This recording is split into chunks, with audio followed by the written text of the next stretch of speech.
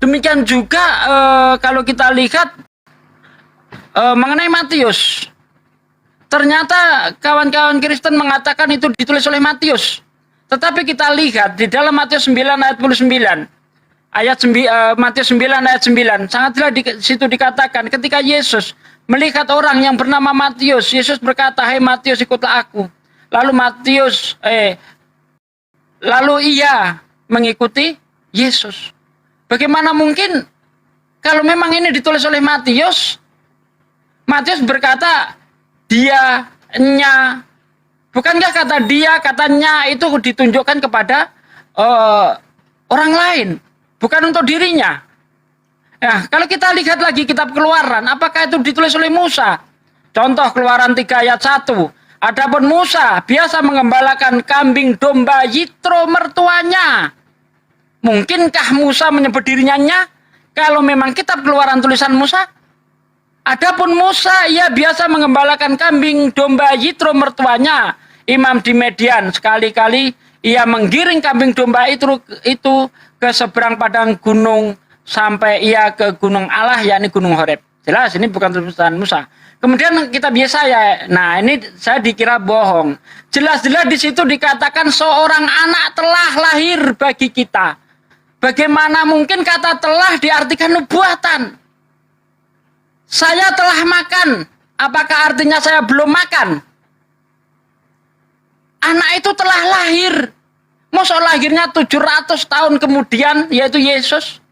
Padahal di Yesaya 9 ayat 5 sangat jelas dikatakan, seorang anak telah lahir bagi kita. Seorang putra telah diberikan kepada kita.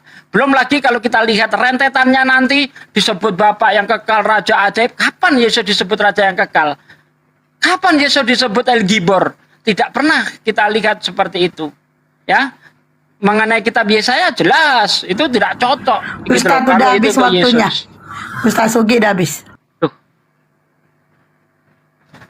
Oke, lanjut anak Bata. Oke. Terserah mau percaya atau tidak. Aku hanya memberitahukan saja bahwa kitab para nabi berbicara tentang Tuhan Yesus Kristus, bahwa Mesias akan datang ke dunia. Memang benar, iman kami itu berasal dari iman Yahudi. Coba Bapak menanyakan kepada orang Yahudi, apakah mereka sedang menanti-nantikan Mesias? Pasti mereka mengatakan, yes, kami sedang menanti-nantikan Mesias. Masalah belakangan, kalau Yesus ini belum mereka percaya sebagai Mesias, artinya memang benar Allah itu akan menjadi manusia. Artinya memang benar dalam iman Yahudi, Mesias itu akan datang ke dunia. Nah, sekarang kita kembali mempertegas tentang asbabun nuzul. Contoh nih, aku bikin nih contohnya ini ya. Contoh, ketika Tuhan Yesus berkata, Eli, Eli, lama sabatani. Asbabun nuzulnya itu seperti apa, nak Bata? Nah, asbabun nuzulnya itu adalah ketika dia hendak menyerahkan nyawanya, dia disalib. Jadi ada sebab musabab ayat itu turun. Nah, itulah yang mau saya tanyakan. Ketika Bapak berani mengkritik tentang Alkitab, artinya Bapak harus berani dikritik dong. Kitab suci Bapak. Kan begitu? Oke. Pertama aku jelaskan dulu tentang Alkitab, karena saya tidak akan pernah cari remes dalam berdiskusi. Septuaginta 70 rabi-rabi Yahudi telah diperintahkan untuk mengumpulkan semua kitab-kitab sebelum Masehi, yaitu tahun -2 Masehi. Sebelum Tuhan Yesus lahir, 70 rabi-rabi Yahudi telah mengumpulkan semua kitab-kitab yang ditulis para nabi. Ada kitab Taurat, ada kitab para nabi berupa gunungan-gunungan, ada kanon-kanon Ibrani, ada kanon-kanon Samaria, dan kanon-kanon Yahudi. Bahkan ucapan-ucapan berwibawa yang masih disimpan oleh orang-orang Yahudi. Semua dikumpulkan dan dikanon menjadi satu kitab, yaitu Perjanjian Lama. 70 rabi-rabi Yahudi yang melakukannya. Itu ya asbabun nuzul dari Perjanjian Lama. Oke. Perjanjian Baru. Perjanjian Baru adalah kesaksian para rasul. Contoh Rasul Yohanes diperintahkan Tuhan Yesus untuk menulis. Lalu ada seorang raja yang berkuasa di masa itu, yaitu Theophilus, seorang penguasa. Bacalah Lukas 1, jelas di situ bahwa raja itu sudah menjadi Kristen, tetapi dia belum mempunyai kitab suci. Perjanjian Baru tidak ada. Maka dia memerintahkan untuk semua menulis kesaksian tentang Tuhan Yesus Kristus. Lalu mereka menulisnya. Itulah Perjanjian Baru. Jadi memang kitab suci ini adalah tulisan tangan manusia. hikmatnya dapat dari Allah. Nah, sekarang aku balikan. Coba dong ceritakan kitab suci Bapak itu dari mana sumbernya.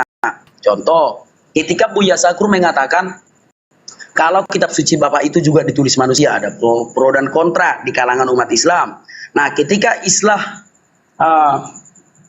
siapa itu Bapak Islah itu seorang ulama juga, kalau Al-Quran yang Bapak pakai itu adalah produksi tahun 1924 di Mesir. Nah, pertanyaannya adalah tahun 1923 apa yang Bapak pakai? Kan begitu. Coba ceritakan dong, sedetil yang kuceritakan itu. Kitab Taurat ditulis di zaman Musa, kitab para nabi ditulis zaman raja-raja orang Israel, kitab Mazmur ditulis oleh Daud, dan perjanjian baru ditulis oleh para rasul. Artinya detail sekali, itulah kanon perjanjian baru. Sekarang aku menuntut Bapak, coba Bapak jelaskan, kitab suci Bapak itu dari mana datangnya? Gitu loh. Karena menurut ulama Bapak, yang memang seorang ulama diakui di Indonesia, kitab suci yang Bapak pakai itu adalah produksi Mesir 1924 loh. Artinya, saya pastikan tahun 1923 tidak akan ada mushaf yang seperti itu di Indonesia. Karena itu baru diproduksi tahun 1924 di Mesir. Ada videonya. Jelas itu, tidak bisa dibantah itu. Nah, makanya aku bilang, coba jelaskan asbabun nuzul kitab Bapak itu seperti apa sih? Kalau Bapak tadi mengatakan kalamnya itu dari Allah. Apa yang disuruh dibaca? Contoh, asbabun nuzul surah Al-Iqra. Nah, aku memberikan contoh ini ya, aku tidak mau menjelaskan tentang iman Bapak. Aku memberikan contoh. Ketika malaikat Jibril berkata, Iqra. Nah, artinya ada yang mau diikro gitu. Ada yang mau diikro. Artinya memang benar ada kitab yang turun dari langit. Kalau tidak ada yang mau diikro, apa yang mau diikro? Kan sampai 3 kali itu, ikro. Ikro, ikro katanya. Bahkan Rasulullah berkata, aku tidak bisa baca. Apa yang mau dibaca? Artinya memang ada dalam iman Bapak, ada kitab yang jatuh dari langit. Menurut aku, karena Rasulullah disuruh untuk membaca. Tapi biarpun gitu, silakan Bapak jelaskan dulu asbabun nuzul kitab Bapak itu seperti apa. Terima kasih. Ya, oke. Habis waktunya. Lanjut. Assalamualaikum semuanya. Waalaikumsalam Bunda Hesti, warahmatullahi Satsuki, Bunda Suma, dan lain sebagainya. Iya. Lanjut. Anak Batak tidak menyentuh sedikit pun yang saya permasalahkan. Justru dia sibuk menyerang Islam. Islam itu simpel, anak Batak, ya. Al-Quran itu dari Allah, diturunkan melalui malaikat Jibril kepada Rasulullah. Oleh Rasulullah disampaikan kepada para sahabat, sahabat ada yang menghafal, ada yang menulis. Kan begitu. Ya, kemudian tadi udah saya terangkan itu di zamannya Abu Bakar ya, kalau nggak salah itu Al-Quran dibukukan pertama kali. Kemudian di zamannya Utsman, karena Al-Quran itu sudah tercampur adanya catatan kaki, pendapat-pendapat, ya kan, itu dimurnikan kembali dan dikembalikan lagi bacaannya sebagaimana lisannya Rasulullah sesuai dengan bacaan Quraisy. Quran-Quran yang sudah bercampur aduk ini akhirnya dibakar, kemudian para hafiz dikumpulkan untuk membuat Quran sesuai dengan hafalan mereka.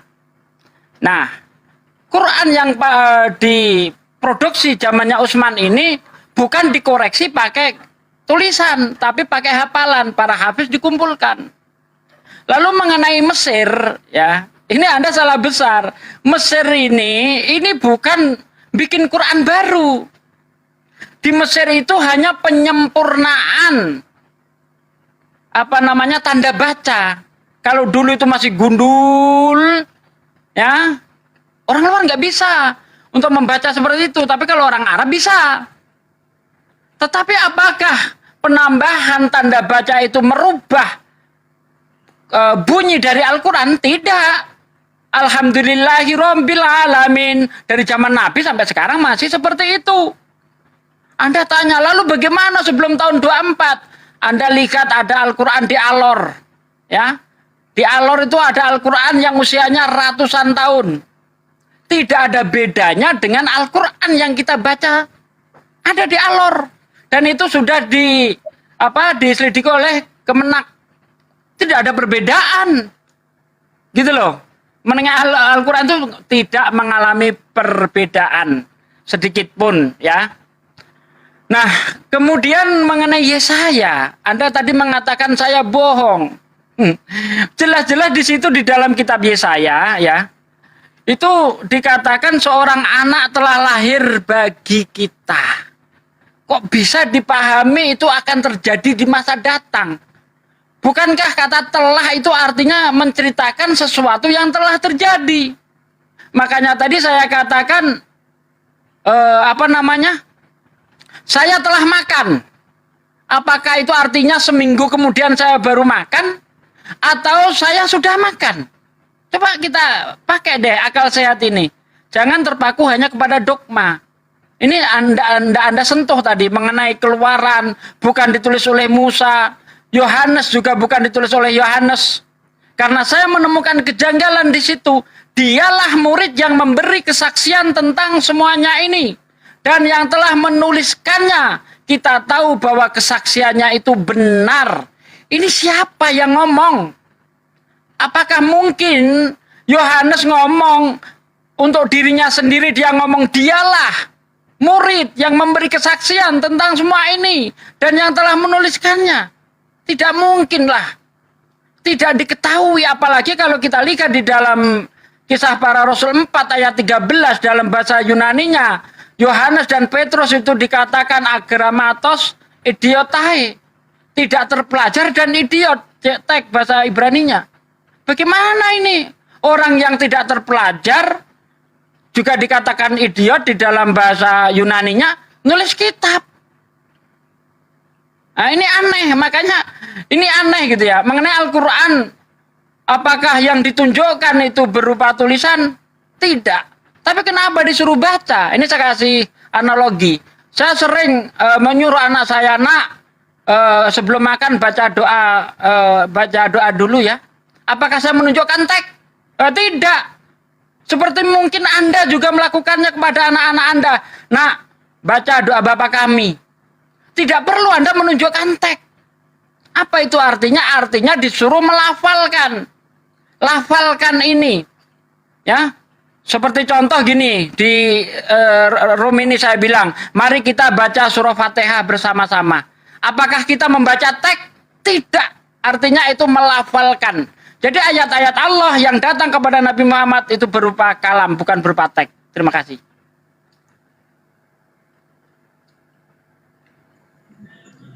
Habis kan waktunya? Iya, oke. Oke, restart, Bu.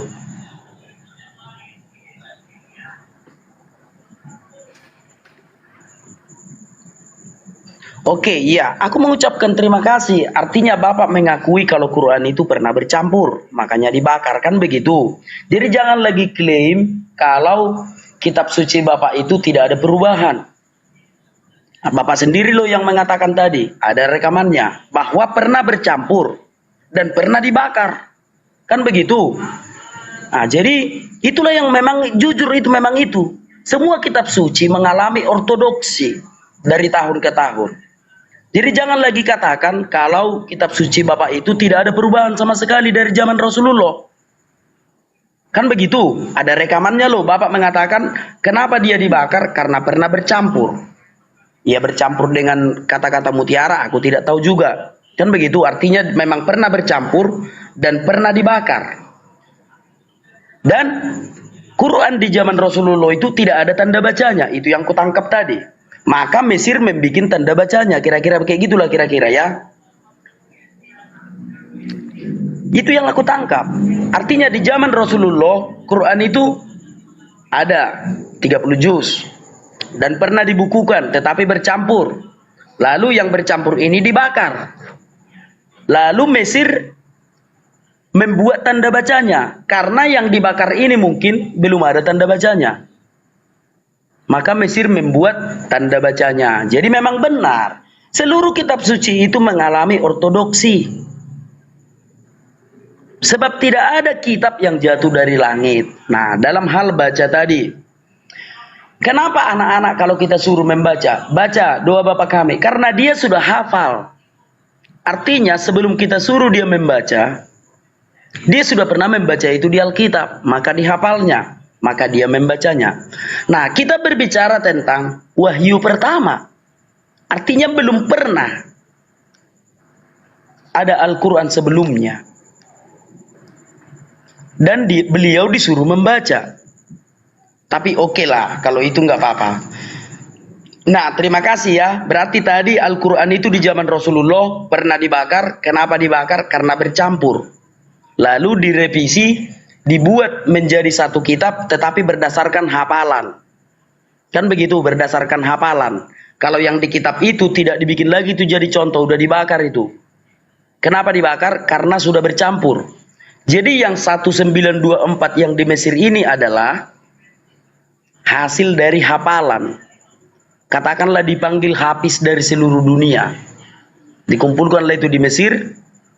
Baru disuruhlah mereka membaca apa yang dihafalnya. Lalu yang dihafalnya itu ditulis menjadi kitab suci. Nah, soal kebenaran hafalan ini ya maaf-maaf saja. Akan menimbulkan kegaduhan juga itu ya. Hafalannya yang satu seperti ini. Hafalannya yang satu seperti ini. Ya mungkin mereka mempunyai standarisasi untuk menyusun itu. Gitu kawan-kawan ya. Oke, baik. Sebelum aku menjawab tentang Alkitab, aku sebutkan satu lagi. Coba sebutkan, jelaskan asbabun nuzul surah Al-Fatihah.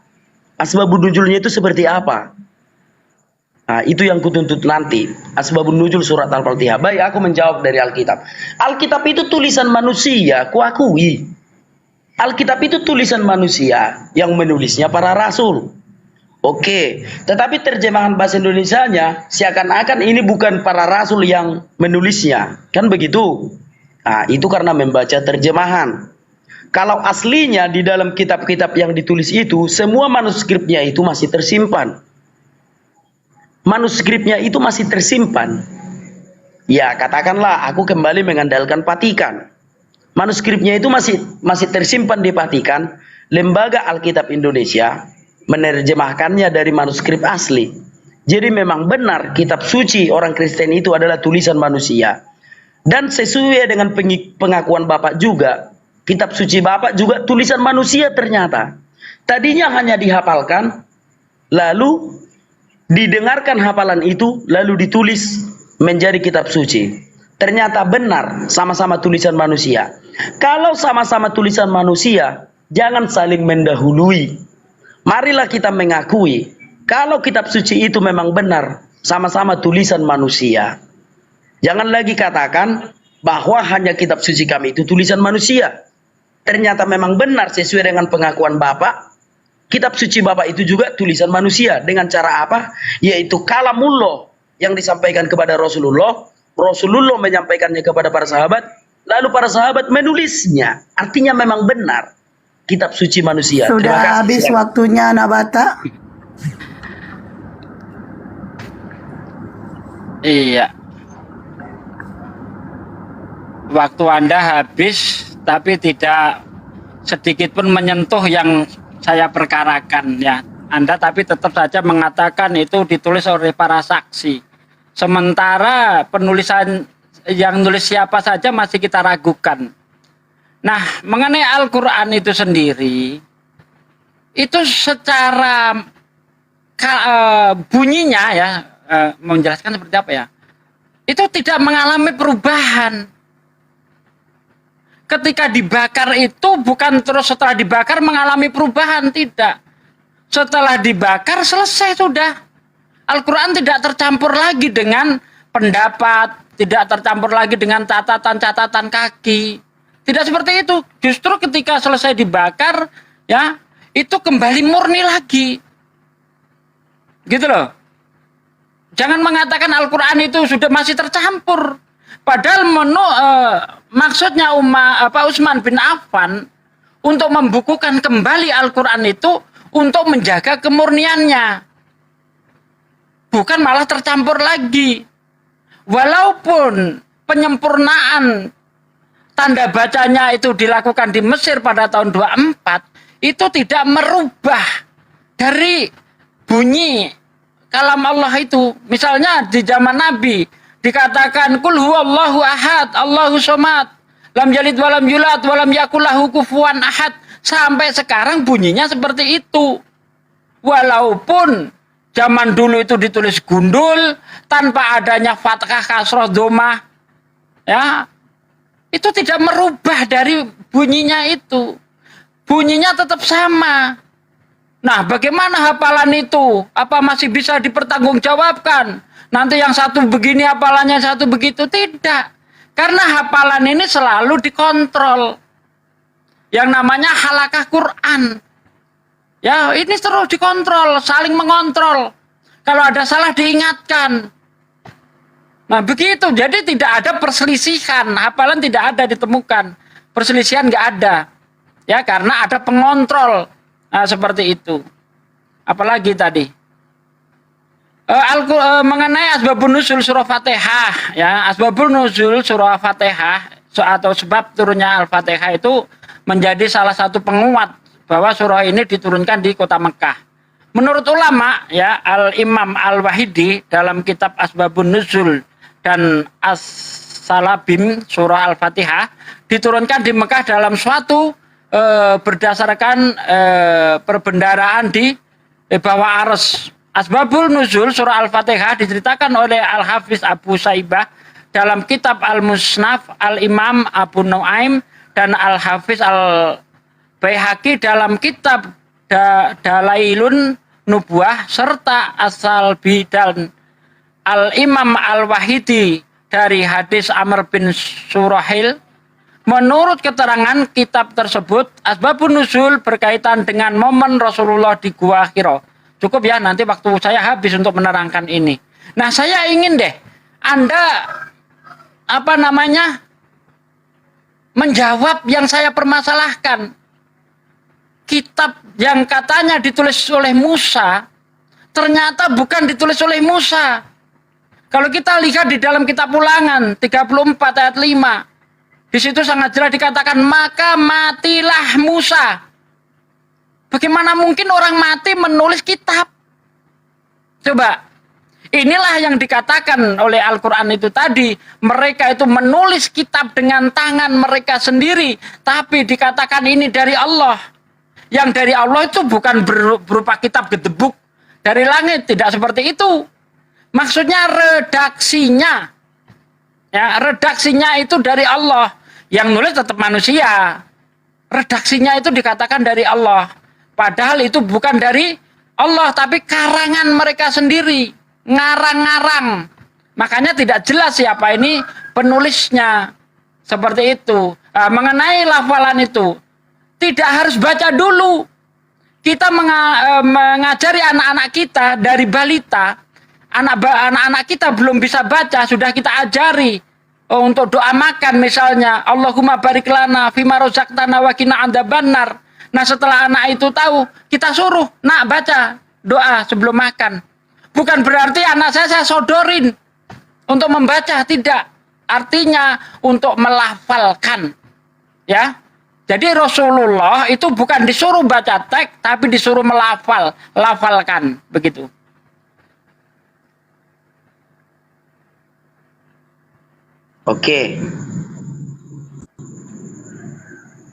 Oke, baik.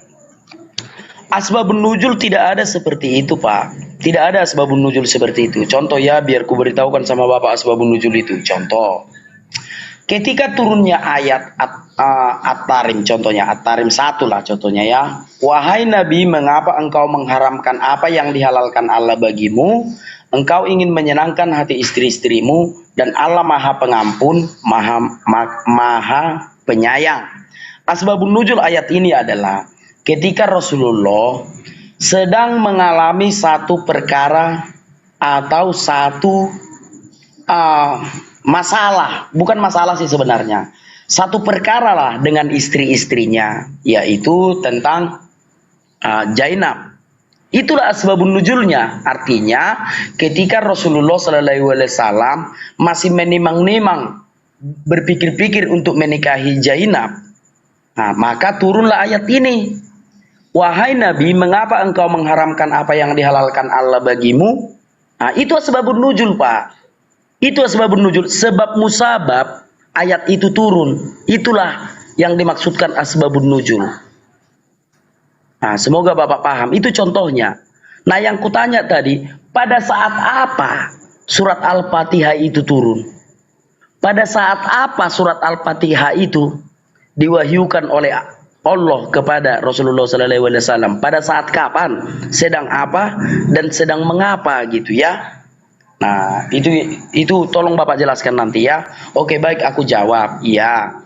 Kitab Taurat itu ditulis oleh Musa, benar. Yang ditulis oleh Musa adalah perkataan Tuhan yang datang kepadanya dan hukum-hukum yang diberikan Tuhan kepada orang Israel melalui hambanya Musa. Nah, yang menjelaskan tentang kitab yang ditulisnya ini adalah Esra dan Joshua. Joshua lah yang meneruskan, menceritakan tentang apa yang dialami Musa di akhir hidupnya. Contoh dalam Alkitab.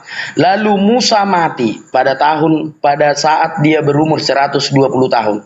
Tentu saja bukan Musa yang menulis itu, bukan, tetapi Joshua. Joshua sedang menjelaskan akhir hidup Musa, sebab Joshua lah yang melihat itu. Tetapi pun demikian, kelima kitab Taurat itu, yaitu Kejadian, Keluaran, Imamat, Bilangan, Ulangan, digolongkan kepada hukum Taurat, yaitu hukum Musa. Jadi sudah benar tadi koreksi Bapak itu. Mana mungkin Musa menuliskan dia mati? Yang menuliskan dia mati adalah Joshua. Esra melalui penglihatan. Makanya ada kitab Taurat. Jadi sudah aku jawab ya. Artinya, aku masih jujur sampai sekarang bahwa Alkitab itu adalah tulisan manusia. Ilhamnya dari Allah. Iya, benar. Ilhamnya dari Allah. Nah, lalu tadi yang mengatakan kalau saya memframing, Bapak sendiri yang mengatakan tadi kalau Quran itu pernah bercampur. Karena bercampur makanya dibakar. Artinya tidak asli lagi dari zaman Rasulullah sampai ke zaman sekarang. Bukan itu lagi. Paham tidak Bapak? Bapak tadi yang mengatakan kalau Al-Quran itu pernah bercampur. Ada rekamannya. Bapak yang mengatakan Al-Quran pernah bercampur dan pernah dibakar. Kenapa dibakar? Karena bercampur. Nah, artinya tidak asli lagi. Sejak dari zaman Rasulullah, bukan itu lagi yang sekarang. Yang di zaman Rasulullah sudah dibakar, kata Bapak. Bapak yang bilang kok. Bukan aku yang bilang ya. Nah, jadi 1924 di Mesir dibikin tanda bacanya. Lalu Bapak mengatakan maknanya tidak berubah. Coba tanyakan sekarang anak SD aja. Mengenai tentang Quran, tanda bacanya aja berbeda, maka maknanya pasti berbeda. Makanya sekarang orang yang belajar ngaji itu tanda bacanya tidak bisa itu salah. Apalagi lah tidak ada tanda baca, bagaimana mungkin maknanya sama? Sedangkan satu tanda baca aja maknanya bisa berbeda. Apalagi lah satu Quran tidak ada tanda bacanya. Semoga Bapak paham. Nah, sekarang coba Bapak jelaskan dulu kepada seluruh dunia ini. Asbabun nuzul surat Al-Fatihah itu seperti apa? Apa sebab musabab surah Al-Fatihah itu turun ke dunia ini? Yaitu dari Allah kepada Rasulullah SAW. Oke, waktunya sudah habis. Iya, baik. Jadi dia tidak bisa menunjukkan siapa penulis kitab Keluaran. Ya, saya lihat hanya berdasarkan asumsi saja. Itu ditulis oleh Yosua. Yosua nggak pernah ngaku dia nulis kitab itu. Nggak ada pengakuan Yosua. Ya, nggak ada. Padahal di situ sangat jelas. Ketika Musa menggembalakan kambing domba Yitro mertuanya. Ini perkataan siapa? Tidak jelas ya. Makanya benar yang dikatakan Al-Quran. Mereka itu ngarang-ngarang. Tapi dikatakan itu asalnya dari Tuhan. Padahal itu karangan mereka sendiri. Maka benar yang dikatakan di dalam Yeremia 8 ayat 8. Mengapa kamu berkata aku bijaksana dan memiliki Taurat Tuhan. Sesungguhnya pena palsu penyurat telah membuatnya menjadi bohong. Yohanes bukan ditulis oleh Yohanes. Faktanya di dalam Yohanes 21. Ayat 24, dialah murid yang memberi kesaksian tentang semuanya ini. dan yang telah menuliskannya kita tahu bahwa kesaksiannya itu benar. Siapa yang ngomong ini? Tidak mungkin itu adalah Yohanes. Matius 9 ayat 9, ketika Yesus melihat Matius yang sedang duduk di rumah cukai, maka Yesus berkata kepadanya, bagaimana mungkin Matius menyebut dirinya nya? Berkata kepadanya, "Hei Matius, ikutlah aku." Maka berdirilah ia mengikuti Yesus.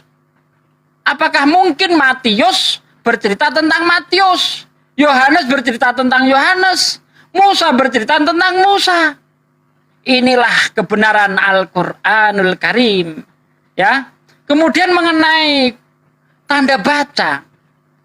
Ya, kalau tanda baca itu yang sudah benar, Bismillahirrahmanirrahim. Bismillah dibaca jadi bismillah. Ya salah. Jadi tanda baca itu dibuat berdasarkan bunyi. Bukan bunyi dibuat berdasarkan tanda baca. Jangan dicampur, jangan dibolak-balik. Ada bunyi, contoh saya berkata kepada. Lalu kata-kata saya ditulis kepada. Jangan ditulis kepala. Kalau ditulis kepala tentu berbeda dengan yang saya bunyikan. Ini sapu. Tulis kata-kata saya, ini sapu. U-nya jangan diganti I. Ini sapi. Ya berubah kalau begitu. Jadi bunyi itu yang menjadi dasar. Bukan tata bahasa, bukan tanda baca yang menjadi dasar, bukan. Bunyi ditulis. Nah, setelah ditulis sesuai dengan bunyi, jangan dirubah bunyinya. Tanda bacanya. U tetap U, I tetap I. Begitu baru benar ya, bro. Lalu mengenai asbabun nuzul surah Fatihah, tadi sudah saya bahas sekilas. Itu ada kaitannya dengan turunnya wahyu di Gua Hiro, dan itu penjabarannya panjang. Ya, asbabun nuzul ini saya baca aja, saya nggak mau berani ngarang-ngarang. Asbabun nuzul surah Fatihah diceritakan oleh langsung aja ya. Nah, menurut keterangan kitab-kitab tersebut, ini tadi sudah saya baca kitab-kitabnya ya, langsung saja. Menurut keterangan kitab-kitab tersebut, asbabun nuzul berkaitan dengan momen asbabun nuzul surah Fatihah berkaitan dengan momen Rasulullah di Gua Hiro. Dikisahkan Rasulullah SAW menerima wahyu pertama dan mengabarkan kepada istrinya Khadijah. Kemudian beliau pun diajak oleh Khadijah untuk menemui Warokoh. Di sana Rasulullah mulai menceritakan pewahyuan kepada Warokoh. Rasulullah bercerita bahwa ketika beliau tengah sendiri, beliau seringkali mendengar suara dari belakang yang memanggilnya. Rasulullah bersabda, "Ya Muhammad, ya Muhammad, ya." Muhammad mendengar suara itu, aku pun lari. Kemudian Warokoh menjawab, "Jangan engkau berbuat begitu. Jika engkau mendengar suara itu, tetap tenanglah engkau sehingga dapat engkau mendengar apa lanjutan perkataan itu." Rasulullah pun menuruti perkataan Warokoh hingga beliau kembali menemui dan bercerita. Datang lagi dia dan terdengar lagi suara itu, "Ya Muhammad, katakanlah Bismillahirrahmanirrahim. Alhamdulillahirabbil alamin," sehingga sampai pada waladhdallin. Ternyata surah yang sempat didengar Rasulullah SAW tersebut adalah wahyu surah Al-Fatihah ayat 1 sampai ayat 7. Riwayat ini menjadi bukti bahwa surah Al-Fatihah termasuk dalam surah Makkiyah. Nah ini menurut pendapat para ulama, saya nggak berani ngarang, bos. Ya, saya tidak berani ngarang. Itu yang tertulis seperti itu. Ustadz, habis waktunya ini mungkin Bang Juma udah standby belum? Bang Juma belum ya? Satu kali lagi ya, oke. Kalau yang aku tahu, kalau mau berbicara jujur ya, memang susah orang yang jujur ini berbicara. Kalau aku sih berani berbicara jujur tentang kitab suci, bahwa kitab suci kami itu memang ditulis manusia. Nah, kalau yang aku tahu, surah yang pertama turun itu adalah surah Al-Iqra. Itu yang di Goa. Yang kedua itu, surah yang kedua turun, yaitu wahai orang-orang yang berselimut. Asbabun nuzulnya itu ketika Rasulullah pulang dari tahanutsnya, lalu dia ketakutan berselimut di rumahnya, turunlah surah itu, wahai orang-orang yang berselimut. Itu surah yang kedua turun.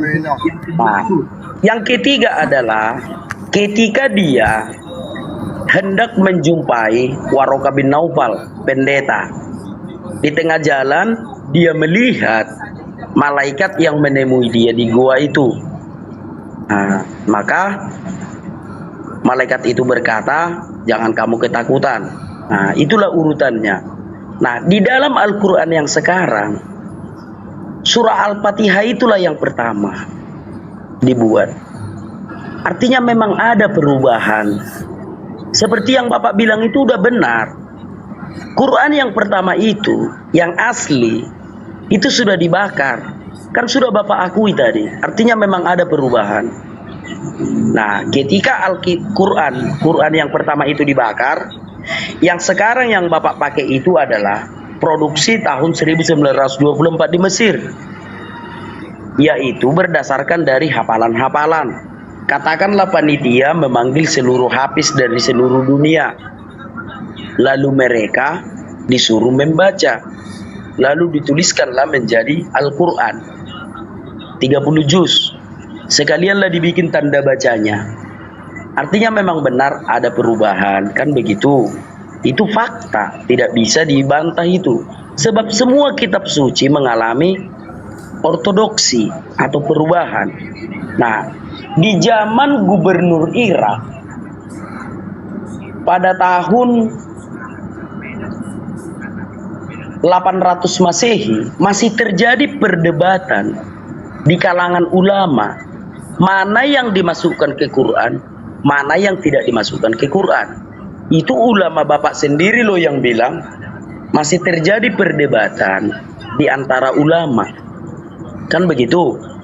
Nah, tetapi karena setiap orang yang memprotes tentang Al-Quran ini akan mendapati ganjaran hukum yang sangat berat.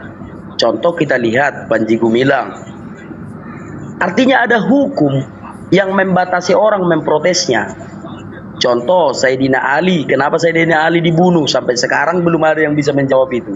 Kenapa Sayyidina Ali dibunuh pada saat sholat subuh? Artinya memang benar. Kalau tidak bisa diprotes, ya sudah imani aja. Meskipun tidak ada kejujuran di dalamnya, imani saja. Katakanlah bahwa Al-Quran itu memang asli, mulai dari zaman Rasulullah sampai sekarang. Katakan aja lah asli. Tetapi jangan salah kawan-kawan, itu adalah kebohongan kalau mengatakan itu asli. Mutlak itu, semua kitab suci mengalami ortodoksi. Nah, demikian juga dengan kitab suci orang Kristen. Septuaginta, 70 rabi-rabi Yahudi, memang benar mereka lah yang mengkanon itu kitab suci itu. Itu kita akui sebab kita adalah orang-orang yang jujur. Mereka lah yang mengkanon kitab suci itu. 70 rabi-rabi Yahudi. Jadi, biar jelas sekali lagi ya, kalau kalian mau aman-aman saja, ya sudah bilang aja itu Quran dari zaman Rasulullah sampai sekarang asli. Lanjutkan aja lah. Terserah, imani saja itu. Tetapi fakta tidak bisa dibohongi. Bahwa seluruh kitab suci mengalami ortodoksi, mengalami perubahan.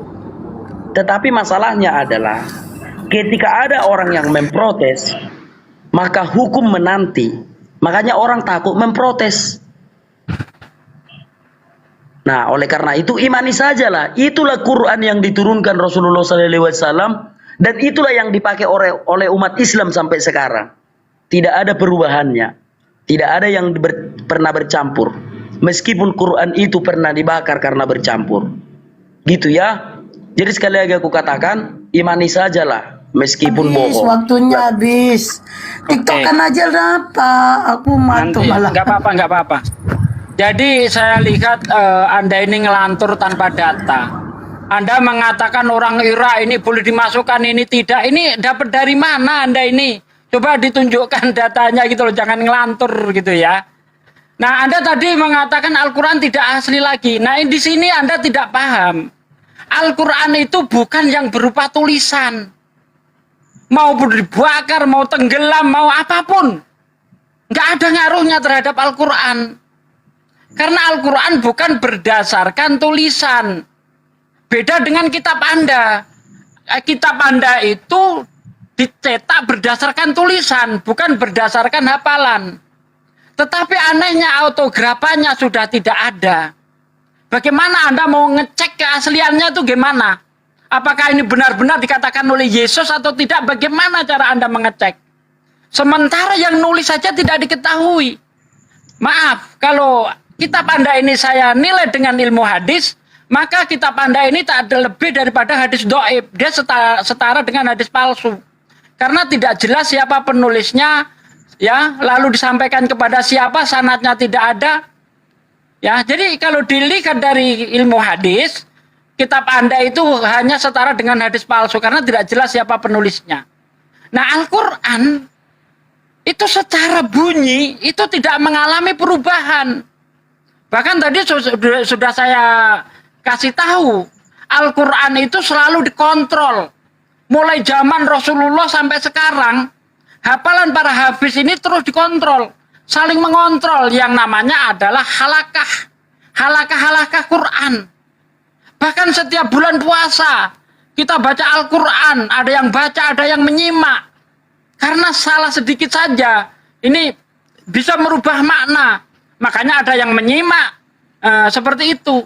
Beda dengan kitab Anda, bos. Beda. Ya, jadi apalagi tadi yang ingin saya komentari ya, kayaknya nggak perlu lagi ya. Mengenai Al-Quran tidak asli lagi sudah, karena Al-Quran itu bukan berdasarkan tulisan, tetapi berdasarkan hafalan. Hafalan para hafiz terjaga. Ya, tidak ada kekurangan sedikit pun. Nah, itu hebatnya Al-Quran. Bukan hanya bunyinya Al-Quran itu dihafal. Panjang, pendek, berhentinya, wakofnya. Umat Islam tahu. Ya, hafal betul itu. Ini dipanjang sekian harokat, ini panjang pendek, di wakaf ini dia harus berhenti dengan tidak bernapas, di wakaf ini dia berhenti boleh bernapas. Sampai seperti itu di dalam Al-Qur'an, penghafal-penghafal itu tidak sembarangan. Al-Qur'an terjaga, hanya satu kitab yang paling terjaga di dunia ini, yaitu Al-Qur'an, karena Allah sendiri yang bersumpah untuk menjaganya. Aku yang menurunkan Al-Quran, aku yang menjaganya. Nah, kalau Anda masih ragu dengan Al-Quran, ada tantangan dari Al-Quran. Tuhanmu boleh kamu ajak, Roh Kudus ajak, malaikat ajak, jin ajak, untuk membuat satu surah saja semisal Al-Quran. Wa in kuntum fi raibim mimma nazzalna ala abdina fa'tu bi suratin min mislih wad'u syuhada'akum min dunillahi in kuntum shadiqin. Lihat. Tantangan Al-Quran sudah 1400 tahun belum ada yang bisa menandinginya. Jika kamu ragu terhadap Al-Quran, maka buat satu surah saja yang semisalnya. Silakan ajak penolong-penolongmu selain Allah. Semua yang kau anggap Tuhan, seluruh manusia berkumpul untuk membuat satu surah saja. Semacam Al-Quran jika kamu memang bisa. Jika kamu tidak bisa, ingat. Ya, di dalam Al-Quran diancam. Wala in kuntum shadiqin fa'ilam taf'alu walam taf'alu, jika kamu bisa dan pasti kamu tidak bisa. Fa'ilam ta'alu fatakun narolati wal kuduhanasi wal hijarah uidat lil kafirin, jika kamu tidak bisa maka persiapkan dirimu dengan api neraka yang bahan bakarnya dari batu dan manusia. Diancam oleh segala penolongmu. Boleh buat satu surah saja semisal Al-Quran. Anda tidak berani membahas siapa yang menulis Yohanes, siapa yang menulis Matius. Tidak diketahui siapa penulisnya. Apakah begini masih dianggap sebagai kitab suci? Kalau asal-usulnya saja tidak jelas. Kami umat Islam, jangankan Al-Quran, menganggap hadis pun tidak. Kalau tidak jelas asal-usulnya. Saya kira sudah cukup, karena anak Batak tanpa ada data, cukuplah ya. Terima kasih. Oke. TikTokan aja lah kalau itu. Bang Juma udah standby ya di Bunda. Di sini persiapan.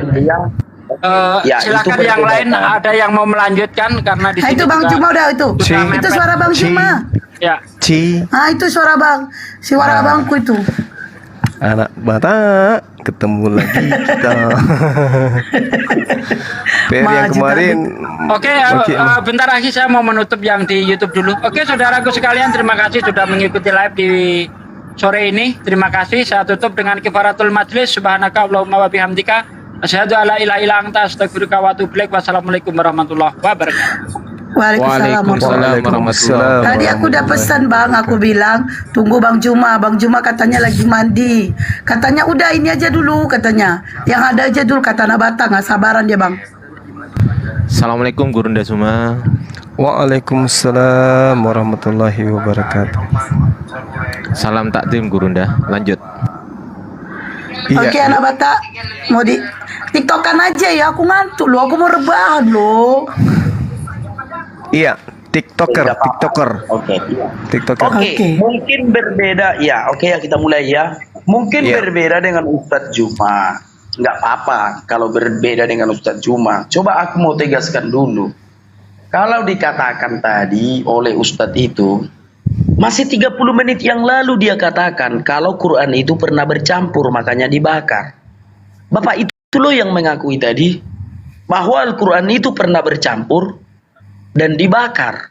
Nah, lalu aku mengatakan kalau ulama itu masih sibuk berdebat soal mana yang dimasukkan, mana yang tidak, yang mengatakannya Profesor Munim Sirri, itu ulama besar umat Islam. Itu yang mengatakannya kalau Quran itu mengalami ortodoksi, ada videonya. Profesor Munim Sirri PhD.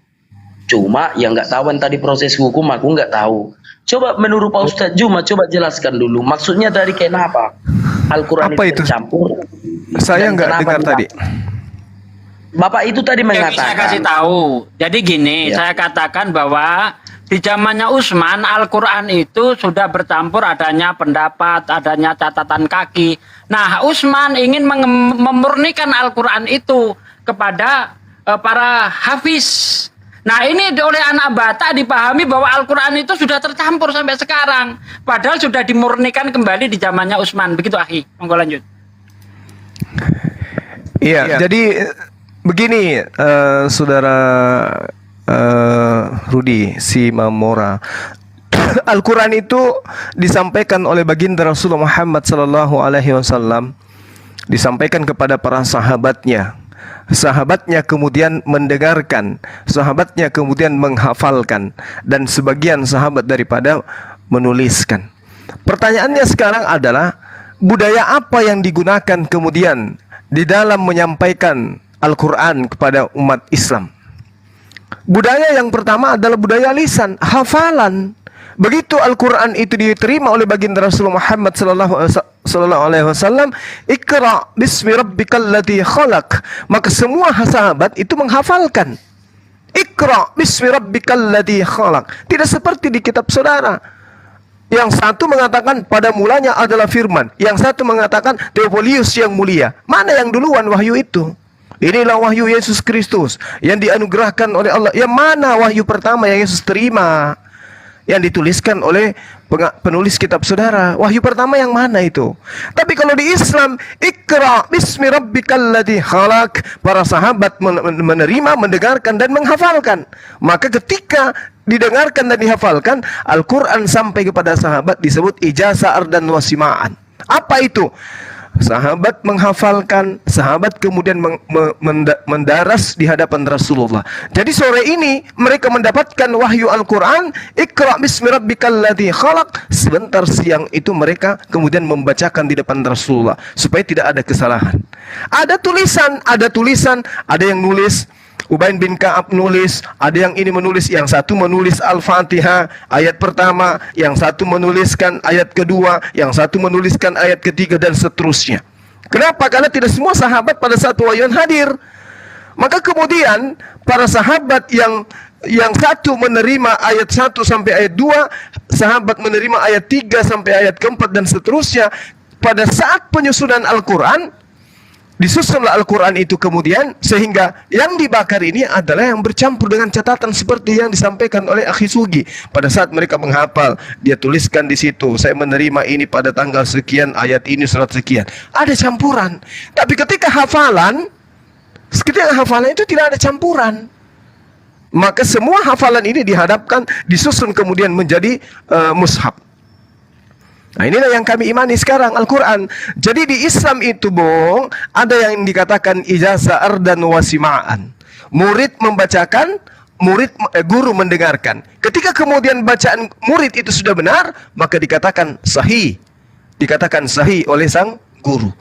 Nah, sekarang kalau di kitab saudara, Yesus mengatakan, aku tidak berkata-kata dari diriku sendiri. Apa yang aku katakan adalah apa yang kusampaikan. Berarti yang menerima firman di sini siapa? Yesus. Apa yang kukatakan itu yang kusampaikan. Segala firman yang aku terima telah aku sampaikan kepada mereka. Yohanes 17:8. Semua firman yang aku terima telah aku sampaikan kepada mereka. Nah, sekarang pertanyaannya, firman yang mana? Firman yang mana yang Yesus terima yang ada dalam kitab kanonik saat ini? Coba Anda terangkan, silakan. Firman yang mana yang Yesus terima itu? Oke, baik. Ya. Ya, tentu saja Yesus tidak berkata-kata dari dirinya sendiri. Sebab Bapa lah yang berbicara di dalamnya. Makanya Tuhan Yesus berkata, aku tidak bisa berbuat apa-apa dari diriku sendiri. Sebab Dia dan Bapa adalah satu. Apa yang dikatakan Yesus adalah perkataan Bapa. Apa yang dilakukan Yesus adalah kehendak Bapa. Itu adalah bukti bahwa Yesus itu ada di dalam Bapa dan Bapa ada di dalam Yesus. Jadi tidak ada kehendak yang berlainan. Ketika Tuhan Yesus di dunia, apapun yang dilakukannya adalah sesuai dengan kehendak Bapa. Benar itu. Tuhan Yesus tidak bisa berbuat apa-apa dari dirinya sendiri. Sebab Bapa yang ada di dalamnya lah yang berbicara. Nah, jadi itu kita akui bahwa Tuhan Yesus itu tidak bisa berbuat apa-apa dari dirinya sendiri. Apa yang dilakukan Tuhan Yesus adalah kehendak Bapa di surga. Nah, oke, udah aku jawab ya. Nah, artinya berarti Ustadz juga mengatakan kalau Quran itu pernah bercampur, kan begitu. Berarti Ustadz Sugi nggak salah bahwa memang Quran itu pernah ditulis dan bercampur dengan pendapat lalu dibakar. Nah, itulah yang dimaksudkan oleh Profesor Munim Sirri, ulama besar umat Islam, bahwa Al-Quran juga mengalami ortodoksi.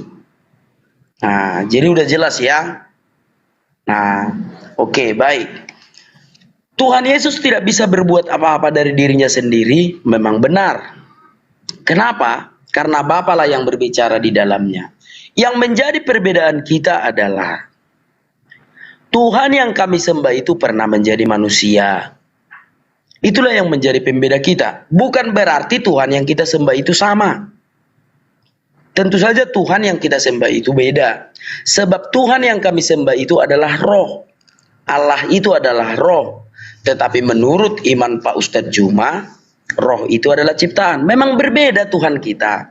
Biarlah Tuhan Yahudi dan Tuhan Kristen sama, Tuhannya Islam berbeda. Kan begitu. Nah, artinya adalah saudara, Tuhan Yahudi dengan Tuhannya Kristen mana ada samanya, Bang? Di mana samanya Tuhannya Yahudi dan Tuhannya Kristen? Siap, samanya, siap. Samanya di mana? Siap. Tuhan Yahudi adalah roh, Allah itu adalah roh. Di mana dalilnya Tuhannya dalilnya adalah roh itu tertulis di mana di kitabnya orang Yahudi? Yohanes 4 ayat 24 itu perkataan Tuhan Yesus. Itu Tuhannya Kristen, ya. Ya, bahwa Allah itu adalah roh. Nah, mengenai tentang Yesus, orang Yahudi juga sampai saat ini sedang menanti-nantikan kedatangan Mesias. Enggak, Tuhan. Maksud saya gini, Bung, mana dalilnya Tuhannya Yahudi itu adalah roh? Kalau yang Anda maksud tadi itu adalah pneumahotheos, roh Tuhan, ya. Bukan Tuhan adalah roh. Yesus yang mengatakan bahwa Allah itu adalah roh. Itu Tuhan Yesus yang mengatakan, loh. Tidak ada dalilnya dalam itu, Bang. Yohanes 4 ayat 24. Dalam Yohanes 4 ayat 24, Allah itu adalah roh. Itu Tuhan Yesus sendiri yang mengatakan. Itu terjemahan yang keliru. Original teks juga seperti itu.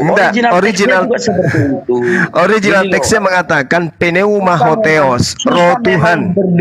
Kalau nggak pakai timer susah, Pak Ustadz. Susah kalau nggak pakai. Maksudnya gini loh, Bang, Saudara Bata. Udah, Pak Ustadz dulu lah, Pak Ustadz dulu. Oke, baik.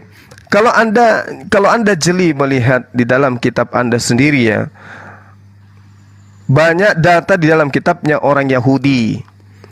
Semisal 1 Samuel 10 nomor 10, 1 Samuel 11 nomor 6, lalu kemudian di dalam 1 Samuel 6:16, banyak data yang mengatakan roh Tuhan, ruah Elohim. Kalau dalam bahasa Yunani itu diterangkan pneumahotheos, roh Tuhan, roh theos, roh dewa. Tidak dikatakan dewa itu, roh itu adalah dewa, tidak. Atau Tuhan itu adalah roh. Tidak dikatakan seperti itu. Makanya kalau Anda mengatakan Tuhan Kristen dan Tuhan Yahudi itu sama, samanya di mana? Orang Yahudi tidak pernah mengatakan Tuhannya adalah roh. Tidak ada dalilnya. Kalau dikatakan ruah Elohim, itu artinya angin, udara Tuhan. Sama ketika kita mengatakan angin Tuhan. Artinya kalau angin Tuhan, artinya angin adalah berasal dari Tuhan. Angin ciptaan Tuhan. Sama seperti hamba Tuhan atau bait Tuhan. Rumah ciptaan Tuhan. Bumi Tuhan. Bumi Allah, bumi ciptaan Allah, langit ciptaan Allah. Nah, kalau dikatakan roh Allah, itu artinya roh ciptaan Allah. Nah, ini di dalam Yohanes 4 nomor 24, roh itu, Allah itu adalah roh, itu adalah terjemahan yang kebalik. Di dalam original teksnya, pneumahotheos, theos belakangan disebut. Artinya, roh Tuhan. Bukan Tuhan itu adalah roh Tuhan. Nah, coba kalau kita melihat, apakah roh itu bisa diciptakan? Bisa. Roh bisa diciptakan. Apakah Tuhan tidak bisa diciptakan? Tidak bisa. Berarti Tuhan itu bukan roh, karena roh bisa diciptakan. Ya, jadi seperti itu, Bung. Kalau Anda mengatakan Tuhan Yahudi dan Tuhan Kristen itu sama, saya orang pertama yang membantah. Itu tidak, itu bullshit. Tuhannya Kristen itu roh. Di dalam Wahyu 5 nomor 6 bertanduk 7 bermata 7, itu Tuhannya Kristen. Tuhannya Yahudi, laisa kamitslihi syai', Yeremia 10 nomor 6. Tidak ada yang serupa dengan Tuhannya Yahudi. Laisa kamitslihi, sama dengan Tuhannya umat Islam, tidak serupa dengan makhluk. Silakan. Baik, oke ya, ini waktuku ya, jangan potong-potong dulu ya Pak Ustadz ya. Jangan potong-potong dulu ya. Kalau cuma menang koar-koar untuk apa? Tidak ada yang didapat. Nah, coba ya. Oke, roh Tuhan. Enggak apa-apa roh Tuhan. Artinya ada roh Tuhan. Orang Yahudi mengakui ada roh Tuhan. Di dalam Kejadian 6 ayat 3, Tuhannya orang Yahudi jelas sekali mengatakan, rohku tidak akan selamanya lagi ada pada manusia. Nah, kalau Pak Ustadz mau mengganti kata roh ini dengan angin, bagaimana mungkin Tuhan berkata, anginku tidak akan selamanya lagi ada pada manusia? Itu akan menjadi lelucon. Contoh, di dalam Yesaya 61, Yesaya berkata, roh Tuhan ada padaku. Bagaimana mungkin Yesaya berkata, angin Tuhan ada padaku? Jadi lelucon lagi. Artinya akui sajalah bahwa Tuhan kita itu berbeda. Tuhan kami itu memang punya roh. Itulah yang disebut oleh orang Yahudi sebagai ruah Elohim. Dan orang Kristen menyebutnya dengan Roh Kudus. Oke. Orang Yahudi sekarang sedang menanti-nantikan Mesias, nggak bisa dibohongi. Jangan harap Mesias yang dinanti itu Muhammad, Pak Ustadz. Jangan harap, jangan mimpi. Orang Yahudi sampai sekarang sedang menanti-nantikan Mesias. Mesias yang mereka nanti-nanti itu, itulah Tuhan Yesus yang sudah dipercayai oleh orang Kristen. Orang Yahudi sebagian kecil sudah mempercayai bahwa Mesias yang mereka nanti itu adalah Tuhan Yesus. Makanya ada orang Yahudi yang beragama Kristen. Dan pada saat ini orang Yahudi berlomba-lomba untuk menjadi Kristen. Dengan cara apa? Mendirikan universitas-universitas di Israel. Ustadz Kainama kan lulus dari situ. Artinya adalah cepat atau lambat orang Yahudi akan menerima Mesias yang mereka tunggu-tunggu adalah Tuhan Yesus yang sudah datang 2000 tahun yang lalu. Sebab sebagian dari mereka sudah menerima Yesus itu sebagai Mesias yang mereka nanti-nantikan. Sebagian besar memang sedang menanti-nanti Mesias itu. Sehingga ada jangka waktu tenggang yang diberikan oleh Allah kepada kita. Sebelum orang Yahudi 100% mengakui bahwa Mesias yang mereka nanti adalah Tuhan Yesus, itu waktu untuk kita bertobat. Sebab kalau orang Israel secara keseluruhan sudah mengakui Yesus adalah Mesias yang mereka tunggu-tunggu, kiamatlah dunia. Jadi bersyukurlah kita, orang Yahudi sampai sekarang menanti-nantikan Mesias. Kalau sempat semua Yahudi sudah menerima Yesus sebagai Mesias yang mereka tunggu, kiamatlah dunia ini. Nah, inilah waktu yang tepat untuk kita bertobat. Nah, kenapa sih Pak Ustadz sangat membenci Yesus? Justru Yesus mengajarkan kebaikan dan membawa keselamatan bagi Pak Ustadz. Sebab di bawah kolong langit ini, Kisah Para Rasul 4 ayat 12, di bawah kolong langit ini Pak Ustadz, Itu tidak sudah ada dibahas juru selamat kemarin. Itu sudah dibahas Iya. kemarin, Oke. Bang. Oke, baik, silakan Pak Iya. Ustadz, silakan. Ya jadi gini, Bung. Yang membenci Yesus itu Anda, bukan saya. Anda yang membenci Yesus. Yesus mengatakan dirinya sebagai utusan Tuhan. Anda menggantikan, oh kagak, kamu itu adalah Tuhan. Aku tidak dapat berbuat apa-apa dari diriku. Ah tidak kok, kamu kan sudah diberi kuasa di dunia dan di akhirat, di surga. Anda yang membenci dia, bukan saya. Saya yang menyayangi Yesus. Ketika saya mengatakan Yesus yang datang kepada Bani Israel ketika hendak dibunuh oleh orang Romawi berdasarkan kesepakatan kesaksian palsu para imam, dia diselamatkan oleh Allah. Ya Anda mengatakan tidak, dia mati terkutuk di atas tiang salib. Yang membenci sopo. Lalu kemudian ketika Anda mengatakan Tuhan kita beda, lah memang beda. Tuhan Anda anak manusia. Adiknya Yakobus, itu Tuhan Anda. Ponaannya Elizabeth, itu Tuhan Anda. Kalau Tuhan kami pencipta dari yang Anda tuhankan, beda. Kelas kita beda, Bung. Bagi Yahudi Anda adalah guguk. Diterangkan ketika ada seorang wanita datang, minta kemudian anaknya disembuhkan. Apa yang dikatakan oleh Yesus? Tidak layak makanan atau roti yang disiapkan untuk anak-anak Yahudi diberikan kepada guguk. Wanita itu mengatakan apa? Yes, benar Tuan. Tapi bukankah guguk makan sampah yang jatuh dari meja tuannya? Ya Anda dianggap seperti itu. Tapi kalau kami tidak, kami dianggap saudara. Karena kami dari Bani Ismail. Anda dari Bani siapa? Kemarin Anda setengah mati cari Lukas 10, Kisah Para Rasul, Lukas 10 Anda nggak bisa temukan. Lukas malah mengatakan mereka, bukan mengatakan kami. Anda keringat dingin. Sekarang Anda tampil lagi di sini mengatakan kami menyembah Tuhannya Yahudi. Tunggu dulu, Bang. Pelajari dulu. Tuhannya orang Yahudi, kalau Anda lihat ketika data yang Anda baca, Yesaya 61 nomor 1, Roh Tuhan Elohim ada padaku. Apakah kemudian Yesaya ini adalah Tuhan? Apakah kemudian Yesaya ini adalah Tuhan? Karena roh Tuhan ada pada dirinya. Itu Anda coba pelajari. Di dalam Keluaran 35:31.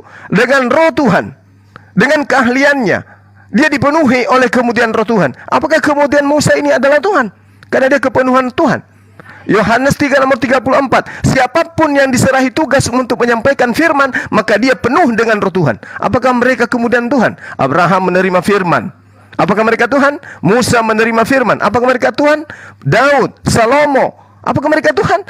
Kalau Yesus Tuhan karena dia kepenuhan dengan Roh Kudus, maka Elizabeth pun Tuhan, Yohanes pun Tuhan, Musa pun Tuhan, Daud pun Tuhan, Samuel pun Tuhan. Jadi Tuhan yang Anda bawa itu, saudaraku, adalah Tuhan buatan orang-orang Romawi, Yunani, berkongkol sama orang Farisi. Orang Yahudi tidak kenal Tuhan Anda. Mesias yang ditunggu oleh Bani Israel adalah manusia yang hebat perkasa seperti Daud, seperti Gedeon, seperti Hezekia, bukan kayak Yesus yang mereka tunggu. Itu yang perlu saudara pahami. Ingat, orang Yahudi menunggu Mesias adalah raja layaknya Daud, raja di dunia, bukan raja di surga. Kristen menganggap Mesias itu adalah Tuhan. Salah konsep. Kenapa demikian? Karena Kristen ini, mohon maaf saya katakan, Anda hanya penyusup. Anda dikatakan sebagai orang yang percaya, tapi bukan dari Bani Israel. Anda hanya dianggap sebagai guguk layaknya wanita Samaria itu. Begitu Bang ya. Jadi Tuhan kita memang berbeda. Tuhan Anda itu manusia, sedangkan Tuhan saya adalah pencipta manusia yang Anda sembah. Silakan. Baik, oke. Yesus itu adalah Tuhan yang pernah menjadi manusia. Nah, kalau Bapak mengatakan selalu menghina Yesus secara berlebihan, silahkan saja. Tetapi kami akan tetap setia mengikut Tuhan Yesus, sebab dialah Allah yang pernah menjadi manusia demi keselamatan kita. Nah, artinya adalah kita sudah impas bahwa Yahudi tidak pernah mengakui Muhammad itu sebagai Mesias yang diakui mereka, kan begitu. Nah, oke, impas kita ya sama-sama. Oke, anggaplah kita ini mengemis ke Yahudi sebab hanya Tuhannya Yahudi lah yang benar. Nah, sekarang kita pergi kepada keimanan. Bagaimana mungkin kita percaya kepada satu orang yang tidak pernah disaksikan dia diutus oleh Allah? Contoh, kalau di dalam Alkitab, Musa itu diutus oleh Tuhan. Saksinya siapa? Ada bangsa Israel yang banyak. Gini, sorry, instruksi dulu. Jangan bawa Musa, karena kami juga beriman kepada Musa. Kenapa Anda nggak bawa Iya. Paulus? Kenapa Anda nggak bawa Oke, Paulus? Oke, Begini, silakan. saya tidak ingin mencampur barukan Paulus. Sebelum Paulus menjadi Musa orang itu Kristen, kami imani juga. Oke, Paulus, Musa itu kami silakan. imani Silakan, menerima Paulus. wahyu. Paulus, pendiri Kristen yang Anda bawa. Coba, kami bawa Rasulullah Muhammad SAW. Itu baru fair namanya. Silakan. Oke, baik, oke. Dari mana Anda tahu kalau Tuhan Anda itu mengutus Musa? Tentu saja dari Muhammad, kan begitu? Ya sama. Bagaimana? Dari mana juga Anda tahu kalau Tuhan mengutus Musa? Dari mana? Orang Israel saksinya. Dari mana? Saya tanya. Bagaimana dengan- Dari mana? Gini. Pakai timer aja lah sudah, pakai timer. Enggak usah pakai timer. Kepanjangan khotbahnya tidak Karena ini. kayak gini, ketika kena. aku ngomong, Pak Ustadz langsung masuk gitu. Begini saudaraku, dengarkan. Pendiri agama Kristen itu adalah Gini Paulus. loh, kan Kenapa giliran Anda tidak ku percaya berbicara. diri? Enggak. Kan giliran ku Iya tahu, tahu. Saya mengingatkan. Menang Pak Ustadz sudah, menang Pak Ustadz. Saya sudah, tahu. menang Pak Ustadz. Pendiri Kristen adalah Paulus, bukan Musa. Enggak usah bawa Musa. Kalau aku berbicara, Ya, silakan. harusnya Bapak mendengar gitu loh. Kalau aku berbicara, Enggak. harusnya Bapak Bagaimana mendengar. Anda seorang Kristen berbicara tentang Nabi Musa alaihissalam Sekarang gini, seakan-akan Kristen itu didirikan Nabi Musa. Boleh- Sekarang Anda boleh bawa kita- Paulus. Boleh kita bikin timer. Sekarang Kalau Anda aku bawa berbicara, Paulus. Bapak berbicara. Udahlah, Enggak. sudah, menang aja lah Pak Ustadz. Sudah, menang, Bukan Pak Ustadz. masalah menang atau tidak, Bung. Jangan nyamar-nyamar domba di sini. Kan kemarin saya udah katakan di tempat Anda, di rumah Anda, di markas Anda, ente guguk bukan domba. Jangan suka-suka Anda gitu loh. Jangan suka-suka Anda, kamu Musa, Nabi Musa, Yesaya. Lu siapa? Kamu siapa, Bung? Kamu Bani Israel, kamu Bani Yakub. Jadi nggak usah lah kayak gitu-gitu, nggak usah jualan obat. Mungkin kalau orang-orang awam bisa Kabur lah. Dia dengar ini, akhi, Dia dia dengar. kabur.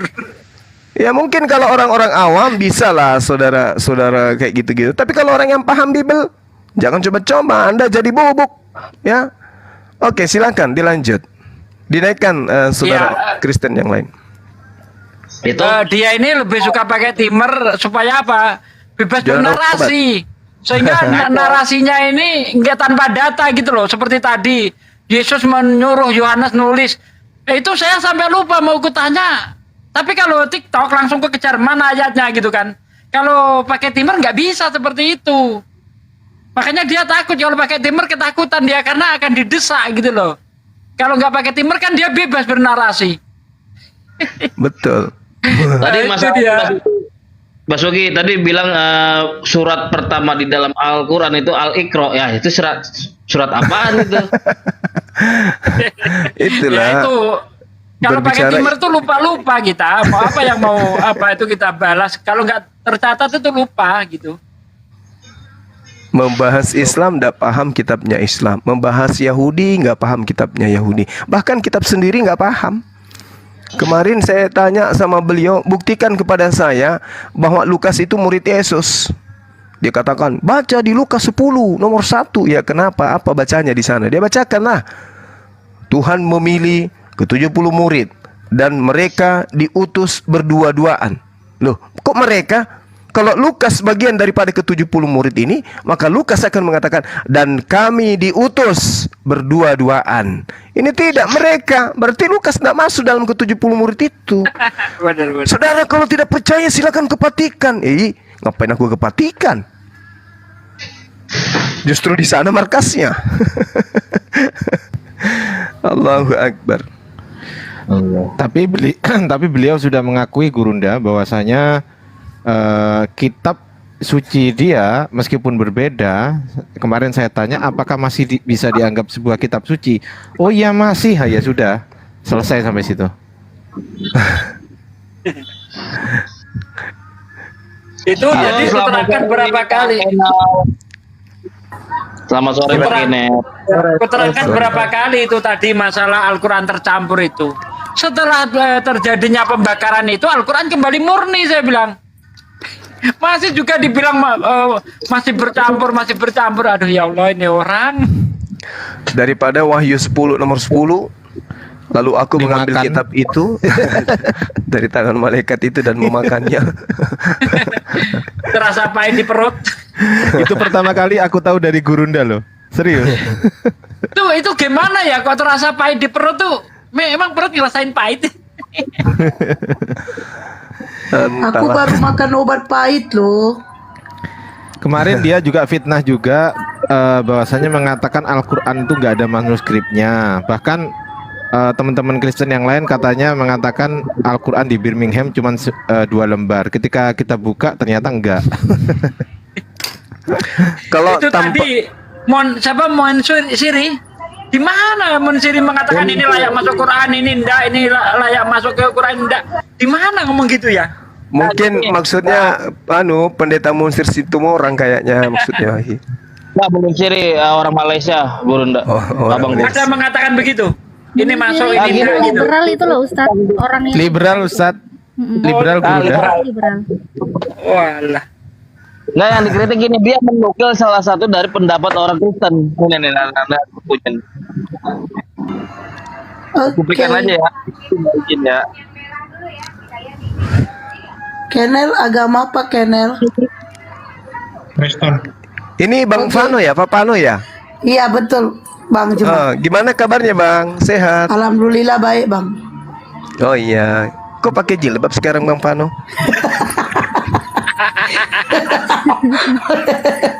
Babat.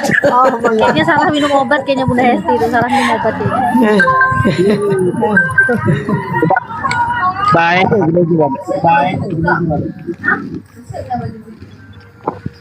Dibesarin. Dan dia bilang kan Noise. Ji bisa nggak sih Ji kamu tuh kalau naik bagus sedikit Ji. Makanya aku malas naik kamu tuh kalau naik suaramu tuh loh Ji. Mano. Gereget aku kamu tuh mendem. Iya Bang. Oke, tadi ku dengar aja tadi karena aku baru bisa naik ini karena beberapa hari ini nggak bisa aku naik, entah mengapa. Mengapa itu Bang Juma? Gimana? Ada apa? Makanya Oh, nggak bisa jaringan aku itu Bang, apa jaringan. itu. Jaringan.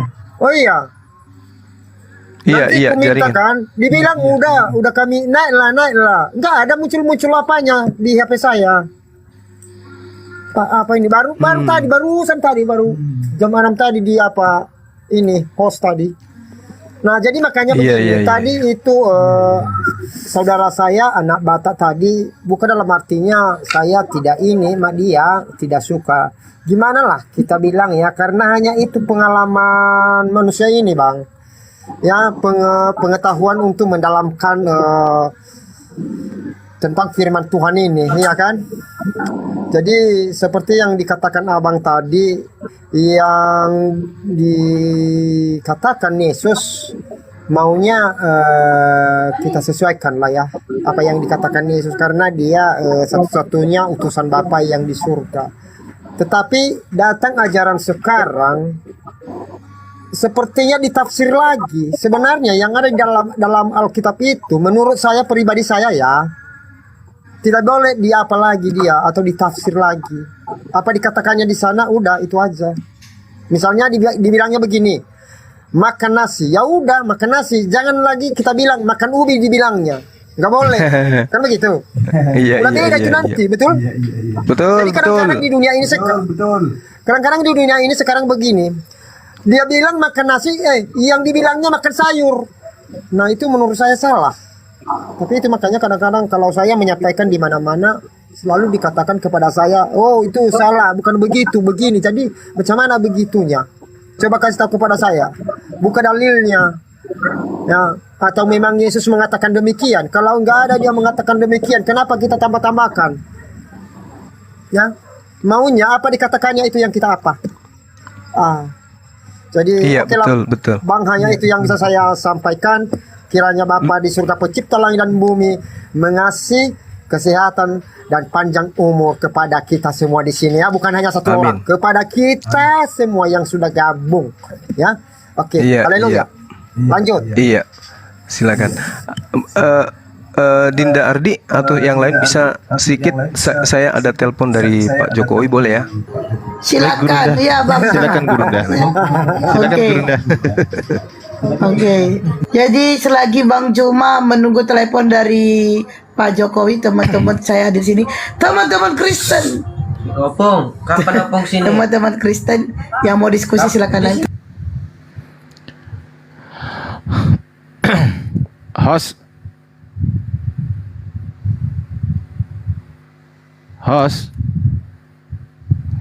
Iya, ngomong aja, saya dengar. Kenapa ngomong aja. Eh,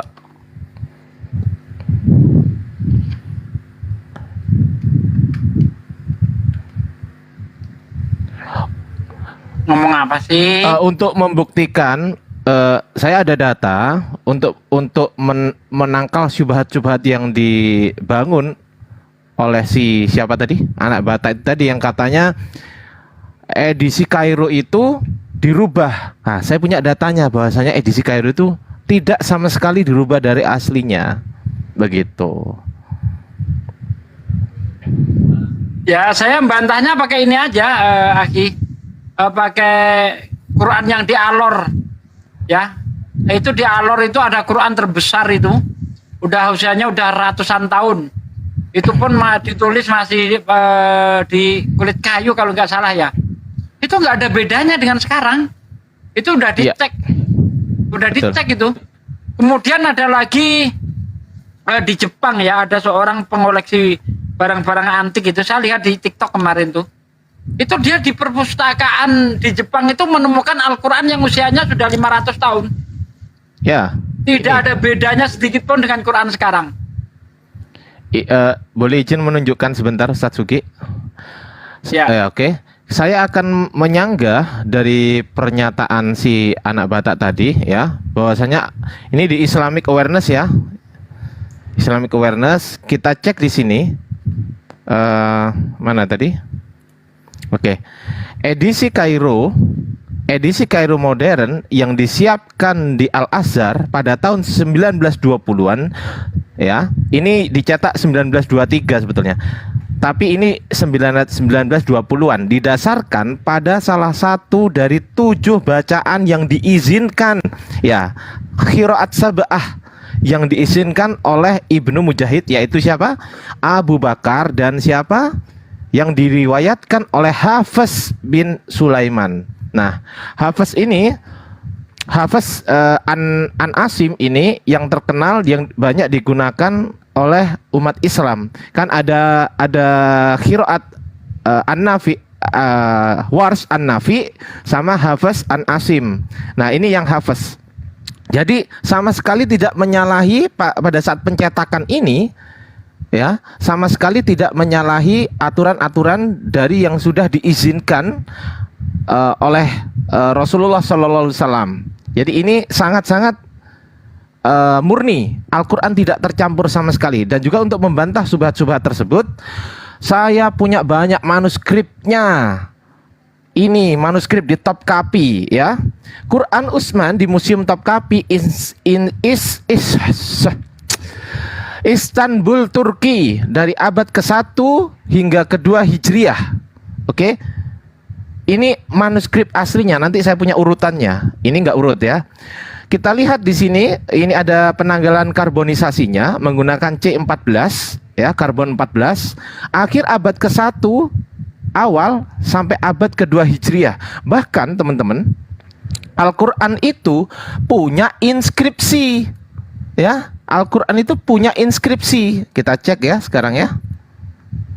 Inskripsi Al-Qur'an. Ntar dulu, kita bahasa Indonesiakan dulu. Kita cek di teks bertanggal, kemudian kita cek di sini. Ini teman-teman,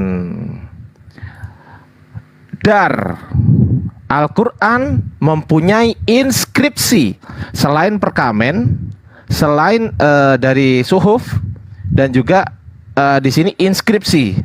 Jadi kita lengkap di sini datanya. Jadi nanti kalau ada yang fitnah-fitnah, oh Al-Quranmu di Birmingham cuma 2 lembar, kita cek, kita buktikan sekarang apakah cuma 2 lembar. Kita buka Corpus Coranicum, ya, Corpus Coranicum, kita cek di sini.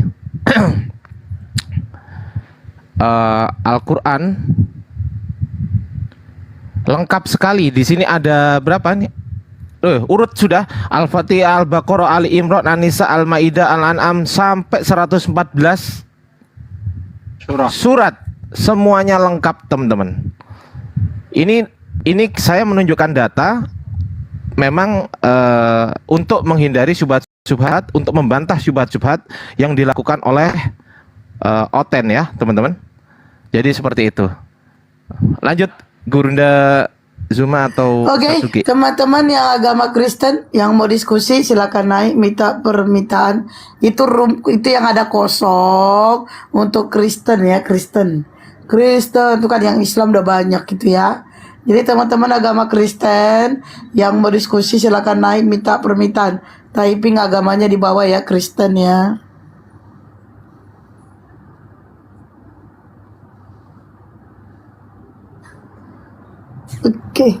Oke, Pak Vano, bagaimana dengan situasi dan kondisi yang berada di sana? Ya, di sini Bu, ya sehat. Baik-baik saja. Jadi sana gimana? Alhamdulillah di sini sehat. Amin. Keluarganya gimana Pak Vano? Keluarganya Esti aman kan Kak? Ya aman dong aku. Gimana keluarganya Pak Vano? Perkembangannya Pak Vano? Dabling. Mulai apa? Dabling dari Pak Vano. Pak Vano dabling. Pak Vano coba turun dulu baru naik. Dabling dari Pak Vano. Oh ya. Dia bukan gue. Siapa turun? Aku dulu, Bu. Iya, turun dulu. aku. Baru nanti naik lagi. Iya. Kalau enggak turun dulu baru naik ke atas genteng. Ayo yang Kristen yang mau diskusi silakan naik. Minta permintaan. Pak Ardi ada bukunya Munim Siri gak tentang itu tadi tuh? Munim Siri, sebentar, saya lupa ya. Nanti saya coba cari dulu ya. Banyak data saya soalnya. Gua cuma dapat bantahannya doang dari Munim Siri itu. Oh kan dari argumen Munim Siri itu ada bantahannya, itu yang gua dapat cuma bantahannya doang. Iya. Betul.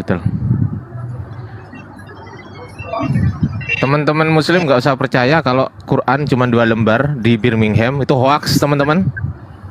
Jadi datanya kita lengkap, langsung kita menggunakan data primer, teman-teman, bukan data sekunder. Kalau mereka mungkin data tersier, ya. Yuk naik kalian naiklah, naik ke atas genteng. Semalam aku di sini diskusi sama siapa ya? DP kalau nggak salah, itu siapa lupa ya. Ada si Bom mantau di sini, nggak berani naik. Padahal kalau dia naik langsung, Bang Juma ada bom di rumku. Langsung Bang Juma pakai ilmu hilang, ting, berada di sini. Apaan semalam ditinggal tidur ya? Udahlah Ji. Kalau jaringan lu masih, aduh, Ji, gue sepak lu lama-lama Ji.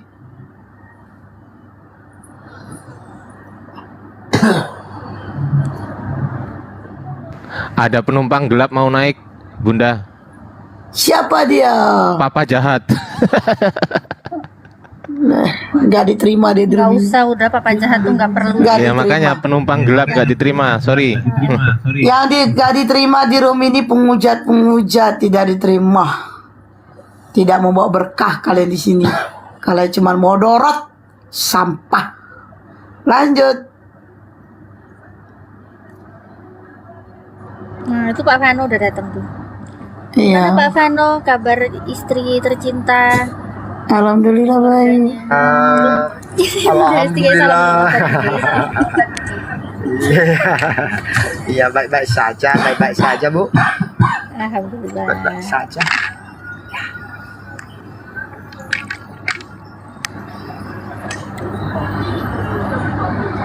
Untuk serius ke dalam nikmat Islam gimana Pak Vano? Masih doubling. Iya, ya, masih dabbling ya. Handsetnya kali ya. Wih, kencang kali suaraku. Iya, terakhir perkembangan terakhir Pak Vano masih ini ya, maksudnya masih belum syahadat ya dia. Masih oten. Iya, masih belum syahadat, tapi dia udah tahu itu loh kebenaran di agama Islam itu. Perkembangan Halo, salam semua, salam sejahtera. Semoga Tuhan Yesus memberkati kalian walaupun menghujat. Masuk udah ngehang. Dia siapa yang menghujat? Siapa? Masuk udah Halo. ngegau. Siapa yang menghujat? Siapa yang menghujat? ini penghujat ini. Halo. Tadi pagi udah menghujat-hujat dia ini. Oh, kan langsung takut Di dia. mana dia Langsung menghujat takut tadi dia. pagi? Di Langsung roomnya Bang Si Anji kalau nggak Adrian salah, ini. kalau nggak Bang DM lupa saya. Langsung takut dia. Oh, Bang Riki. Bukan takut. Langsung Saya takut tanya sama kamu dulu Ardi. Menghujatnya di mana? Menghujat di mana? Di roomnya Bang Riki Vano kalau nggak gitu salah. Bang Riki. Iya, Riki Ardi, Bang Ernawan. Ardi, kami tuh menghujatnya di mana? Nah, silakan menghujatnya. Aku dengar. Iya, menghujatnya di mana? Aku nanya. Kamu bilang kami menghujat. Kami menghujat di Soalnya kalian nggak mana? merasa menghujat itunya. Soalnya kalian Iya nggak merasa mana? Ya menghujat. sebutkan aja. Sebutkan aja. Gak enak kalau nggak Enggak, menghujat. saya nanya Udah Bang Ardi. sebutkan aja. Bang Kami Ardi. menghujat di mana? Sebutkan aja di mana. Gini. Apa-apa yang kami hujat? Coba Apa? Enggak. Coba nggak enak kalau saya nggak nanya, menghujat. Bang Ardi. Aja lah. Bang Ardi, cek Ah. Bang Ardi. Kalau Ya, ada ada Ustaz yang Alif, ya. kalau ada orang yang mengatakan bahwa Ah. Bunda Maria itu bukan ibu kandung Yesus, itu menghujat atau tidak? Lah menghujat ya. Oh, Menghujat. Terus ya itu. Oke. kalau dibilang Iya, Bang itu yang Ardi, terlontar kayak Bang gitu Ardi, dari Bang orang-orang Ardi. Kristen itu. bukan Ya, Bang Ardi, anak kandung Aminah kalau- tapi stop. anak kandungnya Pik gimana? Bang Ardi, kalau saya mengatakan Tuhanmu menete itu menghujat. Tuhan siapa yang menete gitu loh. Ya. Ada data. Oh, siapa menete? Jadi Tuhanmu nggak menete. Ada data menete dia. Ada lah coba datanya. mana? Nah, Coba. saya tanya dulu. Ya, Kalau coba saya mana mengatakan datamu? Tuhanmu Nggak menete usah- itu nggak usah menghujat. ngomong yang lain. Mana datamu dia Enggak, menete? kamu tadi bilang menghujat. Coba dulu, Jadi saya coba nanya. Loh, Coba dulu nanya. Coba enggak. dulu. Saya tanya, kamu datamu bilang mana? kagak. Kamu tadi karena kejar kamu di situ. Karena kamu bilang tadi kami menghujat. Jadi saya tanya, Iya, kamu mau iya, bilang da- saya penghujat karena saya Iya. bilang Tuhanmu menete gitu. Iya, datamu mana? Ya, Kalau kamu sekarang nggak ada data, ya, berarti kamu menghujat. kalau ada tertulis itu menghujat atau tidak? Makanya aku bilang. Iya, ada saya nggak tanya, kamu jawab aja. Kamu tadi naik bilang penghujat kan? Iya, Jadi saya kalau misalnya tanya. ada data, memang Kalau ada tertulis nggak gimana? menghujat. Misalnya ada datanya, nggak menghujat. Coba, Oke, kalau ada datanya nggak menghujat. Itu yang dikatakan Oke. Ustadz Ali tadi. coba. Oke. Iya, mana, Itu ada mana. 2 orang mau nujuin data tuh. Tuh baca. Punyaku ada Baca. yang lebih lengkap lagi Bun, kayaknya punya. Oh, ada yang lebih lengkap. Natali lebih lengkap. Ayo. Lebih menusuk merasa. Di situ siapa yang ngomong Baca. Baca. Terus siapa yang ngomong di situ? Ya baca, kok baca aja. Dia siapa yang ngomong di situ? Maria kah atau siapa? Alah, udah ditunjukin datanya masih juga tuh baca tuh.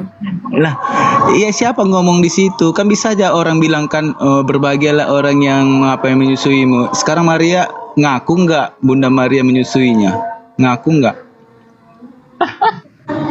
Ya, nih orang kayaknya kebanyakan minum Kalpana, Bunda. Ya kayak gini ini memang. Makanya lain kali kalau beli Kalpana itu dibaca dulu aturan minumnya, gitu loh. Itu siapa yang ngomong di situ? Coba dulu, siapa yang ngomongnya? Perempuan yang mana? Pemaria Kalpana atau gitu. gimana? Kalpana. Perempuan yang ngobrol sama Yesus, perempuannya ngobrol sama Yesus, terus Yesusnya nggak Siapa yang kau membantah hisap? itu. Itu pakai data apa? Ini, Pakai Alkitab dari mana itu? nih dari Alkitab Sabda TL. Nah, ini kamu bisa lihat nih. Kalau Lukas 11:27. saya punya Alkitab udah dari tahun berapa ya Alkitab saya ya? Tahu dari tahun 1945 pekan Iya, satu dari tahun berapa nggak pernah kamu baca. Ada Alkitab saya ada kayak gitu dah. Nah, kalau yang Keluarkan, sekarang ini, keluarkan, kalau yang coba sekarang ini, yang keluarkan. sekarang ini, coba mana punyamu, coba di share dilihat di Aduh. Lukas 11 ayat 27. Ayo, ini yang Terus sekarang. kalau menyusui kenapa ada masalah? Kan dia manusia, apakah ada Nggak ada masalah? masalah, cuma kamu tadi bilang nggak ada. Kamu tadi Nah, bilang berarti nggak ada masalah. Terus Kamu tadi bilang nggak ada. kalau nggak ada masalah, Kamu gimana? tadi bilang nggak Clear ada. kan? Nggak ada masalah kan? Nah kan konten gini ini nih. Tadi Ada bilangnya masalah nggak? ada. Daripada ada orang yang ditetei orang, gimana sih? Kalau ada Apa sih manusia yang ditetei orang itu lebih kalau parah lagi. manusia nyusul. Ya tapi lebih bagus tuh. Memang manusia itu nete. Ini Tuhan kau Kalau loh. manusia ditetei orang gimana sih? Astagfirullahaladzim. Katanya kalau ada orang Gimana? ditete, ya namanya orang ditetein ya nggak apa-apa, itu kan manusia. Manusia wajar nete ya kan. Kau juga nete waktu bayi. Cuman yang jadi permasalahannya kok Lebih Tuhan kau mendingan nete. ditetei dengan Ya ibu Allah, sendiri goblok daripada banget tuh ditetei jadi orang. Kan benar kan? Lebih baik ditetei ibunya sendiri daripada ditetei orang. Ya itu Kan nggak bisa apa-apa, juga. itu nggak apa-apa daripada Bisa juga Tuhan. kan susu Kok dari Tuhan orang itu nete? kan mengandung Kok virus, Tuhan kau nete? Katanya Tuhan kau maha apa? segalanya, tapi kok Mengandung nete? segala sesuatu yang berbahaya bagi Katanya anak Tuhan itu kok kan. bisa membangkitkan orang mati. Tuhan kok bisa merubah air jadi anggur, tapi kok nete? Ya kenapa kan saya bilang tadi ada masalah kan kalau Tuhan Yesus sebagai manusia menete ada masalah. Ada masalah. Sebagai Kamu tadi yang sekarang kata-kata kamu nggak tahu sebagai diri manusia. atau malu. Jadi sebagai apa? Kalau kamu yakin kalau ada Tuhan yang menyusui, ya itu derita lo. Derita kau lah di situ, ya kan? Derita lo. Kalau kau mengatakan ada Tuhan yang menete, itu derita lo, bukan derita kami. Emang kalau ngomong orang goblok gini, dia bangga Kenapa pula dia gitu? Tuhannya nete sebagai manusia katanya kan, sebagai kemanusiaan dia menete, Tuhan bangga dia. Artinya siapa di yang sini nete? Tuhan siapa yang kalau lah nete? dia Coba. Tuhan Ada masalah nggak pantas dengan untuk nete. nete, berarti kamu Dia- merendahkan Ada Tuhanmu datamu, di ada sini. datamu di Alkitab. Astagfirullahaladzim. Tuhan Allah Israel itu menete ada nggak? Ya orang turun deh, kamu Ada menjijik. nggak? Kamu mendingan turun deh, kamu menjijikkan, masa bangga Tuhanmu nete. Ih, Aduh, Tuhan takut. jijik banget gua dengernya. Najis gua. Bangga pula dia, astagfirullahaladzim. Kenapa diturunkan dia? Pakai Biarkan bawa-bawa aja Tuhan Israel dulu. lagi, aduh. Ista jijik gua dengernya, sumpah jijik gua dengernya, sumpah. Ih, Biarkan aja. nauzubillah min dzalik. Apa dulu? Nauzubillah min dzalik. Pakai bawa Tuhan Israel lagi sejak kapan? Iya, Israel itu jadi Yesus astagfirullahaladzim. itu sejak kapan gitu loh. Udah gitu Yesusnya nete, dia bangga Tuhannya nete, ini aneh. Nggak bangga pula dia, astagfirullahaladzim. Ih, ya Awalnya dia Allah. bilang nggak ada ayatnya ya Bun ya. Tadi di awal nggak ada ayatnya. Begitu itu Saya nggak mau nampilin data lagi lah daripada ke Bennett lagi. ya Ustaz. Jangan ada gambar, Ustaz. Jangan ada gambar. Trauma seminggu Bennettnya. Cuman gitu Iya, doang. jangan ada gambar, tulisan aja. Yuk, konten yang lain kayak yang bagus. Yuk, agama Kristen yang mau diskusi, yang ini deh, yang normal otaknya deh. Jijik banget gue, sumpah. Ya Allah ya Robin. Kok bangga pula dia? Serendah itu kah Tuhan di mata mereka? Allah Akbar. Astagfirullah. Kenapa nggak ada yang dewasa sih kalau diskusi? Iya. Heran saya. Jijik banget gue dengernya. Ya meskipun Enggak, itu dia bilang. Enggak, yang lucunya dia bilang, lah manusia kan nete katanya. Iya, kalau manusia nete, dia pun nete waktu bayi, ya wajar. Ini Tuhan loh. Masa Tuhannya ih. Astagfirullahaladzim. Oh, iya. Ya meskipun naik naik ke sini nggak bawa otak, minimal bawa malu lah. Iya, malu lah minimal. Oh ya, ini aku izin tutup dulu yang di YouTubeku ya. Iya. Teman-teman, insya Allah nanti kita sambung lagi di live-live selanjutnya, masih berburu oten ya, yang agak waras sedikit gitu ya. Kita tutup dulu live kali ini. Mohon maaf bila ada salah-salah kata, itu semua datang dari kami. Namun bila ada baiknya, itu semua hanya datang dari Allah Subhanahu wa Ta'ala. Jangan menolak kebenaran, memulai dengan buka hati. Assalamualaikum warahmatullahi wabarakatuh. Waalaikumsalam. Ya. Waalaikumsalam warahmatullahi wabarakatuh. Tapi lucu ya. Tapi ada kalau kita kan Tuhan tidak mengangkat Tuhan ya kan. Ini manusia yang mengangkat Tuhan. Bahkan diri sendiri tidak mengaku Tuhan loh. Ini manusia mengangkat Tuhan. Aneh ya. Astagfirullahaladzim. Manusia diangkat Tuhan. Manusia diangkat Tuhan coba. Astagfirullahaladzim. Manusia Ya Allah. diangkat jadi Tuhan. Manusia diangkat baru kali ini loh ada manusia diangkat jadi Tuhan. Kalau mau diangkat tuh jadi gubernur kek, jadi presiden kek, jadi wali kota kek. Ini masa manusia diangkat Tuhan? Astagfirullahaladzim. Dan bangga dia mengatakan itu kemanusiaannya. Ya kalau itu kemanusiaannya artinya Tuhanmu nete. Astagfirullahaladzim.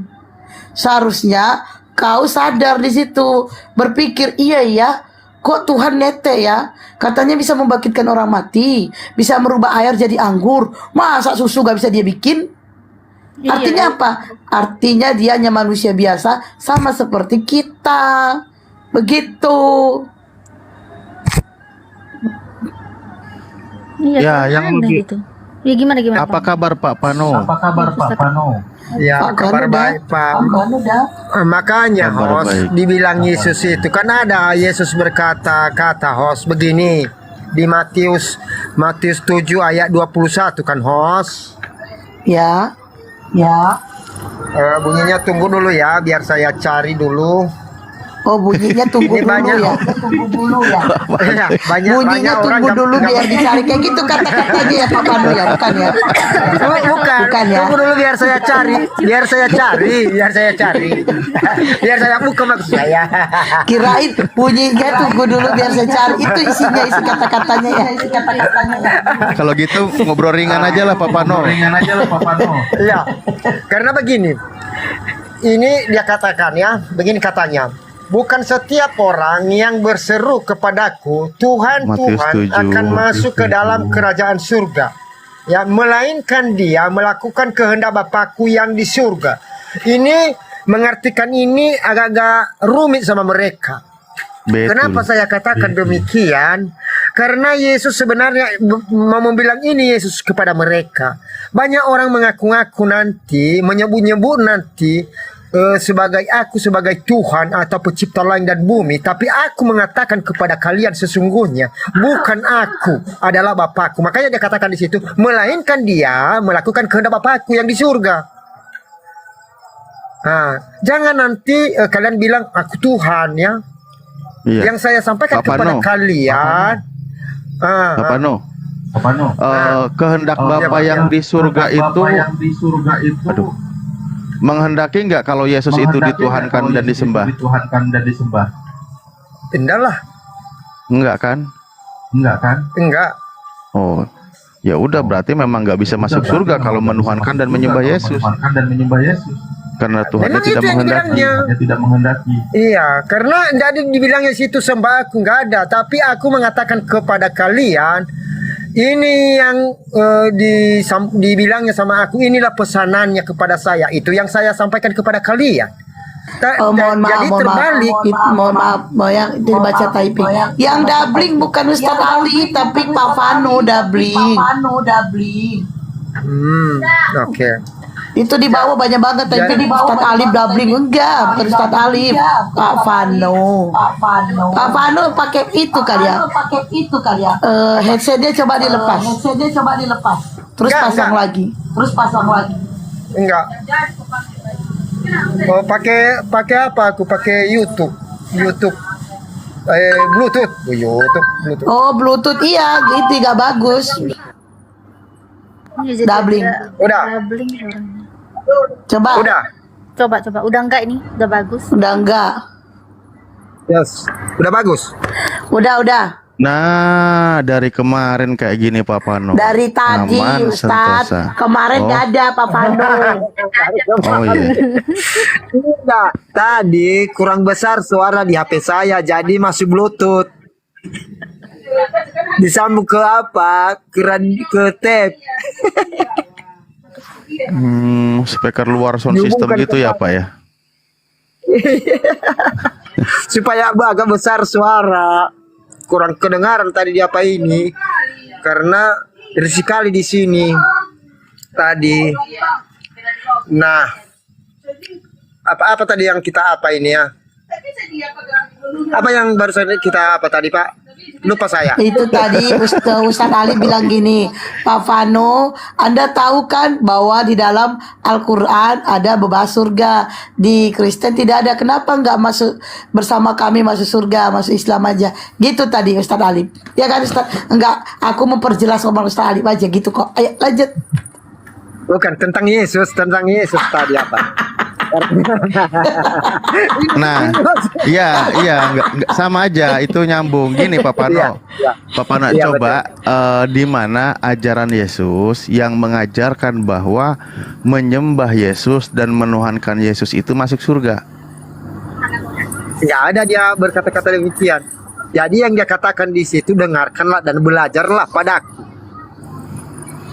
Nah itu tahu, apalagi? Itu tahu apalagi? Apalagi? Ayo Pak Artinya Vano, itu ayo Pak Vano, jangan tunda kebaikan Pak Vano. Jadi belajar itu maksudnya apa yang aku sampaikan kepada kalian sesuai dengan pesanan Bapa yang mengutus aku ke bumi ini. Kalau sudah kalian melakukannya sungguh-sungguh, maka kalian layak masuk ke dalam kerajaan surga. Nah, itulah tujuan apa tadi Matius 7 ayat 21 sampai 24 kalau nggak salah aku. Tapi gini Pak Pano, gini, ajaran Yesus itu kan Yesus sendiri yang bilang, kalau Pak Pano kan saya udah percaya ya, karena Pak Pano ini salah satu yang mengaku sebagai Kristen namun tidak menuhankan Yesus dan meyakini Yesus sebagai utusan. Dan Yesus sendiri yang bilang bahwa Yesus itu sebenarnya diutus hanya untuk kalangan tertentu, yaitu kalangan domba yang hilang dari Bani Israel. Iya. Nah, bahkan di Matius 19:28 kalau nggak salah, di situ Yesus sendiri bilang pada penciptaan kembali dia akan turun, anak manusia akan turun bersama kamu di situ. Kamu itu siapa lupa namanya, muridnya itu akan menghakimi, yang akan dihakimi oleh Yesus itu sebagaimana dia ditugaskan sebelumnya, yaitu dia akan menghakimi ke-12 suku bangsa Israel. Sudah disebutkan ke-12 suku itu siapa aja, jumlahnya pun disebutkan, jumlahnya berapa.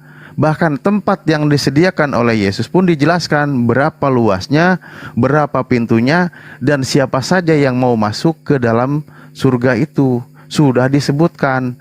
Pertanyaannya, Pak Pano sudah disebut belum di pintu surga itu ada nama Pak Pano gitu? Masuk surga. Belum ada nama aku di situ. Lah kalau belum ada, tidak ada, sepertinya tidak mungkin ada juga karena sudah tersebut oleh Yesus. Iya. Lah terus gimana dong kalau tidak diakui? Berarti kata Yesus benar dong. Enyahlah engkau sebab engkau telah Matius 7:23.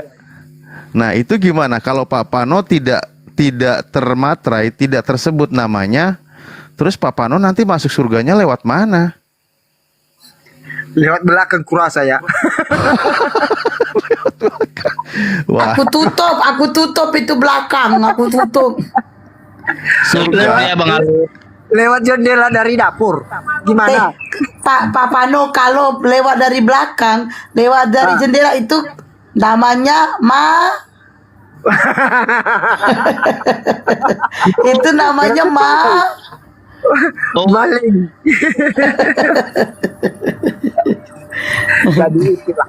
Jadi itu maksud kita, makanya aku setuju kali kalau ceramah Abang Juma atau saudara-saudaraku di room ini, ya bukan dalam artinya saya hujat apa sadar-sadar Kristen bukannya. Jadi ayolah kita, itu maksud saya, ayolah kita menyadarkan diri ya, cepat-cepatlah Pak Vano, saya nggak setuju. Ada mengatakan ayolah kita menyadarkan diri. Lah Pak Vano sendiri belum sadar, gimana coba? Jadi iya, maksud saya belum lagi itu, nanti itu tenanglah host. Belum lagi ini. Gini loh, kita kalau mau ngajak orang, kita selamatkan diri sendiri dulu. Kalau kita sudah selamat, baru kita ngajak orang. Jangan kita mengajak orang, kita sendiri belum selamat. Tapi kalau kita udah selamat, barulah kita ngajak orang. Kayak kami ini kan udah selamat, makanya kami ngajak. Ayo deh, sebenarnya kami juga kalau nggak ada perintah, kami juga nggak akan melakukan seperti ini. Kami itu diwajibkan untuk menyampaikan satu ayat gitu, walaupun pahit. Yaitu kami menyampaikan satu ayat, ya walaupun kami difitnah, kami diserang, ya itu udah ada perintah daripada Allah gitu. Betul. Gitu Pak Cumanya Vano. begini host. Ya. Yang saya maksud ini harus tahu host, yang saya maksud ini ya. Kalau Ya. belum selesai tugas host, macam mana host? PR host itu tinggalkan begitu aja, macam mana? Nyaman host atau tidak? Tidak. Gini loh Pak, saya untuk memberitahukan, saya punya PR, ya. Ini. Tapi PR ini kan untuk orang-orang kan. Ya. Nah, sementara saya mau bikin PR untuk orang, PR saya pribadi sendiri belum saya kerjakan. Ya nggak bisa. Berarti PR diri kita sendiri dulu nih, kita selesaikan.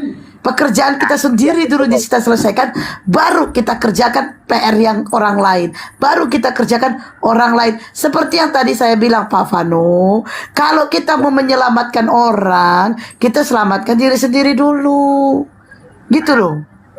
Kalau kita mau menolong orang, kita tolong diri sendiri dulu. Begitu loh. Ya betul itu host, host. Cuma ya yang saya maksud begini host, ketika saya sudah masuk ke yang lain host, saya yamin itu host, tidak akan diperbolehkan saya menyampaikan kepada mereka. Ini Ya, saja itu resiko. satu apa saja organisasi masih ditolak. Saya bayangkan itu host.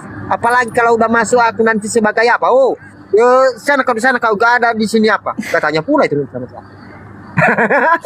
Iya tapi iya bentar Bunda. Tapi maksudnya gini loh Pak Vano, maksudnya Bunda Hesti itu gini loh Pak. Kan Bunda Hesti juga berpatokan kan pasti kepada Al-Qur'an ya. Nah, jadi di dalam Al-Qur'an itu tuh Allah tuh udah ngasih perintah gitu loh ke kami gitu kan. Nah, apalagi kalau Pak Vano kan sudah tahu, sudah paham nih Islam seperti apa gitu. Jadi kalau di dalam Al-Qur'an ya, itu di surat At-Tahrim ya ayat yang ke-6, itu Allah udah ngasih perintah kepada kami gitu. Dibilang gini, "Hai orang-orang yang beriman, peliharalah dirimu dan keluargamu dari api neraka yang bahan bakarnya adalah manusia dan batu." Nah, itu masih panjang ayatnya. Nah, tapi di sini penekanannya tuh kita tuh disuruh peliharalah dirimu dan keluargamu gitu loh dari api neraka. Jadi kenapa? Makanya tadi Bunda Hesti bilang kenapa kok nggak Pak Vanonya duluan gitu. Nanti urusan yang lain-lain ya udahlah mengalir, paling nggak satu amalan ini, satu perintah ini yang bisa dilakukan dulu Pak Vano. Peliharalah dulu dirinya Pak Vano sama keluarganya Pak Vano dulu dari api neraka. Iya, gini Pak Vano, gini Pak Vano, gini. Ada pamannya Nabi, dia percaya tentang Islam itu. Dia bahkan membantu Nabi Muhammad dalam berdakwah, tapi dia tidak mau masuk Islam. Masuk ke neraka paling kecil. Nah, begitu juga Pak Vano. Oke, Pak Vano membantu orang itu masuk selamat, masuk surga, tapi Pak Vano masuk neraka. Nah, lebih baik Pak Vano menyelamatkan diri sendiri, Pak Vano masuk surga, dan nanti Allah mempertanyakan, kenapa kau tidak bilang ngomong? Saya sudah ngomong, saya sudah bilang sama mereka tentang Islam begini-begini. Nah, tapi mereka tidak mau mendengarnya, tidak mau mengambil hidayah itu. Allah tidak akan menyalahkan Pak Vano, tapi Allah menyalahkan mereka. Tapi kalau mereka yang selamat, Pak Vano tidak, Allah tetap menyalahkan Pak Vano. Kenapa? Karena kata Allah, saya kan sudah perintahkan, selamatkanlah dirimu dan keluargamu. Bukan saya suruh kamu selamatkan orang dulu. Begitu. Jadi jangan nanti Pak Vano mengatakan gini, Allah, kan aku begini karena aku menolong dia, karena aku menyelamatkan dia, karena aku ingin menyadarkan dia. Nggak bisa. Karena tertulis di dalam Al-Quran, selamatkanlah dirimu dan keluargamu. Bukan kusuruh kau di luar menyelamatkan orang lain. Begitu, Pak Vano. Gitu loh. Iya. Oke. Jadi ujung-ujungnya memang begitu nanti, host. Ya, jadi lebih baik Pak Vano selamatkan diri sendiri dulu. Dengan menyelamatkan diri sendiri, orang akan percaya, oh iya ya, tengok itu Pak Vano itu ternyata betul yang dibilang dia. Lagian gini, Pak Vano tadi mengatakan kalau saya nanti ini belum tentu tidak diterima. Dari mana Pak Vano tahu? Kalau Pak Vano nanti masuk Islam terus tidak diterima mereka, dari mana? Kita nggak tahu loh. Kuasa Allah, ingat, yang berkuasa membolak-balikkan hati itu Allah. Dan kita tidak bisa mencampuri. Kita tidak bisa berandai-andai besok nanti aku gak diterima, nanti aku begini gak diterima. Gak bisa, kita kayak gitu gak bisa. Ya dengan Pak Vano dengan masuk Islam, ya banyak-banyak ikhtiar aja. Ikhtiar berdoa kepada Allah. Ya Allah, sekarang aku sudah Islam, tolonglah aku ya Allah, permudahkanlah urusanku, permudahkanlah dakwahku. Nah, itu aja. Gitu Ya, loh. urusan hasil nanti terserah Allah. Iya, itu Kita menjadi serahkan urusan ke Allah. Tuh. Ingat kata Allah gini ya. Ingat kata Allah gini. Kata Allah, kau cukup taat kepadaku. Itu kata Allah. Kau cukup taat kepadaku. Kata Allah. Kau cukup taat ibadah kepadaku. Dunia ini gak usah kau pikirkan, itu menjadi urusanku. Nah itu dia. Kau cukup taat kepadaku. Bentar dulu ya. Bang Juma ada bang. Udah selesai teleponan Jokowi bang. Monitor siap 86. Ya, ini ada Perintah komandan. perempuan bang. Perempuan ini semalam nyari-nyari abang. Saya naikkanlah dia dulu bang. Siapa tahu mau kenalan nama abang dia. Aku salah apa ya? Ya inilah bang, masalah agama apalagi. Oh, kirain. Ya. Oke, silakan. Yesus Allahku. Wis, Yesus Allahku. Gak usah lengkap-lengkap nyebut namanya. Aku semua Oh, ya. sudah bilang. Ini nama menghujat. Oh ya, sorry. Silakan Yesus Allahmu. Iya. Apa ini? Shalom Bilang Yesus semuanya. aja. Oh ya, Yesus. Ya. Ya. Salam. Shalom. Nah, tadi kan yang dibahas sama si Hesti kan katanya kalau masuk Islam itu masuk surga. Kalau yang Kristen itu masuk neraka. Apakah kalian itu udah pergi ke surga atau neraka? Ya, itu lagi. Nah, denger dulu. Makanya kalian tuh denger dulu. Jangan kalian yang ngerocos, tapi kalian nggak mendengarkan argumen orang Kristen. Itu namanya kalian apa? Mau menang sendiri nggak? Hah? Semalam ditanya pun nggak bisa jawab. Sekarang yang kedua. Ayatnya, di Kamu mana Hesti ayatnya pindahan dari Yesus orang mengajarkan Kristen. Dengar kalau dulu. menuhankan dan menyembah Makanya Yesus masuk dengar dulu surga. aku ngomong. Makanya dengar. Nanti argumen kalian aku dengerin semua. Kedua, Hesti terlahir Udah dari orang ketakutan. Kristen. Hesti terlahir dari orang Kristen. Darah dari orang Kristen. Dia masuk Islam karena dalam pernikahan dia masuk Islam kan karena pernikahan. Kenapa dalam kamu pindah agama, pernikahan kamu udah benar apa enggak? Hah? Kami udah cukup diam ya. Ini Sekarang kenapa yang ini, ketiga. Bu? Ibu kenapa? Suaminya Dengar. marah ya? Kok di sini Wow. datang marah-marah? Kenapa? Suami aku nggak marah, suami aku. Terus kenapa ke sini marah-marah? Kenapa aku marah? Karena aku pengikut Kristus, Bang Juma. Kalau pengikut aku Kristus, coba dengar. kalian? Anda dari Enggak. sekte mana? Itu Sekarang aku dulu. tanya, Santai coba aja Bang dulu. Juma, sebagai orang Islam, kalau Gini, dibilang kayak gitu. Kami juga Ibu. punya argumen dong. Ibu. Kalau kalian tidak setuju, kenapa kalian Ibu, nggak melaporkan? tidak usah nyamar-nyamar sebagai pengikut Yesus. Pengikut Loh, Yesus itu Kalau tidak bisa ini bahasa on Indonesia. cam, kalau ini saya bisa on cam, saya buka on caman saya. Bang Ibu Juma, dari coba. Yahudi, Coba dari saya sekte, rekam. dari Bang Bani Juma, mana? Ini Dari Bani mana? Ibu jelasin Saya dulu. dari Bayangkari ya. Saya dari Bayangkari. Suami saya polisi. Sekarang Terus Bang Juma, kenapa? Bang Juma kan bisa- Kenapa kalau suami ibu polisi? Kenapa? Jangan Kenapa? ada yang follow, jangan ada yang follow Yesus. Kalau Jangan ada misalnya yang Bang follow ya. Juma, Bang Ya, saya Bang tanya Juma dulu, minta on cam, Ibu. coba buka on cam. Saya akan rekam ini dan saya Iya. akan ini apa panjangin ini. Coba ngomong kalau memang kalian tidak Oh iya iya, setuju. saya ongken. Tunggu. Cam. Jangan Yesus, teman-teman jangan ada yang follow itu ngomong Saya ongkem terus tujuannya kayak gitu, ibu mau ngapain? Mau rekam ini. Oke. Nah, kalian Nah, ngomong kan Yesus menetek lah, Yesus Yesus apa Oke. kalian ngomong kan masalah apa namanya menjelekkan Nasrani kan? Ya udah. Oke, saya on cam. Saya on cam. Banyak cincong. Terus kenapa? Nih, Buka saya on cam. masker. Ya, buka Ibu on cam masker, juga buka dong. masker. Buka. dong. Saya nggak Buka. bisa. Kalau saya bisa ya bisa. Kenapa Saya nggak buka? Kalau saya bisa buka on cam. Sampaikan saya salamku buka. sama suamimu. Iya, sampaikan aja. Ibu kan Ya, bawa makanya polisi. Dibuka dong. Ibu bawa Ini polisi. maskernya. Loh, ya Ibu bawa dibawa. polisi. Dibuka. Ibu mau ke sini Saya kalau mengancam. bisa on cam, saya Ibu kalau mau bisa mengancam on di cam, sini. saya tunjukin. Loh, Ibu saya mau tidak ngancam. mengancam. Terus Saya ngapain tidak bawa polisi? mengancam. Kenapa bawa polisi? Karena kalian ini udah keterlaluan. Kenapa? Terus kalau keterlaluan kenapa dengan polisi? Kenapa? Mau bicara hukum Bu, mau bicara hukum Bu, ayo. Lu pikir cuma suamimu yang polisi? Ya makanya Sendiri? dibuka. Makanya Lu pikir? dibuka. Ya makanya Belum dibuka. tentu juga jadi polisi. Suamimu itu lulus dengan cara baik. Kalau Hei, ngomong itu dibuka kameranya. ini sudah dibuka ini. Ini sudah dibuka nih. Nih. Iya, masker kamu dibuka. Masker nih. kamu dibuka. Kalau saya buka masker, takutnya kamu selingkuh nanti. Takutnya nanti kau tinggalin suamimu.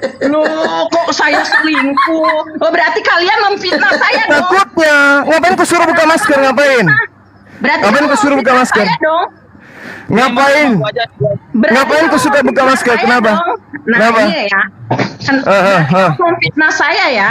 Oke, cuma saya pegang. Lu memfitnah saya ya. Dan Covid sekarang- apa? sekarang- Kamu suruh saya buka masker, saya tanya, lu mau ngapain? Buka wajah muka saya kenapa? Mau ngapain? Mau wajah saya ngapain? Gini, Ngapain? kalau mau ngomong masalah argumen ya. Yesus nete Markus 11 nomor 27. Lu mau ngapa? Kenapa kamu nggak Lukas, Bang Juma. Iya, Lukas. Lukas 11 nomor 27. Yesus nete, lu mau apa? Argumen di LAI. Kenapa? Roma 14 nomor 9, mayat Yesus diangkat menjadi Tuhan. Lu mau apa? Enggak, sekarang aku tanya. Nangis. Kalau kalian nggak berargumen di LAI. Kenapa? Laporin. Kenapa nggak buka masker? Nah ini udah jelas nih. Buka masker kamu. Bawa polisi. Emang lu pikir cuman suamimu yang polisi sendiri? Hah? Kenapa buka masker? Apa pangkatnya suamimu? Paling tinggi jenderal gitu. Masker kamu Jenderal. kalau ngomong makanya buka. Takut.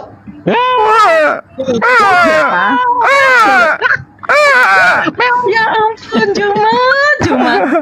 Kamu berani nggak buka masker? Kenapa nggak berani buka kamera? Kenapa? Saya nggak bisa. Kenapa nggak bisa? Karena aku takut. Kenapa takut? Nah, kalau kamu nggak takut, kenapa nggak buka? Enggak. Kenapa Kenapa? gue takut? Kalau Nah, gue terus? takut nggak mungkin gue naik. Lah, ini buktinya kau nggak buka kamera. Ayo. Karena nggak bisa. Kenapa nggak bisa? Belajar main TikTok. Kenapa nggak bisa? Nggak punya follower Ibu Followersnya gak Bayangkarinya. cukup. Followersnya gak Toh, cukup. coba kamu sebutkan tugas di mana suamimu tugas. Saya yakinkan 2 bulan pindah dari tempatnya dari sekarang. Buka Coba dulu kau sebutkan. kameranya, jadi enak direkamnya. Coba gitu kau loh. sebutkan Buka suamimu dulu tugas di kameranya. mana. Buka dulu masker Saya kamu. jaminkan paling lama 2 bulan Buka dulu masker. pindah dia dari tempat tugasnya. Buka dulu masker Sebutkan. kamu. Apaan kamu bisa Sebutkan. memindahkan? Di mana suamimu tugas? Saya yakinkan 2 bulan. 2 bulan ku yakinkan dipindahkan dari tempatnya sekarang. Sebutkan di mana suamimu tugas? Di mana? Ini dosaku Tuhan. Tuhan yang mana? Ya, Joha. Tuhan yang mana? Kau berdoa kepada Tuhan yang mana? Hah? Tuhan yang mana kau berdoa? Dia nggak berani. Sekarang buka dulu masker kamu. Ini sudah buka nih. Ku bilang sama kamu ya. Buka. Kamu sebutkan di mana suamimu tugas. Ku jaminkan 2 bulan. 2 bulan paling lama suamimu pindah dari tempatnya sekarang. Saya akan sebutkan. Sebutkan. Buka dulu masker kamu. Di mana tugas suamimu? Ya makanya dibuka masker kamu. Atau gini, suamimu suruh datang ke sini. Itu ya, jangan ditipu. Suamimu kau suruh Langsung datang ke di sini. LAI, ya. Suruh suamimu datang ke sini, buka kamera, suruh hadapi saya. Makanya kalau Suruh hadapi nih, Bang Suma nih. di LAI, cuma kalau mau cari uang LAI, tuh yang LAI, bener. TikTok. Kamu ngancam orang salah, Bu. Ya, kalau kamu mau cari Ngancam uang bawa tuh yang polisi. bener, jangan menjatuhkan agama lain. Kalau mau berargumen itu di LAI, kamu aja nggak berani di LAI. Kenapa? Mau cari uang. Sebenarnya kamu itu dengan namamu ini kau sudah penghujat kau. Loh, kok menghujat? Kenapa nggak di LAI? Loh, ini apa ini nama ini? Kalian ini berargumen di sini. Suamiku polisi. Aku ini adalah bayangkari loh. Terus kami harus bilang wow gitu loh. Suami aku polisi. Wow gitu loh. Takut. Ada polisi. Takut ada polisi. Bahlul. Nggak berani lu ya. Makanya kalau berargumen itu jangan di sini. Udah diturunkan. Siap, Gurunda. Turunkan. Takut lu ya.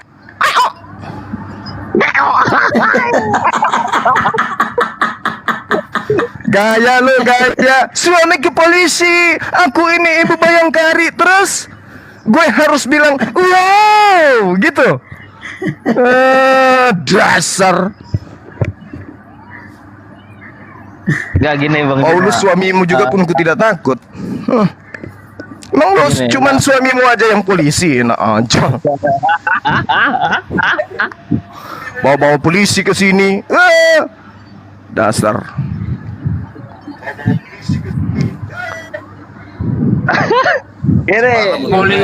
Polisi itu yang bayar saya. Aku kalau jadi keluarganya beliau orang ini, apalagi sebagai aparat, malu. Kok didikannya kayak begini? Aduh, bawa bayangkari tapi kayak gini modelnya. Cerminkan itu, kau digaji sama rakyat, kau makan dari uang rakyat. Perlihatkan jati dirimu yang baik. Contoh kita ini, pengusaha makan dari hasil sendiri. Orang dibayar pun sombong.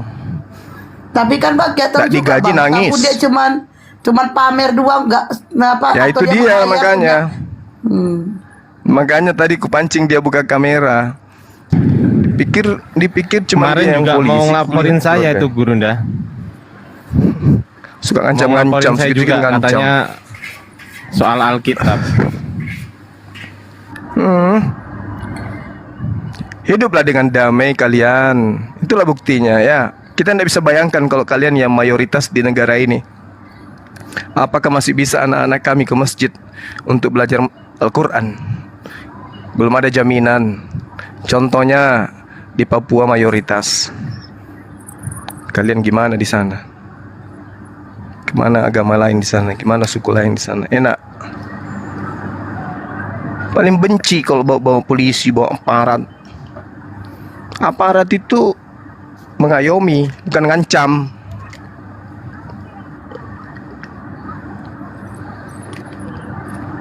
Aku ini bayangkari loh ya, suamiku polisi loh ya. Coba aku bisa buka kamera. Kamu buka kamera kami pingsan gitu. Pakai baju dinas Dharma Wanita pingsan. Nenek lu kiper. Kau belum Lagi tahu Bang Juma sekarang kan ada baju dinas bisa disewa. Iya, belum tahu aja ini. Nanti ku bawa ke tempat saya ngajar, kau lihat berjejer itu orang kelas atas, baru kau tahu rasa. Baru juga begini. Ini yang dibilang tetangganya yang ke Jakarta, dia yang logat. Suaminya yang polisi, dia yang sopan. Bisa jadi suaminya cuma tukang sapu ya kan. Tetangganya yang ke Jakarta, dia yang lo gue gitu maksudnya. Iya. Nggak ada. Tetangganya yang beli AC dia kepanasan. Astagfirullahaladzim. Inna lillahi wa inna ilaihi raji'un. Itu yang Janganlah kayak dibuang gitu gaungnya ya. seperti itulah. Ya, terus kelebihan kita sebagai seorang Muslim, tidak ada seorang Islam itu yang menggunakan nama Tuhannya mereka, ya kan? Jijik kita kan? Misalnya Ardi Yesus atau Yesus Ardi atau apa gitu. Jijik kita kan? Dia dengan pedenya, Yesus Allahku, nenek lu kiper.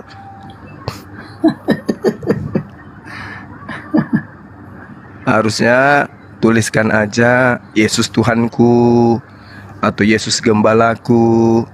Janganlah bawa nama Tuhannya Islam, karena kamu tahu Allah itu Tuhannya kami umat Islam gitu.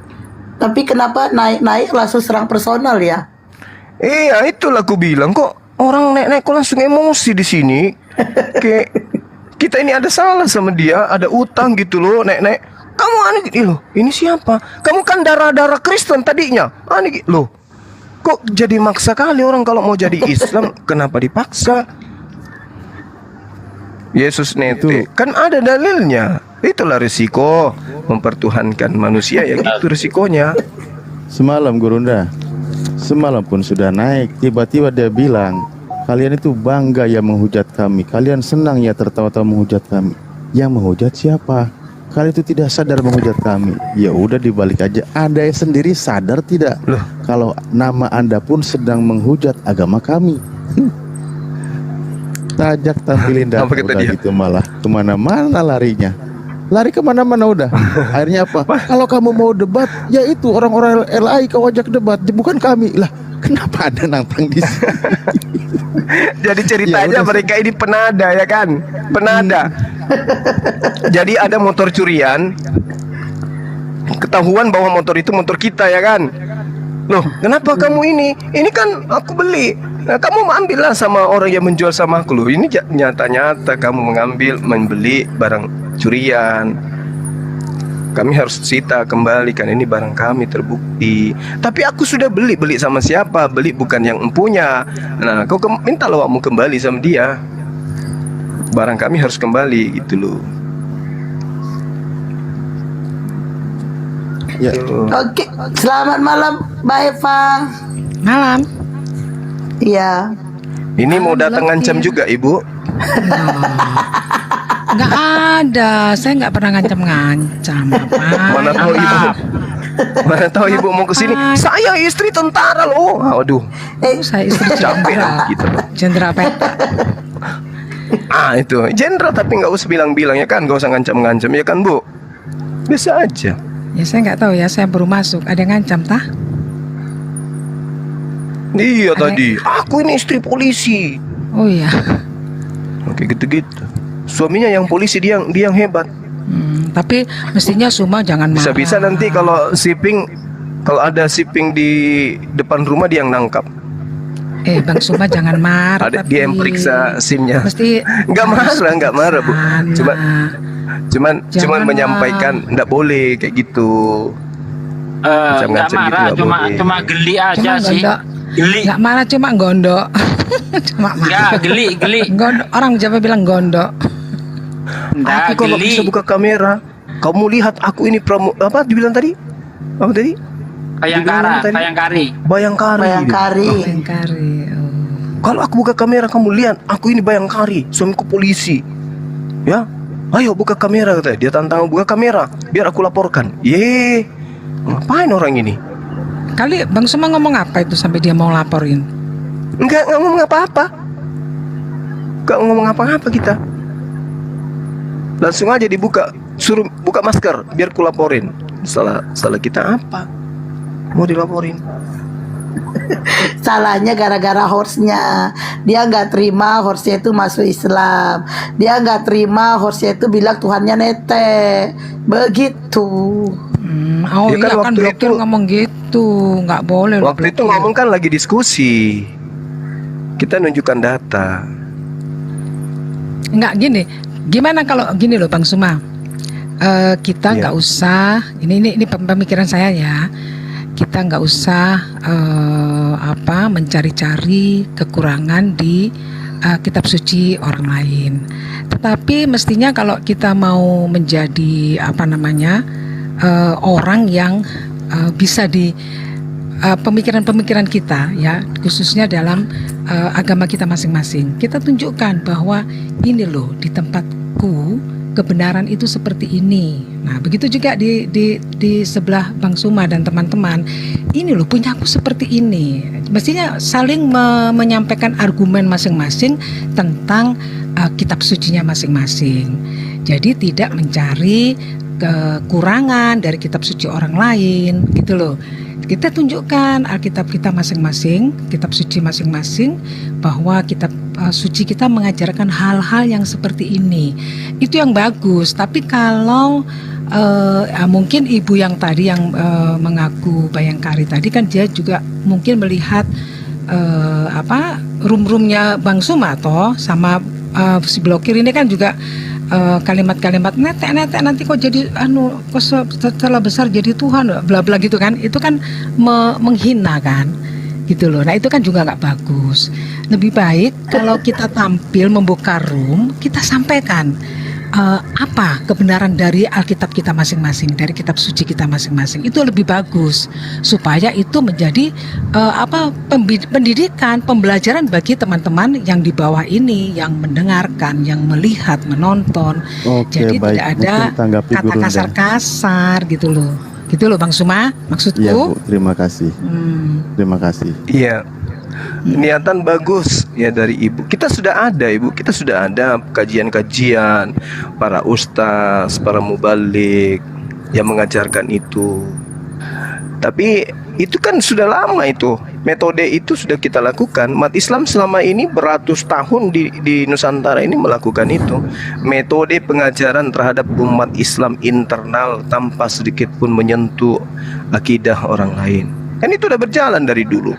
Baru-baru ini lah kemudian kami melihat gerakan kristenisasi di negara ini, waduh, terlalu masif, terstruktur dan terlalu hebat gitu. Akhirnya kami tampil. Di sisi lain Bang Suma, mohon maaf saya potong. Mohon maaf. Iya. Apa yang dikatakan Bang Suma itu juga di pihak kita juga mempunyai pemikiran seperti itu gitu loh. Jadi nggak bisa juga dikatakan kita ini mengkristenisasi. Enggak, kita juga banyak melihat bahwa ada banyak Islamisasi, apa tuh muslimisasi di mana? Contoh misalnya saya enggak mau mengatakan di mana, tetapi ada, kami kan punya ini ya, punya ya pokoknya informasi ini akurat, tetapi itu bagi kami tidak ada masalah. Enggak ada masalah Bang Suma, enggak ada, karena agama itu pilihan, ya kan? Kalau mau ikut ke Muslim silahkan, tidak apa-apa. Mau ikut ke Kristen juga, kita juga terbuka, tidak ada masalah. Tetapi yang kita inginkan umat-umat Kristen itu bahwa ayo kita hidup damai. Selama ini kan kita itu kan merasa diintimidasi. Coba Bang Suma lihat kan selama zamannya Ahok sampai sekarang itu kan jadinya seperti ini, ya kan? Nah, kami dari pihak Kristen takut mau mengatakan kebenaran untuk membalas, mohon maaf, untuk membalas pemikiran-pemikiran teman-teman Muslim dengan menghina, menghujat Tuhan Yesus dan segala macam. Tidak berani, karena apa? Banyak yang masuk penjara. Tapi ketika kami dari pihak Kristen melaporkan teman-teman dari boleh gedein Muslim, gak sebentar host? Dari itu ya, dari pihak kami. Sudah ya, dari pihak kami ketika kami melaporkan teman-teman Muslim itu tidak ada tanggapan dari pihak kepolisian. Akhirnya yang saya lihat fenomena sekarang itu, sebetulnya saya juga nggak setuju. Fenomena sekarang banyak orang-orang Kristen lari ke luar negeri. Untuk apa?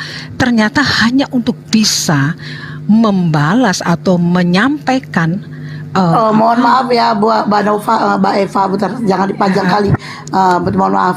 Ini sebelum ke Bang Juma, Mbak Eva seharusnya di sini introspeksi diri.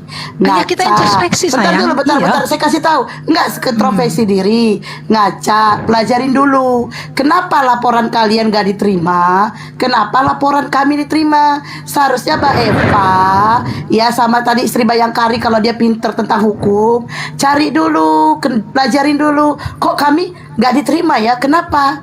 Nah, kalau yang namanya menghujat Mbak Eva itu tidak ada tertulis di dalam data, itu baru bisa dilaporkan.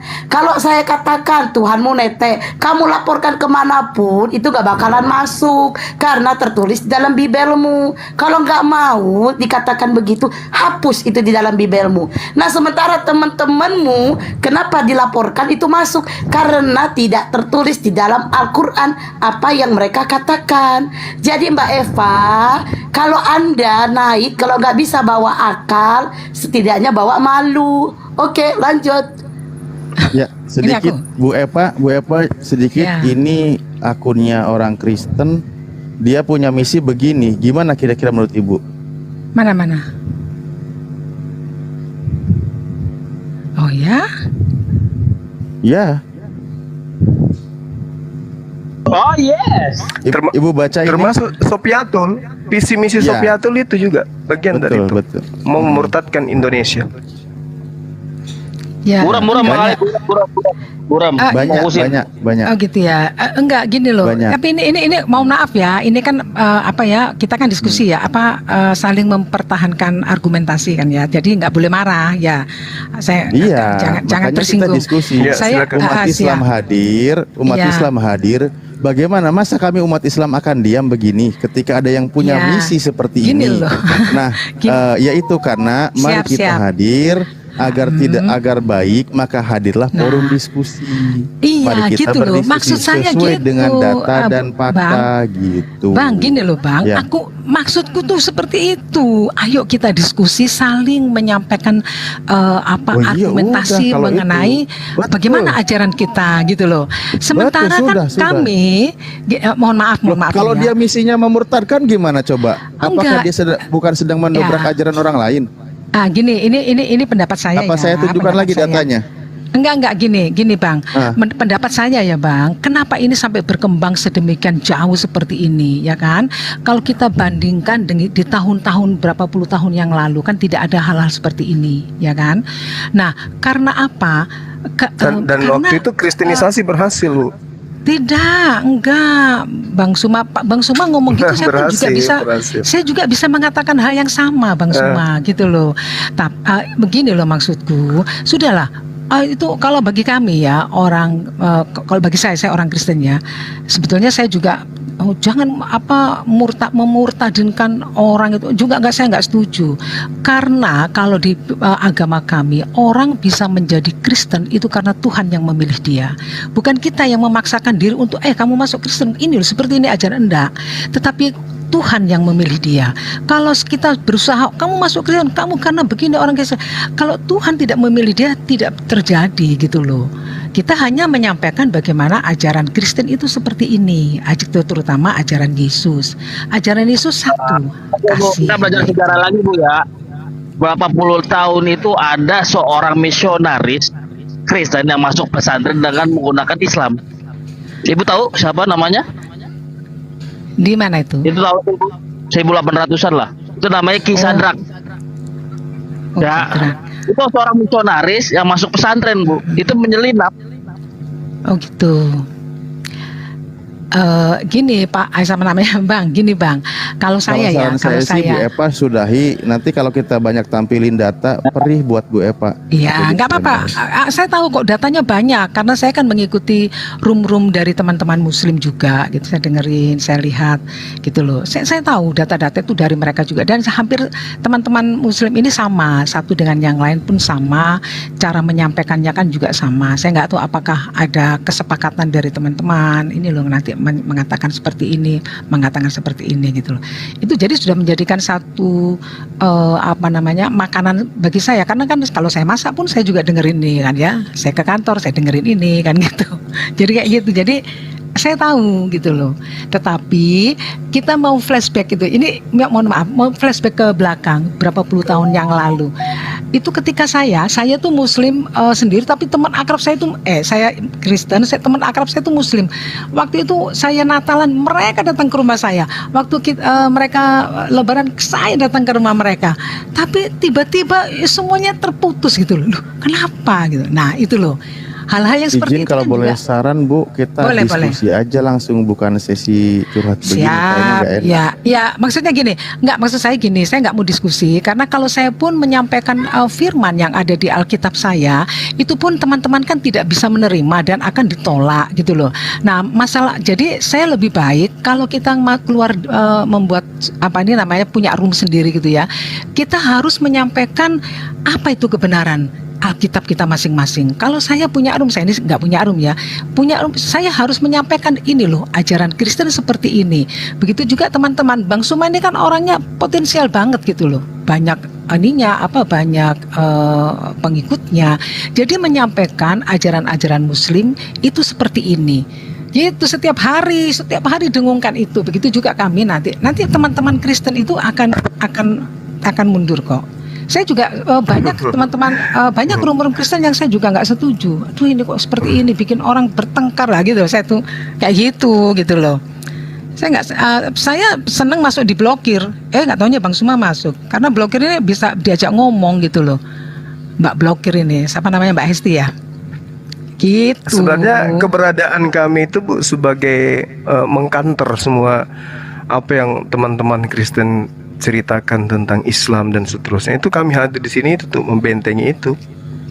Siap, itu kan Mama karena memang sudah terjadi kan itu akhirnya berkembang yang sedemikian rupa gitu loh. Tapi kan menurut kami juga ya itu kan berawal dari Ahok itu loh, sampai akhirnya berkembang. Aduh seperti jangan itu. bawa Ahok Bu, gini Bu saya Eva, tidak, mohon maaf. saya tidak membawa mohon maaf Ahok. bentar. Tapi Mohon maaf ada Mbak latar Eva, kita di sini mau diskusi dan teman-teman yang di bawah juga ada 100 orang lebih meminta Mbak Eva turun. Saya gantikan dulu ya. Kita mau Baik, diskusi saya Mbak. turun. Oke, saya terima turun. kasih. Ini Ya, permintaan makasih, teman-teman di Mbak bawah. Eva. Ya, Tuhan Permintaan memberkati. teman-teman Ya. di bawah ya, ada Salam 100 lebih. kenal. Ini netizen sensitif juga ya. Apa yang salah dengan kasus Ahok ya? Negara Nah itu sudah Bang yang dilaporkan apa agama Enggak, Bang? negara nggak mungkin melakukan satu tindakan yang keliru. Karena terbukti menista ya udah ditahan. Kalau tidak menista pasti lolos, kan gitu. Ya mereka gak terima Bang. Ya maka dari itu jangan lagi Natalan pakai baca Quran. Mau bahasa Yunani aja nggak paham kok larinya ke Quran. Makanya dia bilang Jangan kalau bahas kita orang ngelapor politik, diterima. benar gimana? Oke lanjut. Maaf. Terima kasih. Iya, takutnya orang politiknya dengerin. Bang Zuma. Satu-satu. Ya, terima kasih host. Ya. Ya, ini menanggapi aja sih, menanggapi masalah lapor melapor aja. Lah, kok jadi Ya itu memang Bang? Rasa udah ya. nggak usah diterus. Iya, gak usah. Izin salat isya. Kita diskusi aja. Ya tadi menanggapi Bang Suma juga. Bang Suma kan juga bilang bagaimana kalau kita mayoritas di Indonesia. Iya, coba saudara jawab bagaimana cerminan Indonesia kalau kalian yang mayoritas, coba. Kira-kira fenomena yang terjadi itu seperti apa? Begini loh Bang Suma. Tadi Bang Suma sempat juga menyinggung Papua. Papua kan mayoritas. Apa yang terjadi di sana? Ya menurut saya tanya balik. Memang di sana orang Muslim tidak boleh beribadah gitu? Gimana? 2016 masjid teman saya dibakar di sana, Bang. Loh Pak, kalau mau bilang Pak Bang Suma, kalau kita mau lihat data antara masjid dan gereja, lebih banyak yang dibakar mana? Di mana pembakaran gereja itu di mana terjadi? Di mana? Waduh, udah buka data aja Bang Zuma, cari aja lah sendiri. Di mana gereja dibakar? Bang, Cuman di framing gereja dibakar, mana buktinya? Kalau saya 2016 saya video call dengan teman saya di TKP. Oh, Bang Zuma, Bang Roni. Ini udah nyata loh Bang Zuma. Jadi jangan dengar dulu Bang. Dengar saya, memprovokasi Bang Zuma. Loh, Kita bukan ini Indonesia, memprovokasi. ini- Iya tahu. Anda tahu apa tentang Indonesia? Ini negara bekas Anda yang bawa jajahan Anda loh. Nggak usah ajarin saya. Nggak usah ngajarin Bang Roni. saya. Bang, Lu nggak maksudnya bisa di sini jangan bahas Betapa bahas banyak wilayah ya. pesantren, ulama, santri yang Tadi itu Bang dibunuh. Zuma. Loh, Jangan kok jangan ada bahas yang bunuh-membunuh, dari jangan bahas mana Bang Zuma? Dari mana Bang Zuma dapat data itu? Jangan memprovokasi. 350 tahun Kristen menjajah di negara ini di bawah bendera Belanda. Belum ngerti juga. Loh, kok Lah dibawa-bawa apa? penjajah dengan agama sih? Lah apa? Gimana sih? Terus jangan yang bawa jangan bom bahas itu apa? tentang, Yang membakar gereja itu apa? bentrokan ya. Di mana perintahnya bakar gereja? Di mana? Lu kok perintah? Di mana perintahnya dalam Al-Qur'an Jangan bahas bakar tentang gereja? bentrokan Bang, serem. Ya, tidak diperintahkan. Ini tidak diperintahkan Bang Roni. seperti Ya, itu. terus kenapa Anda? Bang Roni. Terus kalau yang di Tolikara 2016 memang pelarangan Idul Fitri, pelarangan berhijab. Karena ada persekutuan pendeta luar negeri yang kumpul di sana pada saat itu. Idul Fitri dilarang, jilbab orang dilarang pada daerah tertentu. Lo di mana Bang Zuma datanya? Bang berat itu? banget. Di mana? Anda nggak tahu. Anda nggak tahu. Jangan Bang Roni. mau menyampaikan hal-hal begitu. Kita ini negara. Sebenarnya, Bang Bung Roni, sebenarnya kami ini sebenarnya kalau mau tahu berpapasan dengan kalian itu Kita kami boleh takut saja loh berapologet, sebenarnya. Bang Zuma. Kami Kita takut, belajar merinding dulu. kami tuh, Masalah- merinding. Loh, kok merinding? Masalah- Merinding kami masalah kalau yang jumpa udah lewat kalian itu sebenarnya. Kok merinding Cuman kami, karena Bang? kami merasa kami mayoritas, jadi kami agak berani berpapasan dengan Tuh, kalian di Bang jalan Zuma. itu kami takut loh, asal kalian tahu. Bang, lah itu kan Karena perasaan mental Bang penjajah Zuma. itu masih ada di kalian. Oh, jangan begitu Bang Zuma. Saya tanya sama Anda, apa yang dihadiahkan penjajah ke negara ini, ke kalian? Siapa yang mendapat hadiah dari penjajah? Tidak ada hubungannya dengan ajaran. Kalian dapat hadiah rumah ibadah, kalian dapat hadiah gereja, kalian dapat hadiah agama dari penjajah. Kami dapat apa? Loh, tidak ada hubungannya. Nanti berbau sara ajaran Bang, gak agama enak dengan Bang. penjajahan. Seriusan. Enggak, saya tanya, yang mendapat hadiah dari penjajah itu siapa? Islam atau Kristen? Loh, siapa yang dapat hadiah? Tidak ada yang dapat hadiah dari penjajah. Ya Siapa udah, yang dapat hadiah? udah renungkan aja itu pertanyaan saya.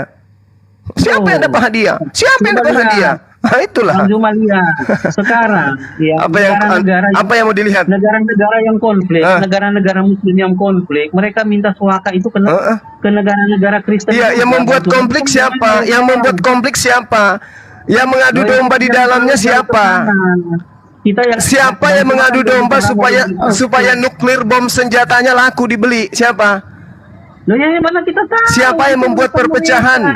Siapa yang menjual senjata supaya senjatanya laku? Apa yang mereka lakukan? Kalau dunia aman, apakah senjata mereka laku? Kalau dunia aman, apakah senjata mereka laku? Ya nggak laku, maka dibuatlah propaganda, dibuatlah adu domba. Udahlah itu Apa? kan asumsi. Irak dituduh, katanya produksi apa? Bom nuklir, pembunuh massal. Irak rata. Mana bom nuklirnya mana? Ada? Jangan berasumsi lah. Jangan berasumsi. Gitu loh. Lah, saya tanya saudara, Anda tahu nggak kalau Irak itu rata dengan tanah? Anda tahu tidak? Dengan tuduhan bahwasanya di Irak itu ada produksi nuklir pembunuh massal. Anda tahu nggak? Begitu Irak habis propaganda, mana nuklirnya mana? Rupa-rupanya apa yang diinginkan di sana? Cuman mau menguasai minyak. Itu kan asumsi ya. Itu siapa pelakunya? Kita tidak tahu. Itu kita kok asumsi? Makanya Bu, jangan-jangan Anda ingin mengatakan bahwa penjajahan Belanda di Indonesia, di Nusantara ini juga asumsi.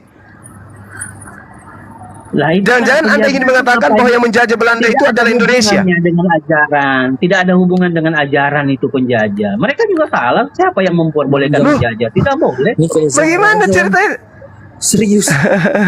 Bagaimana ceritanya? Tidak ada hubungannya. Saya kembali lagi. Belanda membawa 3G, Gold, Glory, Gospel. Belanda membawa 3G, Gold, Glory, Gospel. Itu aja yang Anda renungkan. Penjajah menghadiahkan apa kepada Anda dan penjajah menghadiahkan apa ke Islam. Itu aja Anda pikirkan dulu. Udah, Bang Zuma. Di bawah ada PC decking, tapi nggak tahu itu ori apa KW. Mau dinain Bang? Silakan. Oke. Takutnya berbau sara Bang, serem banget sih yang tadi. Ya, makanya itu keadaan yang sebenarnya. Makanya kita itu harus berdamai. Kristen harus menggunakan pakaiannya sendiri. Itu jelas itu. Jangan ke Islam-Islaman gitu loh. Sebagaimana kami tidak ke Kristen-Kristenan kan gitu, Bang. Iya, Bang. Naik ke sini kita diancam coba. Suami saya polisi. Wah, Kan kabur ngeri nggak tuh? Kabur dia, Bang. Agak Iya, lain. penghujan tak ada Abang ngomong ilmunya apa, itu. Bang? Kok udah kabur dia, Bang? Abang ngomong apa, Bang? Nggak tahu. Terlalu tajam Oh, kali naik omongan motor. Abang, jadi kabur dia, Bang. Oh iya dong. Ini teman-teman Kristen selalu merasa korban gitu loh. Kami yang pelaku. Kami berasal dari keturunan pejuang. Nenek saya orang tua saya masih dapat gaji Petran, berjuang untuk menegakkan kemerdekaan Republik Indonesia.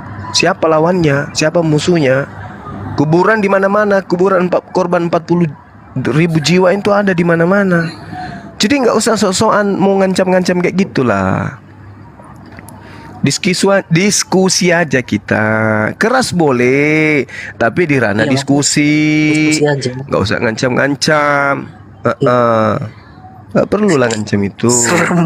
Diancam pun kami nggak pernah takut gitu loh. Masa bentrok di HP. Nah itu dia makanya. Jadi kalau Lucu jadi. gini loh Bang Erik, gini Bang Erik, kalau agama Kristen Siap, Bang. itu sudah mengembalikan istilah-istilah Islam yang ada di Bible, yakin dan percaya tidak akan ada dialog lagi. Untuk apa kita diskusi? Untuk apa? Tengoklah Islam dengan Hindu Buddha, mana ada pernah diskusi kayak begini? Kenapa? Hindu Buddha percaya diri dengan kitabnya mereka. Tuhan mereka Sang Hyang Widi. Kalau Kristen Tuhannya Allah. Nah ini kan merusak. Udah tahu saudaranya Tuhannya bernama Allah. Ditulis dalam lafal Indonesia, Latinnya A-L-L-A-H. Udah tahu loh itu. Udah tahu, orang Kristen itu tahu yang disebut Allah di Islam itu tidak beranak, tidak diperanakkan, bukan manusia, bukan makhluk. Tapi masih juga digunakan kata itu. Coba kalau kata Allah, kata Allah yang mereka sebut Allah di dalam Bible disebut dengan sebutan Tuhan atau Sang Maha Kuasa atau Sang Maha Pencipta, mana ada kita ribut. Kitabnya disebut Bible atau Biblos. Alkitab itu nama lain dari Al-Quran loh Bang. Nama lain Al-Quran itu namanya diantaranya adalah Al-Quran. Nama lainnya Alkitab. Nama lainnya Al-Furqan, Az-Zikr, Ar-Ruh. Itu nama lain Al-Quran. Jadi ya inilah aku bilang. Kalau habis itu kita yang seakan-akan kami ini yang salah gitu loh. Ya gimana Bang? Enggak, kalau Bible Katolik gak tahu apa-apa sih tentang Bible, apa dengan apapun yang ada isi dalam Bible Katolik gak tahu sih. Kalau orang Katolik. Ya itu dia. Kalau Bang Erik ini dari sekte mana? Saya Kristen Katolik, tapi Katolik Roma ya. Nah, nama kitabnya apa? Biblika. Ya? Biblika. Iya. Begitu diterjemahkan ke Indonesia, sampulnya jadi bahasa Arab.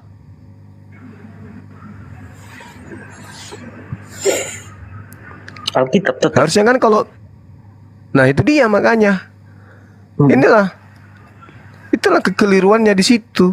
Tujuannya apa coba kira-kira? Ngapain ke Islam-Islaman coba? Coba pakai aja buku atau firman Tuhan atau sabda Tuhan. Kenapa harus Alkitab? Kan gitu Bang. Jadi dialog ini terjadi sampai ada yang kayak gini ngotot-ngototannya. Kan siapa yang mencubit siapa kan gitu. Siapa yang mencubit siapa? Sementara Islam di terjemahan Al-Quran, jangankan Al-Qurannya, di terjemahannya aja gak ada itu istilah-istilah Kristen di dalam. Gak ada sama sekali. Bukti bahwa Islam itu tidak perlu kemudian mengadakan sesuatu hal yang seperti amanat Paulus di dalam Filipi 1 nomor 18 itu. Cerdik seperti ular dalam kelicikanku, ya, dengan tipu daya segala macam. Di Islam tidak perlu yang kayak gitu-gitu. Karena Islam itu adalah agama rahmat. Sebagai agama rahmat ya harus menunjukkan ini loh. Karena perangkat Al-Quran dengan akal itu koneksinya jelas. Bagi orang yang sehat akalnya pasti akan terkoneksi dengan Al-Quran. Itu pasti tuh. Tanda-tanda orang yang hatinya bersih itu senantiasa dia hatinya penasaran dengan kitab suci Quran. Itu tanda-tanda itu. Tidak mengedepankan ego, tidak mengedepankan emosi, tidak mengedepankan kebencian, tendensi, ketidaksukaan dan seterusnya. Nah sekarang kalau misalnya kitabnya saudara saya tidak ada kata Allah di dalam, siapanya kita Islam ini mau usil-usil? Nggak ada. Cuman masalahnya sekarang, kalau kitab Anda mengembalikan jati dirinya kepada Yunani-Yunanian, maka susah untuk mencari pengikut. Sementara amanat agung harus berjalan. Apa itu? Beritakanlah Injil kepada seluruh makhluk. Nah, beritakan aja percuma kan? Kalau cuma disebut aja tapi di internal gereja aja, orang-orang jemaat aja, kayak mana ceritanya cari pengikut kalau begitu? Tidak ada yang bisa yang disebut sebagai domba tersesat, tidak ada yang bisa kemudian dicerat di luar. Tapi kalau dengan menggunakan istilah Islam, karena sasarannya Islam, ibarat kata kami ini adalah domba-domba tersesat, karena kami dianggap sesat dan kami dianggap domba, maka dibuatkan perangkap untuk dapat ditangkap dan dijinakkan. Apa itu? Ya dengan menggunakan istilah Allah, istilah Rasul, Nabi, Alkitab, syafaat, iman, ayat, Ruh, Kudus. Itu bukan tanpa alasan dipakai istilah-istilah itu. Nah Islam tidak begitu. Islam apa adanya. Kenapa? Karena Islam itu terkonek kepada mereka yang memiliki akal sehat. Wala'allahum yatafakkarun. Jadi tidak perlu dipaksa-paksakan. Islam itu sebagai rahmat. Siapapun boleh menolaknya, siapapun bisa menerimanya. Tapi dengan catatan, penyampaiannya harus dengan hikmat, bukan dengan tipu daya. Maka Anda tidak akan pernah menemukan di Indonesia ini khususnya ada orang masuk ke lorong-lorong mengajarkan tabloid-tabloid Al-Quran atau tabloid-tabloid Islam. Tidak akan Anda temukan kitab Injil, kitab Al-Quran, ayat-ayat Al-Quran digunakan dan menggunakan bahasa Yunani. Tidak akan ada. Berbeda dengan agama saudara. Sudah jelas-jelas Bible Lukas 1 dibuat pakai bahasa Arab, disebar kemana-mana. Untuk apa itu coba? Untuk apa? Nah inilah fakta yang akurat yang perlu kita lihat. Pada malam Idul Fitri atau hari raya Idul Fitri, tidak ada kemudian itu di Islam orang baca khutbah menggunakan bahasa-bahasa Yunani atau membacakan data-data dari Bible. Tapi kalau di sebelah, di tempat Anda sudah semakin berani baca Al-Quran di dalam gereja pas Natalan, menjamu-jamukan Yohanes dengan Al-Quran, surah Al-Ikhlas dan seterusnya. Ini apa namanya bang? Apa kok agama gitu kali gitu loh? Gue gak tahu bang. Enggak, kalau Katolik gak gitu bang. Nah itu dia, makanya aku bilang. Oke, saya kira ada yang mau berdiskusi. Di sini ada narasumber, ada Akhi Sugi, Dinda Alif dan Dinda Natalia juga ada. Silakan. Saya nyimak sambil bikin kopi campur masaku dulu. Silakan. Bang, sekali-sekali campur kalpanas bang, enak rasanya bang. Gugur.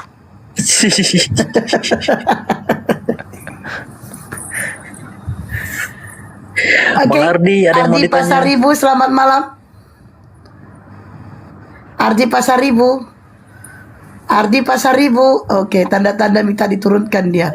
Oke, Bang Erik. Tidur kayaknya. Turun. Ya, tidur dia. Jangan numpang tidur di sini, Bang. Bang Iya. Ardi. Kenapa malam ini namanya banyak yang sama ya? Iya, tadi juga itu Fauzia, akhirnya dia kabur. Oke. Kalau lah. Bang Erik siapa namanya ini? Henry Tandi Linting. Hendrik. Oh, Henry. Erik. Erik aja, Bang. Erik. Erik. Erik Tapi di gini mana? Bang Juma. Ya, aku jelasin pertama. Erik Di mana Hendri pertama? ini dia ini sepertinya sudah menerima bahwa ya ajaran benar Islam ya gitu. Menerimalah tentang Islam ini. Hanya saja dia belum mau menjemput hidayahnya. Begitu. Lanjut. Ya, karena gini Lanjut. loh, Bang Ada yang mau Erik. tanya di bawah? Enggak, maksud gue nyimak aja. Gini loh Bang Erik. Ya, Bang. Kami di Islam itu apa ya? Memahami bahwa Al-Quran mengajarkan kami datangnya sosok Nabi penutup kepada Bani Israel. Kami mengakui Bani Israel itu adalah umat pilihan. Al-Quran mengatakan inni ma'akum, sesungguhnya aku pencipta langit dan bumi bersama dengan Bani Israel, bersama dengan kalian. Tetapi kemudian sesempurna apapun ajaran Tuhan kepada mereka, seindah apapun jalan keselamatan yang datang kepada Bani Israel, ya kita hanya sebagai penonton. Andai kita hidup di zaman Nabi Musa alaihissalam, maka kita penonton. Keselamatan hanya ada kepada mereka Bani Israel. Dalam arti kata, tuntunan, ketetapan, hukum-hukum hanya ada kepada mereka. Kita di luar Israel ada hukum. Ya setahu saya nggak ada.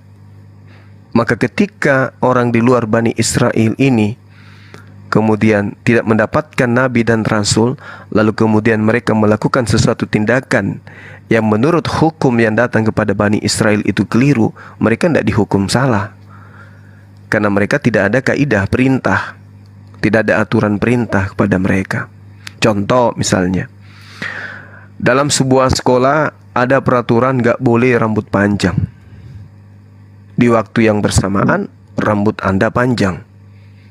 Apakah aturan rambut panjang itu mengikat saudara? Kan tidak. Berarti sah-sah saja rambut kita panjang, karena kita bukan bagian dari siswa tersebut. Begitulah Bani Israel dalam pandangan agama Islam. Mereka punya ketetapan, mereka punya hukum-hukum, tetapi mereka kemudian tidak mengindahkan. Sebanyak apapun Nabi yang datang, sebanyak apapun Rasul yang datang kepada mereka, sebanyak apapun kitab yang datang kepada mereka, mereka senantiasa tegar tengkuk. Sampai kepada Tuhan ingin benar-benar membuktikan kepada mereka bahwa mereka ini adalah orang yang tegar tengkuk, diutuslah Yesus, Nabi Isa dalam Islam, dengan ketetapan dan ketentuan hukum-hukum, kekuatan, mujizat, tanda-tanda yang dilakukan oleh Yesus di tengah-tengah mereka. Habis itu apakah mereka beriman? Tidak. Tidak. Nah, ketetapan yang datang kepada Nabi Isa pun hanya berlaku kepada Bani Israel toh. Makanya dikatakan bahwa aku diutus hanya kepada domba yang hilang dari umat Israel. Kalau dipaksakan Matius 28 nomor 19, terlalu banyak benteng, terlalu banyak tembok yang harus dilalui oleh teman Kristen untuk meloloskan data itu. Pertama, Matius 28 itu banyak yang mengatakan hanya mulai dari data terakhir sampai data 15. Markus 16 dan seterusnya itu hanya sampai data nomor 8. 9 sampai 20 juga itu adalah sisipan. Terlalu banyak tembok. Kalaupun diloloskan kemudian Matius 28 itu atau Markus 16 ini bahaya, karena tanda-tanda orang yang percaya ya itu tadi, diuji dengan minum racun, patok ular kobra dan seterusnya. Tapi tidak bisa ada yang lolos di situ. Kenapa? Karena sejatinya itu hanya sisipan, itu satu. Kalau dipaksakan Matius 28 dan seterusnya, jadikan murid, jangan jadikan hamba. Sebagai murid, ketika Yesus melakukan satu gerakan atau melakukan satu tindakan atau melakukan prosesi ibadah, murid harus mengikuti. Ketika guru bersunat, murid harus bersunat. Ketika guru sabat, murid harus sabat. Namanya pengikut setia. Di dalam Yohanes 10:27, aku mengenal muridku, muridku pun mengenal aku, dan mereka mereka mendengarkan perkataanku dan mengikuti aku. Itu jelas itu. Jadi mau dipaksakan seperti apapun berat. Kenapa? Karena prosesi yang dilakoni oleh Yesus adalah sebagai praktisi Torah. Apa buktinya? Galatia 4 nomor 4. Yesus hidup di bawah hukum Taurat. Yesus takluk di bawah hukum Taurat. Apa itu maksudnya? Tubuh Yesus, rohani Yesus, ibadah Yesus, semuanya harus sesuai dengan Taurat menurut Galatia 4 nomor 4. Nah, Kristen hari ini gimana? Beda. Itu yang pertama. Kedua, memang Yesus untuk Bani Israel toh. Jadi kalau ada orang bukan Israel ngaku-ngaku sebagai pengikut, ya diteliti dulu dari mana, aspek apa yang bisa dijadikan sebagai acuan untuk mengatakan saya adalah pengikut Yesus yang sah. Nah, apa dasarnya? Bantah dulu pengakuan Yesus. Aku hanya untuk Bani Israel. Bantah dulu itu dan buktikan dulu bahwa Anda adalah ras dari Bani Israel. Kalau tidak, segeralah mencari kapal yang lain. Ibarat agama itu adalah kapal yang digunakan untuk sebagai kapal muatan yang kita muat, yang memuat kita menuju kepada satu pelabuhan. Kita harus cari kapal itu. Bang. Iya. Bang. Silakan. Kemarin gue sempat ngomong sama orang tua gue ya, sama bapak sama mama. Bapak sama mama Katolik, Kristen Katolik. Kan gue sempat ngomong juga, gue bilang, maaf Pak, kalau seandainya saya mau masuk Islam gimana? Apa nih? Cuman bapak sama mama bilang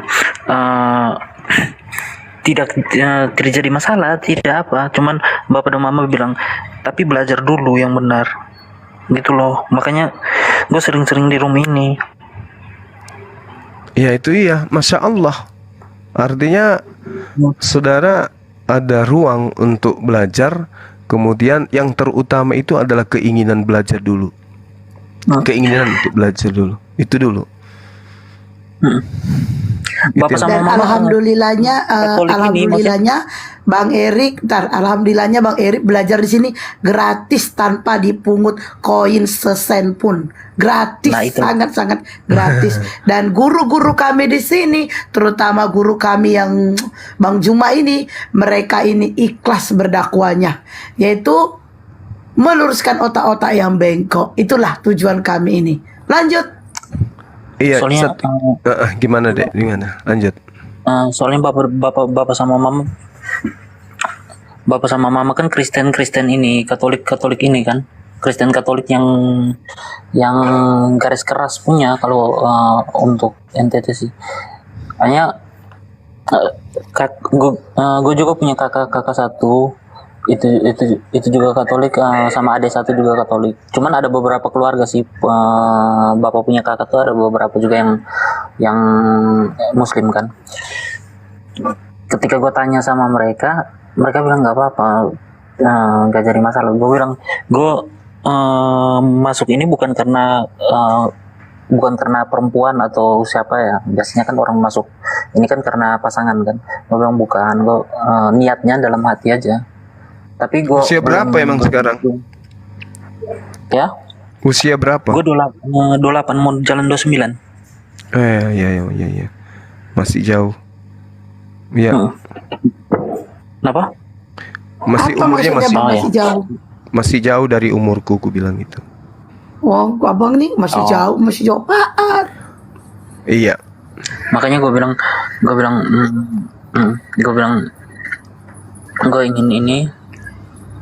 gue ingin maksudnya sering-sering di room ini karena kalau misalkan di tempat gue bisa, cuman nggak bisa langsung ini, pasti gue dihujat sama tetangga sama ini, makanya gue nggak bisa dapat ilmunya, susah. Iya. Sebelum lebih jauh, satu hal yang perlu saudara Erik ini ya pahami tentang Bang Zuma. Saya tuh orangnya gini loh. Keberadaan saya di sini bukan sebagai ustadz. Itu dulu. Jadi ketika saudara saya ini ya menemukan saya sering-sering di sini ya, karena paling santer itu kalau di sini tuh paling yang banyak cerita itu kan saya. Jadi saya katakan gini, pertama saya itu bukan ustadz. Yang kedua, misi saya itu ada di sini itu adalah kemudian membackup teman-teman di dalam mengkanter semua hujatan orang-orang terhadap Islam. Nah, karena yang datang menghujat Islam, bertanya tentang Islam adalah orang-orang yang garis keras di kalangan teman saudara, entah dari sekte apapun itu, maka itulah yang membentuk karakter saya sebagai Bang Suma, sebagai orang yang keras dan lantang menantang itu semua. Padahal sesungguhnya kalau Anda jumpa dengan saya, ya tidak sesuai dengan apa yang ada di sini. Saya keras itu kepada mereka yang menghujat. Saya keras kepada mereka yang niatannya memang ingin mencaci maki. Apa tujuannya? Ya supaya tidak terjadi kisru.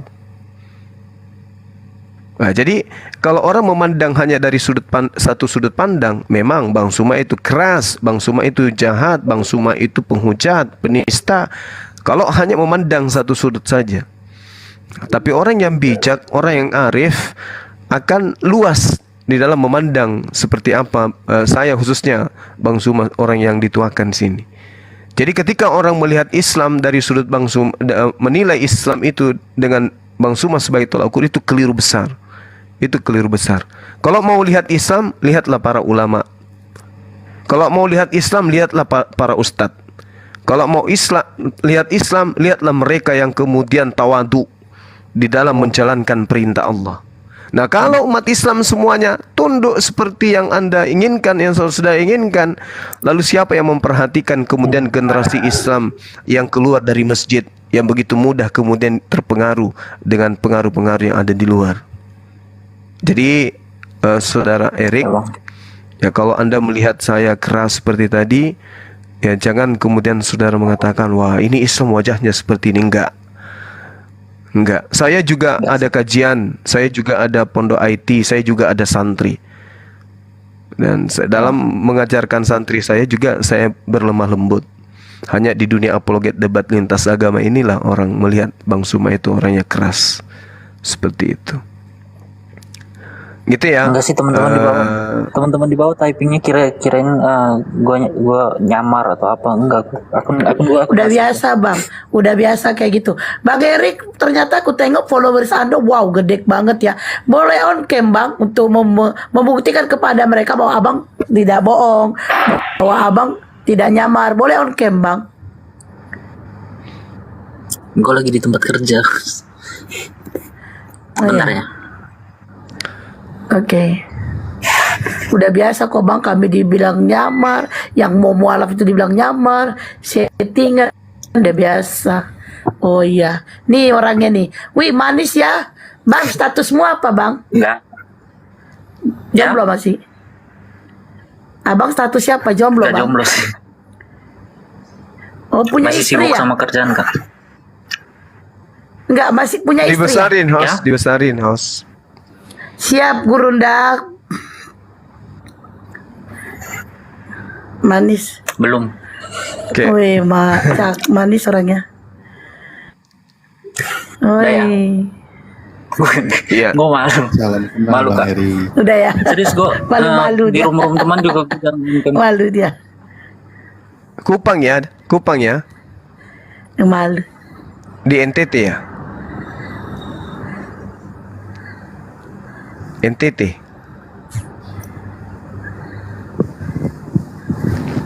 Ada ini di NTT. NTT atau di mana? Oh, orang timur. Bang Erik quiz. Bang Hendrik kata Bang Juma, Abang di NTT atau di mana? Iya NTT. Flores, iya. Oh, kirain di Orang Flores. hatiku Bang. Flores. Waktu kuliah dulu saya sering, kalau temanku itu pulang ke Flores, pulang dari sana, pastinya biasanya, bukan pasti sih, tapi acap kali dia bawa oleh-oleh sarung. Buatku sarung gitu dari ya. Flores itu bagus, dingin, tebal. Sarung mau merah bagus. Sarung tenun, ya kan? Iya tenun.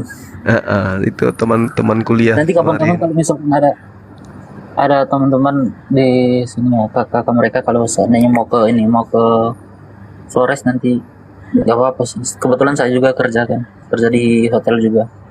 Iya. Bang Erik, pantesan tadi aku bikin teh gak manis bang, ternyata manisnya sama abang. Makanya teman-teman bilang ini Erik ini akun bodong atau apalah, enggak apa. Enggak, ini followersnya gede dia. Kalau akun bodong yang banyak itu Bang Zuma, hati-hati. Enggak asli Bang Zuma. Enggak, banyak akunnya yang dipalsukan. Oh iya, maksudnya. akun palsu Bang Zuma banyak. Bang Dinaikkan ke Komal Oten, habis itu ditanya-tanyai, orangnya diam. Nah, cari followers. Orangnya diam, di framing. Bang Zuma ditanya nggak bisa menjawab. Tadi Bang Erik aku ngelihat mata abang kayaknya agak lain deh Bang Erik. Kenapa matanya? Perhatian kali. Iya, di matanya aku lihat kayaknya ada masa depan kita Bang. Cie perhatian. Bunda dari tadi kayak lagi kasmaran ya guys. Hai perhatian. Bang Zuma ini ada Tumben itu. Oke, kita masuk diskusi ringan yuk. Iya. Dinda Erik boleh ya? Kira. Oke. Lanjut. Ya, terlepas Islam dan Kristen bukan Yahudi ya, kita bukan dari Bani Yakub. Tadi sore juga data ini saya bawa kepada abang daripada Ukhti Hesti ya. Di dalam Yehezkiel 34 nomor 13, aku akan membawa mereka keluar dari tengah-tengah bangsa-bangsa dan mengumpulkan mereka dari negeri-negeri dan membawa mereka ke tanahnya. Aku akan menggembalakan mereka di atas gunung-gunung Israel. Yang dimaksud oleh data ini adalah orang Israel. Orang Israel semuanya akan dikumpulkan kembali. Lalu di dalam Yehezkiel 11:17, oleh sebab itu katakanlah beginilah firman Tuhan Elohim, aku akan menghimpun kamu dari bangsa-bangsa dan mengumpulkan kamu dari negeri-negeri di mana kamu berserak, dan aku akan memberikan kamu tanah Israel. Jadi hal yang perlu dipahami terlebih dahulu adalah bahwa Tuhan membuat Bani Yakub itu berserak ke hampir seluruh penjuru bumi. Itu yang diterangkan di dalam kitabnya Nabi Musa alaihissalam, dan juga yang diterangkan di dalam kitab saudara bagaimana ketika Yesus mengatakan diutusnya 12 muridnya jangan ke bangsa lain tetapi ke bangsa tempat di mana murid-muridnya itu bermukim. Nah, lalu kemudian nubuatannya jelas. Ketika kemudian Tuhan minta dan menyatakan kepada Bani Israel, Tuhan berkata begini, aku akan memulihkan keadaanmu dan menyayangi engkau. Ia akan mengumpulkan engkau kembali dari segala bangsa kemana Tuhan Elohim telah menyerahkan engkau. Tuhanmu akan memulihkan keadaanmu dan akan menyayangi engkau. Sekalipun orang-orang yang terhalau daripadamu ada di ujung langit, dari sana pun Tuhan Elohim akan mengumpulkan engkau kembali, dan dari sana pun Ia akan mengambil engkau. Tuhan Elohim akan membawa engkau masuk ke negeri yang sudah dimiliki nenek moyangmu, dan engkau pun akan memilikinya. Ia akan berbuat baik kepadamu dan membuat engkau banyak kelebihan melebihi nenek moyangmu. Nah, ini ketika kemudian Bani Israel dikumpulkan kembali oleh Tuhan di tempat di mana mereka dijanjikan. Menurut saudara Erik, ya, ini kita jujur-jujuran saja. Apakah Kristen dan segala apapun dari sekte mereka itu juga akan ikut dikumpulkan oleh Tuhan Elohim ke negeri Israel? Menurut Ade Erik ini gimana? Apakah orang Kristen akan akan dibawa juga ke Israel sesuai dengan janji Tuhan?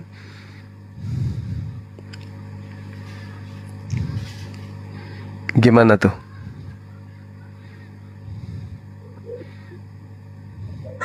Saya kasih data tiga data ya di dalam Yesaya. Di dalam Yesaya 52 diterangkan dengan valid di sana bahwasanya orang yang tidak bersunat itu tidak boleh dimasukkan ke dalam kota Yerusalem. Yesaya 52 nomor 1. Kenakanlah pakaian kehormatanmu, hai Yerusalem, kota yang kudus, sebab tidak seorang pun yang tidak bersunat atau yang najis yang boleh masuk ke dalam kotamu. Yang kedua, diterangkan di dalam kitab yang Anda gunakan juga dalam Yehezkiel 44 nomor 9. Oleh sebab itu beginilah firman Tuhan, tidak seorang pun dari orang-orang asing yang hatinya dan daging kulupnya tidak dipotong boleh masuk ke dalam tempat kudusku. Nah, pada saat orang-orang Yahudi ini yang berserak kemana-mana dikembalikan oleh Tuhan kembali kepada tanah yang dijanjikan, sementara orang yang tidak bersunat itu tidak boleh masuk ke sana, ini Kristen kira-kira mau dikemanakan menurut Bang Erik?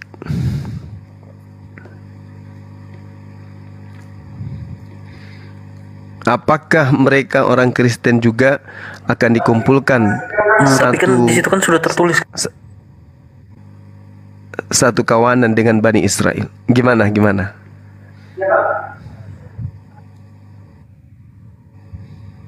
Silakan. Tapi kan di Yesaya kan sudah tertuliskan seperti itu. Bang, gue mau tanya bentar. Bang, ada pertanyaan bentar, Bang. Iya. Bang. Dani mute atau saya turunkan. Dani Gauta. Udah, kamu nggak mau denger, saya turunkan. Dani Gauta. Gimana pertanyaannya? Ya, seandainya ya, kalau seandainya gue hati gue udah bulat nih mau mualaf kan, apakah gue juga harus sunat dulu, Bang? Harus sunat, Bang? Iya, harus sunat, itu wajib. Wajib ya. Oke. Itu aja, maksudnya gue mau tanya itu aja sih. Iya, wajib sunat kalau mau masuk Islam. Kenapa? Karena kita itu kan di Islam itu jasad ini pun harus tunduk kepada aturan. Jasad kita itu tunduk kepada aturan, roh kita harus tunduk kepada aturan. Karena di Islam yang kembali nanti di hari kemudian, yang dibangkitkan dari kematian adalah jasad kita. Jasad yang mengabdi kepada Allah inilah yang kemudian akan dibangkitkan oleh Allah kembali untuk menerima upah dari apa yang kita kerjakan. Kan manusia akan diupah berdasarkan atas perbuatan, ya kan? Nah, yang berbuat ketika kita di atas muka bumi ini ya jasad ini. Jasad dan roh ini yang mengabdi. Maka jasad dan roh inilah yang harus diupah, bukan jasad lain. Kalaupun jasad ini dikembalikan dia ke hadirat Tuhan dan diberikan kemampuan, ya jasad ini tetap yang dimuliakan, bukan jasad lain. Jasad kita ini kembali dipermuliakan oleh Allah menjadi jasad yang suci. Sehingga jasad yang kemudian mengabdi kepada Allah, ya inilah yang akan mendapatkan upahnya kembali. Oleh karena itulah kemudian pola yang dianut oleh agama Kristen bahwa orang bangkit hanya roh saja tanpa jasad itu saya katakan itu keliru. Karena Yesus mengatakan orang akan dibalaskan berdasarkan perbuatan masing-masing. Berarti siapa yang berbuat itu yang dibalas. Kalau perbuatan jasad kita ini buruk, maka dibalasnya di neraka. Kalau jasad ini perbuatannya baik, maka dibalasnya di surga. Nah, bagaimana kemudian jasad dan ruh ini bisa menjadi satu keadaan di mana jasad dan ruh kerjasama di dalam mentaati perintah Tuhan? Ya hanya ada di Islam. Karena di Islam lah kemudian jasad pun diatur polanya. Harus bersunat, harus mandi junub, harus kemudian wudu. Ya, hanya di Islam diatur pola-pola itu. Kalau di tempat saudara ini yang sekarang ini ya, apa yang masuk ke dalam tubuhmu itu bukan yang haram. Nah, itu bahaya. Sementara kalau kita melihat data-data dari kitab terdahulu, makanan itu diatur. Yesus mengatakan di dalam Lukas 16 dan juga Lukas 5. Matius 5, ya lebih mudah langit dan bumi lenyap daripada setitik dari hukum Taurat itu batal. Ya kayak tiba-tiba kok muncul aturan apa yang masuk ke dalam mulut itu tidak ada yang haram, yang keluarlah yang haram. Masuk ke mulut, keluar di jamban. Nah, itu pola yang tidak betul. Ya, ini saya katakan begitu karena kita dialog lintas agama ya, dua sisi. Nah, lalu kemudian Nabi Ibrahim alaihissalam menerima wasiat dari Allah. Nabi Abraham ya, dikatakan di dalam Al-Quran surah Al-Baqarah ayat 132, wasabiha Ibrahimu bani wa Yaqub ya baniya innallaha astafa lakumuddin fala tamutunna illa wa antum muslimun. Dan Nabi Ibrahim mewasiatkan ucapan itu kepada anak-anaknya, demikian pula Nabi Yakub, wahai anak-anakku, sesungguhnya Allah telah memilih jalan ini untukmu, maka janganlah kamu mati kecuali dalam keadaan muslim. Apa muslim itu? Muslim itu adalah orang yang berserah diri kepada ketetapan Tuhan. Jadi muslim itu lawan katanya adalah kufur, kafir, kafara. Apa itu? Ingkar terhadap perintah Tuhan. Ketika Tuhan datang mengatakan hidup kekal itu ajarkan kepada mereka, yaitu mengimani aku satu-satunya Tuhan, jangan ada yang lain. Yesus datang mengajarkan itu. Hidup kekal itu adalah mereka mengenal Engkau satu-satunya Tuhan yang benar dan mengenal Yesus yang Engkau utus. Nah, kalau Muslim pasti mendengarkan itu, menerima itu. Oh iya, kami mendengarkan dan kami mentaati. Tapi orang yang taat kepada pengajaran Yesus udah habis, udah dibasmi terlebih dahulu oleh Paulus, dianiaya oleh Paulus kemudian, gitu. Sehingga yang muncul kemudian adalah orang yang ingkar terhadap apa yang Yesus ajarkan. Orang ingkar, orang yang tidak mengikuti instruksi dari Tuhan yang diajarkan Tuhan melalui perantaraan nabinya atau utusannya. Nah, Nabi Abraham bersama dengan keturunannya, anak-anaknya sampai kepada Yakub diajarkan bahwasanya innallaha astafa lakumuddin fala tamutunna illa wa antum muslimun. Sesungguhnya Allah telah memilih jalan lurus ini, yaitu dinul Islam, maka janganlah kamu mati kecuali dalam keadaan muslim. Jadi kita mati harus dalam keadaan beribadah, mati dalam keadaan tunduk berserah diri kepada pencipta kita. Itu poinnya. Makanya tadi sengaja saya mengambil data dari Yehezkiel 50:17, Yehezkiel 11, dan juga Yesaya 52, lalu kemudian Yehezkiel 44 nomor 9, supaya kita menyadari bahwasanya ketika Tuhan mengumpulkan Bani Israel kembali kepada tempatnya, teman-teman Kristen tidak bisa masuk ke Yerusalem. Lalu kemana perginya? Ke Islam juga nggak bisa, ke Yahudi juga nggak bisa. Di Islam ada aturan-aturan, ada kaidah, ada rukun-rukun yang harus dilakukan untuk bisa menjadi seorang Islam. Di Yahudi pun demikian. Syaratnya harus berasal dari Bani Israel. Kita bukan Bani Israel. Lalu tidak ada nabi yang diutus kepada Romawi, tidak ada nabi yang diutus kepada Yunani, tidak ada nabi yang diutus ke Belanda, tidak ada nabi diutus ke Portugis. Lalu kita mau kemana ini? Kenapa kita tidak mencari jalan? Kita mau ke Yahudi karena ajarannya benar, tapi kita ditutup oleh kasta. Kita ditutup oleh ras. Dia ajarannya hanya untuk mereka saja. Tidak diajarkan untuk mengajarkan kepada seluruh umat manusia.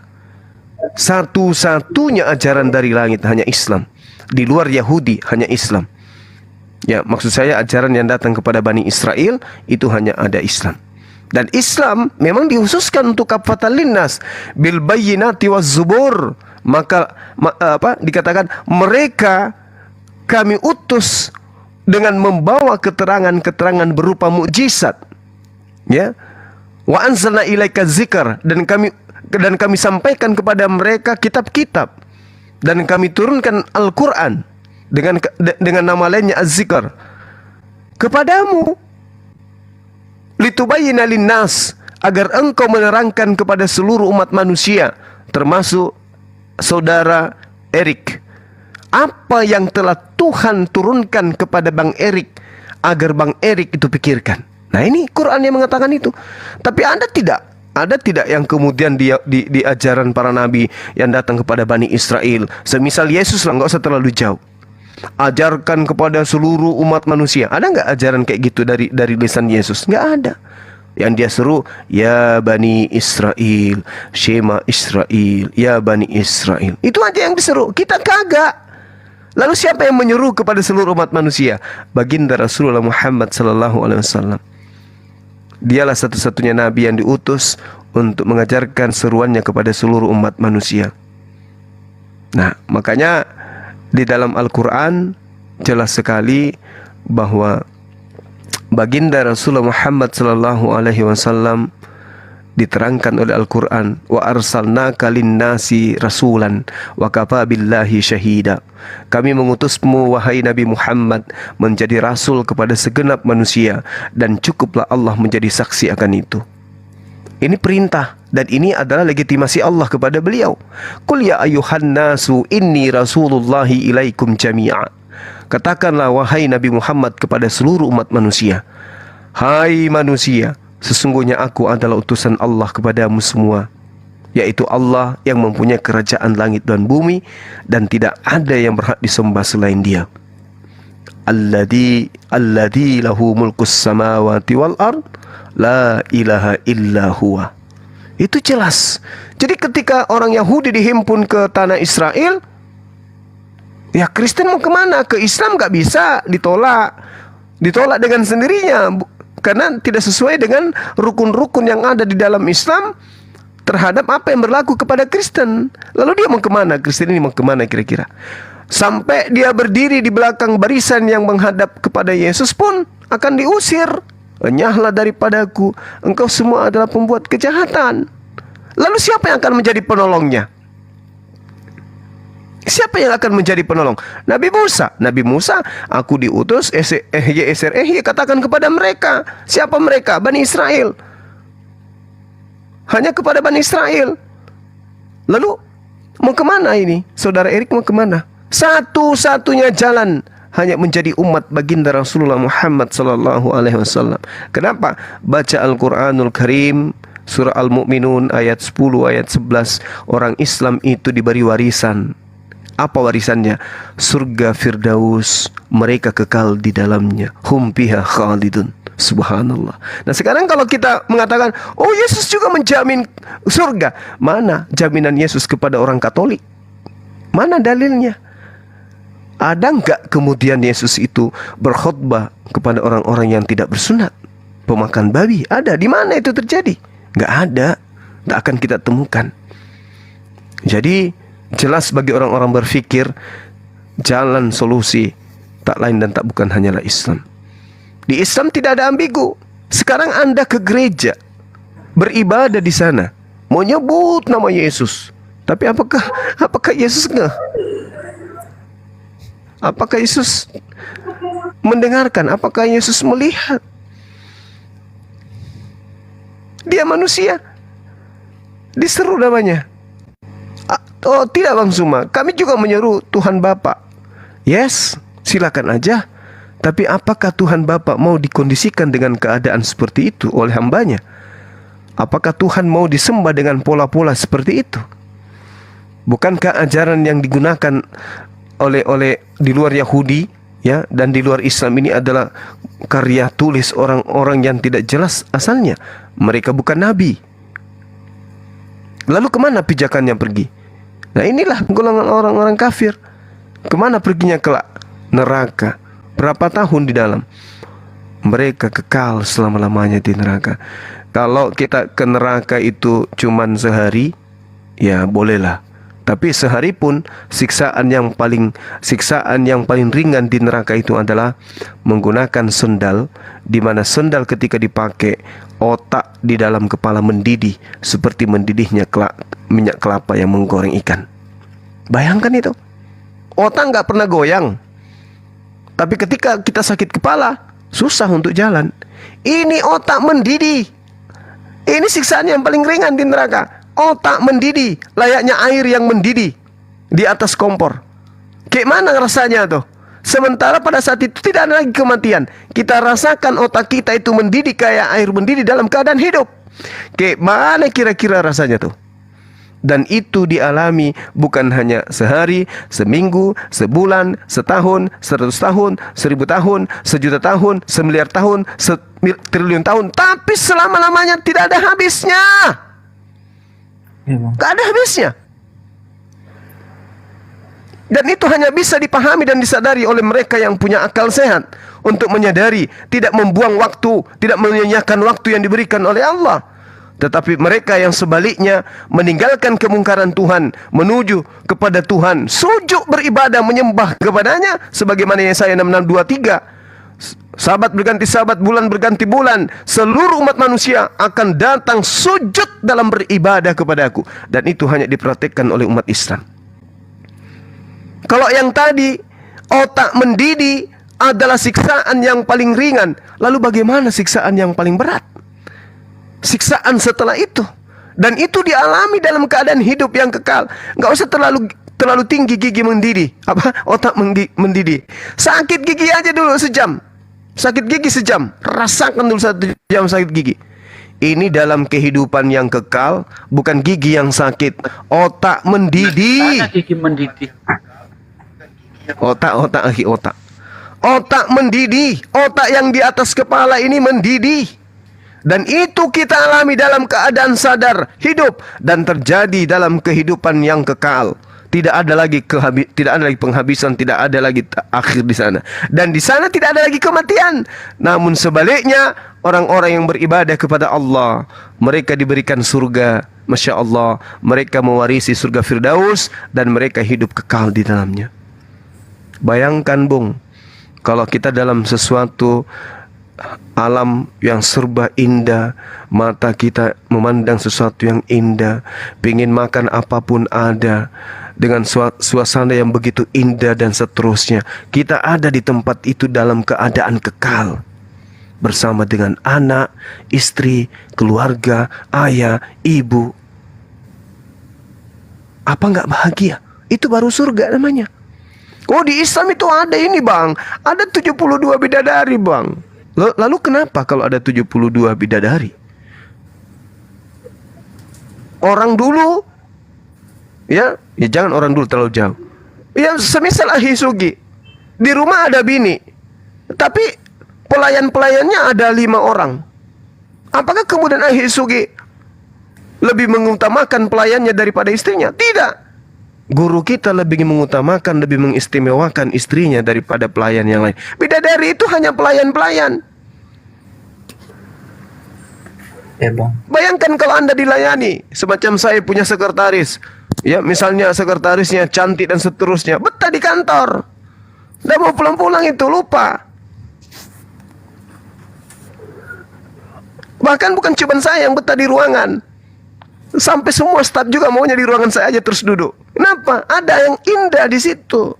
Coba bayangkan, gimana di surga dalam kehidupan kekal? Tidak ada lagi rasa cemburu, tidak ada dengki, tidak ada iri, tidak ada hasad, tidak ada husud, tidak ada air mata, tidak ada dendam. Terus yang menemani kita ada hal-hal yang indah. Subhanallah. Mau makan durian tinggal bilang durian, baru bilang duriannya sudah datang. Mau makan jambu monyet, baru bilang jambu monyetnya sudah muncul duluan. Bercanda. Tapi Bang, jambu monyet kan Bang, bukan monyet yang datang kan Bang.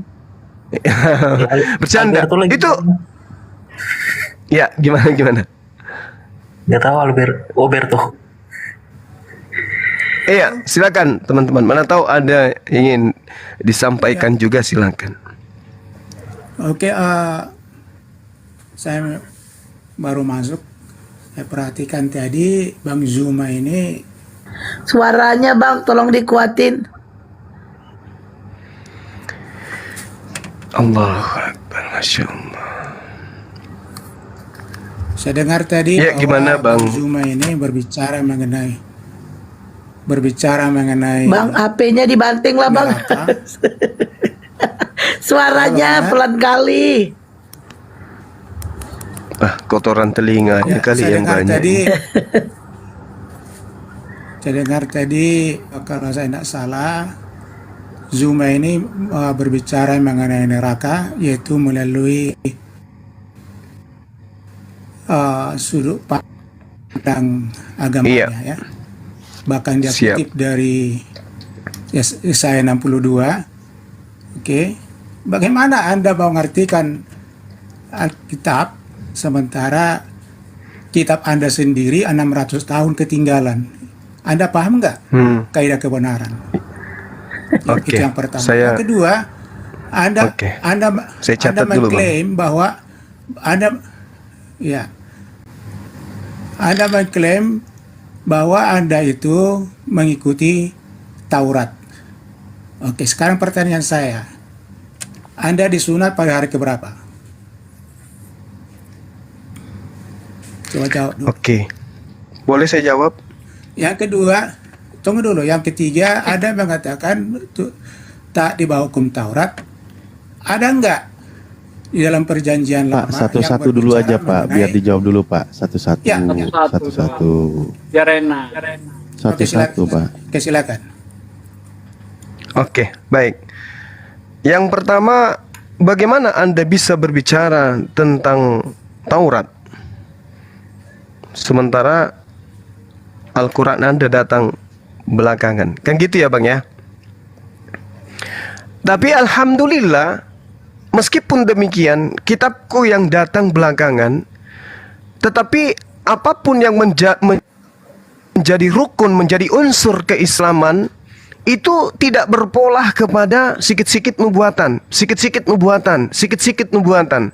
Islam telah dinubuatkan di dalam kitabnya ini dan ini. Ini sudah dinubuatkan di dalam kitab ini dan ini. Islam itu tidak seperti itu. Al-Quran datang kepada baginda Rasulullah Muhammad SAW, itu tidak pernah mengkaji Taurat, tidak pernah mengkaji Mazmur, tidak pernah mengkaji Injil, nggak pernah. Seketika wahyu itu datang dari langit, disampaikan. Lalu kemudian polanya ada, terstruktur dengan baik, kaidah-kaidah ajaran yang ada di dalamnya. Jadi ketika Al-Quran datang menceritakan tentang keberadaan kitab terdahulu, wajar. Laksana Orde Baru bercerita reformasi. Orde Lama. Reformasi bercerita tentang Orde Lama dan Orde Baru. Itu baru betul.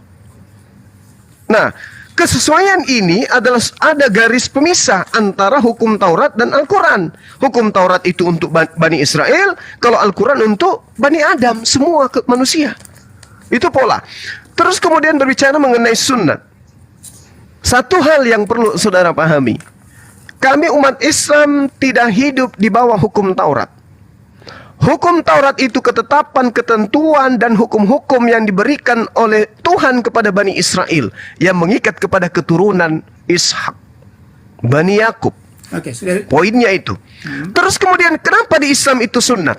Karena ada perintah dari baginda Rasulullah Muhammad SAW. Salah satu rukun keislaman itu adalah sunat bagi laki-laki. Syarat suci, bersih di dalam laki-laki dalam Islam itu adalah bersunat. Itu perintah dari Nabi kami. Jadi bukan perintah dari Nabi Abraham atau perintah dari Yakub, wahai Nabi Muhammad. Bukan begitu polanya. Ini pola yang diajarkan oleh Islam itu sendiri. Ada perintahnya. Boleh, saya jawab sekarang, boleh? Sudah bisa? Ya, silakan. Oke. Iya. Oke. Jadi jelas Anda itu kerepotan ketika saya tanyakan mengenai kaidah kebenaran. Kaidah kebenaran, perhatikan ya, bahwa kebenaran yang muncul belakangan itu diukur oleh kebenaran yang datang lebih awal. Lalu Anda seringkali mengutip perjanjian lama, kan? Sementara perjanjian lama berbicara mengenai perjanjian baru. Tidak satu pun, perhatikan, tidak satu pun dari perjanjian lama berbicara mengenai kitab Anda. Itu artinya, kalau Anda mengatakan bahwa itu datang tersendiri tiba-tiba, itu kan bisa saja orang mengklaim seperti itu. Bisa. Makanya, kalau Anda berbicara mengenai Alkitab, pahami dulu itu apa Alkitab, pahami dulu itu ada 3 zaman, dan tidak mungkin, ya, dan tidak mungkin kebenaran yang belakangan itu mengatur atau mengukur kebenaran yang datang lebih awal. Anda sendiri mengatakan kami sudah karena hukum yang dibuat oleh Nabi Anda. Tapi Anda tidak paham bahwa apa yang disebut dengan sunat di dalam perjanjian lama itu tidak bisa dibatalkan oleh hukum Anda atau Al-Quran Anda. Kenapa? Itu tadi kaidah kebenaran. Kalau Alkitab itu jelas, dari awal jelas, Adam itu tidak pernah menjadi Islam. Kejadian pasal 2:16 itu hukum Allah diberikan, jangan makan buah pengetahuan yang baik dan jahat. Jadi kalau tiba-tiba muncul, kan aneh tuh. Ada rangkaiannya dari penciptaan sampai bangsa Israel keluar dari Mesir sampai Yesus datang. Semua orang bisa mengklaim seperti itu. Jadi Anda hanya mengklaim-klaim, lalu Anda mengartikan, oh ini kebenaran. Nah, mungkin dari Anda itu kebenaran. Kalau kebenaran itu dibuktikan oleh sejarah, dan itu pengilhaman ayat suci juga. Jadi Anda jangan main klaim ini dan itu, tidak boleh. Anda tidak punya hak untuk mengartikan Alkitab. Ingat, 600 tahun bukan waktu yang sedikit loh. Jadi Anda harus paham mengenai kebenaran. Anda tantang untuk membuktikan mana dalam Alkitab yang salah, sehingga harus diperbaiki menurut versi Anda. Boleh tunjukkan tidak? Sekarang saya tantang siapapun di dalam perdebatan atau dalam perbincangan ini untuk membuktikan, karena Anda kelihatannya sudah terlalu jauh mencampuri yang tidak tahu. Gantian. Silakan Bang Juma. Silakan. Pak Berto jangan nantang-nantang kayak gitu. Misalkan ada kesalahan dari Bible, hancur Pak. Serius Pak. Jangan nantang Pak kayak gitu Pak. Kenapa tidak? Saya pertanggungjawabkan itu. Saya pertanggungjawabkan. Oke, baik. Karena Anda orang-orang Udah gantian Bang. Karena Anda itu mengutip perjanjian lama, sementara orang Kristen Anda salahkan karena dia disunat. Padahal dia tahu bahwa Anda itu perjanjian lama itu sudah digenapkan. Udah Bang, jangan kepanjangan Bang. Gantian Bang. Silakan Bang Juma. Silakan. Oke. Terima kasih atas paparan saudara nih ya. Satu hal yang perlu saudara pahami dulu. Di dalam iman orang Yahudi tidak ada yang disebut perjanjian lama. Itu hanya muncul dari Roma. Demi untuk melegalkan karangan-karangan mereka yang mereka sebutkan sebagai firman Tuhan di dalam perjanjian baru. Memang pedis, tapi Anda harus mengukur diri juga kalau ngomong. Tunggu, kita akan buktikan. Kita akan buktikan. Pegangan sebentar Pak, pegangan. Orang Yahudi memiliki perjanjian baru, tapi bukan surat-surat Paulus, bukan kitab kanonik. Kitab kanonik itu kitabnya orang Romawi Yunani. 2. Catat itu Pak, nanti coba Anda bantah itu. Sudah 2 pernyataan saya nih. Pernyataan saya yang ketiga, perjanjian barunya Tuhan kepada Bani Israel itu adalah hukum Taurat. Mungkin Bapak nggak tahu dalilnya. Catat, Yeremia 31:31. Aku akan melakukan perjanjian baru dengan Bani Israel dan Bani Yehuda. Nah sekarang saudara Roberto ini dari Bani apa? Itu sudah 3 Pak. Tunggu. Itu sudah 3 Pak. Nanti yang paling mudah yang Bapak jawab. Jadi perjanjian baru Tuhan kepada Bani Israel itu, perjanjian barunya adalah hukum Taurat. Pertanyaan saya kepada saudara, ini pertanyaan. Siapa yang mengajari Anda mengajarkan bahwa hukum Taurat itu adalah perjanjian lama? Silakan. Oke. Yang pertama Anda katakan bahwa istilah perjanjian lama itu dari Roma. Itu kan menurut Anda toh?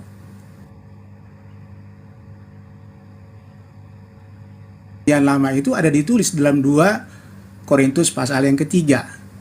Ya. Artinya ketika Anda kan terjawab Pak. Ya, kan terjawab. Ya, kan terjawab. Dengarkan dulu. Korintus itu surat, surat yang dikirim oleh Paulus kepada orang yang ada di Korintus, Roma. Terjawab kan? Sebentar. Makanya aku bilang pegangan. Silakan. Sebentar. Anda katakan bahwa perjanjian lama itu ada dari Roma, sementara yang tertulis di dalam 2 Korintus. Kan? Itu sudah lari itu. Yang kedua, Anda katakan bahwa perjanjian baru itu yang tidak kanonik. Ingat tadi Anda sudah mengutip Yeremia 31 ayat 31 sampai 34. Tapi sayangnya Anda hanya mengutip ayat yang ke-31. Kalau Anda ikuti, aku akan mengadakan perjanjian baru. Berarti kalau Itu artinya bahwa belum ada perjanjian baru ketika dikatakan dalam Yeremia 31. Itu saja Anda sudah kerepotan memikirkan itu. Oke. Jadi Yeremia 31 itu kalau kita lihat, aku akan mengadakan perjanjian dengan apa? Dengan orang Bani Israel dan juga Bani Yehuda. Ingat pada saat dikatakan ini, kerajaan itu terbagi dua. Lalu Anda baca lagi dalam ayat 32. Apa dikatakan di sana? Tidak seperti yang kuadakan dengan perjanjian dengan nenek moyang mereka. Yang mana itu? Itu perjanjian lama. Ketika bangsa Israel, ketika aku memegang tangan mereka keluar dari Mesir. Perhatikan itu. Jadi, itu artinya bahwa perjanjian lama itu sudah ada dan perjanjian baru itu akan ada. Ingat itu. Dengan siapa dikatakan? Dengan Bani Israel. Kenapa dihilangkan Bani Yehuda? Karena yang dibicarakan bukan Bani Israel secara jasmani, tapi Bani Israel secara rohani. Itu terdapat dalam buku Galatia pasal 5. Anda ketawa, tapi Anda tidak paham. Itu juga tertulis dalam buku Roma, ya, supaya Anda tahu, ya. Jadi Anda hanya mengira-ngira. Anda kan udah aku bilang, Pak. Udah aku bilang tadi, Pak. Jangan ketawa, Iya, Ustaz Sugi. Iya, yang kita maksudkan Kan di udah aku sini bilang, Pak. adalah Nah, tapi malah benerin Bang Juma. tidak benarkan. Jangan ketawa, Itu Ustaz sudut pandang. Sugi. tidak membenarkan. Justru Anda mengatakan tadi bahwa kitab Roma itu bikinan atau perbuatan dari orang Roma. Sementara saya sudah katakan bahwa itu tidak seperti itu. Itu Tuhan sendiri yang mengatakan itu. Aku akan mengadakan perjanjian baru. Berarti belum ada perjanjian. Kata akan itu belum terjadi loh. Jangan lari dari bahasanya. Jadi Anda cuma jangan coba-coba mengatakan bahwa tidak kanonik. Yang mana yang kanonik menurut Anda? Saya tantang Anda sekarang. Lalu ketika dikatakan bahwa Yeremia 31 sampai 34 itu Bani Israel, bukan Israel secara jasmani, tetapi Bani Israel secara rohani. Itu Kristen. Oh iya, Anda ketawa tapi Anda tidak bisa bantah itu, kan? Jadi Anda punya modal hanya ketawa, punya modal hanya tertawa, sementara Ya udah, tidak paham. biar gantian Bang Juma. Silakan Bang Juma. Silakan gantian. Silakan Juma. Oke. Jangan dipotong Oke. ya. Tolong pasang kupingnya, Pak. Tolong pasang kuping baik-baik. Dengarkan perkataan yang ada dalam kitabnya orang Yahudi. Yeremia 31, nomor 31. Sesungguhnya akan datang waktunya. Demikianlah firman Tuhan. Aku akan mengadakan perjanjian baru dengan kaum Israel dan kaum Yehuda. Anda mengatakan apa? Israel yang dimaksud itu bukan Israel daging, tapi Israel rohani. Ini apa namanya ini, Pak? Ayat 32 nih. Iya. Sabar dulu. Pahami dulu, siapa yang dimaksud Bani Israel dan Bani Yehuda ini? Ini dulu. Apakah Kristen ada di sini? Apakah di ini Romawi?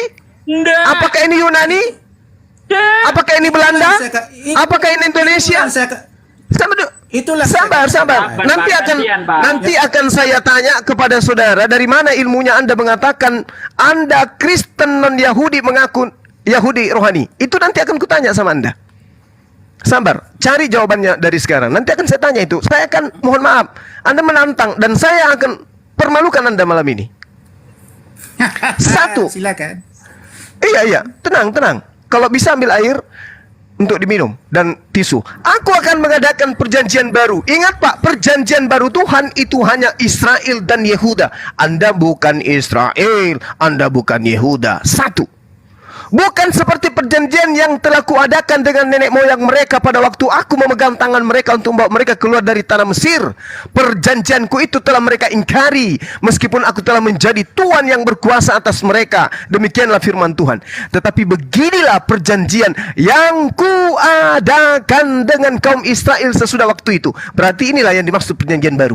Sesudah mereka membatalkan perjanjian lama, yaitu janji mereka ketika keluar dari Mesir, Tuhan membuat perjanjian baru. Beginilah perjanjian yang kuadakan dengan kamu sesudah waktu itu. Demikianlah firman Tuhan. Apa perjanjian barunya? Aku akan menaruh Tauratku dalam batin mereka dan menuliskan dalam hati mereka. Maka aku akan menjadi Tuhan mereka dan mereka akan menjadi umatku. Paham sampai di sana? Sudah? Sudah? Paham sampai di sana? Sudah? Yang menjadi perjanjian baru Tuhan adalah Tuhan memasukkan hukum Taurat ke dalam batin setiap Bani Israel. Dan dikatakan di data selanjutnya, sesungguhnya seperti ketetapan-ketetapan ini tidak akan beralih di hadapanku. Demikianlah firman Tuhan. Demikian keturunan Israel juga tidak akan berhenti menjadi bangsa di hadapanku untuk sepanjang waktu. Baca nomor 36. Apakah Anda keturunan Bani Israel? Jawab. Oke. Tadi sudah saya katakan ya bahwa ayat 31 itu berbicara kepada dua kerajaan yang terbagi. Jadi ketika Yeremia mengatakan ini, dia mengatakan itu kepada kerajaan yang terbagi utara dan selatan. Yehuda dan Israel. Dalam ayat 32 Anda sudah kutip tadi, tidak seperti perjanjian yang kuadakan dengan nenek moyang mereka. Siapa itu? Bangsa Israel. Ketika aku memegang tangan mereka dari Mesir, itu diberikan di mana? Di Gunung Sinai. Itulah hukum Taurat atau perjanjian lama. Ayat 33, perhatikan. Kenapa dihilangkan itu Yehuda?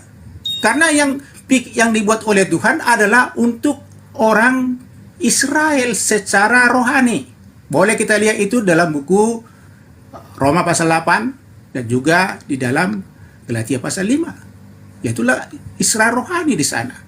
Perhatikan bahwa nubuatan ini digenapkan persis dalam Ibrani pasal 8 ayat 7 sampai 13. Digenapkan di sana.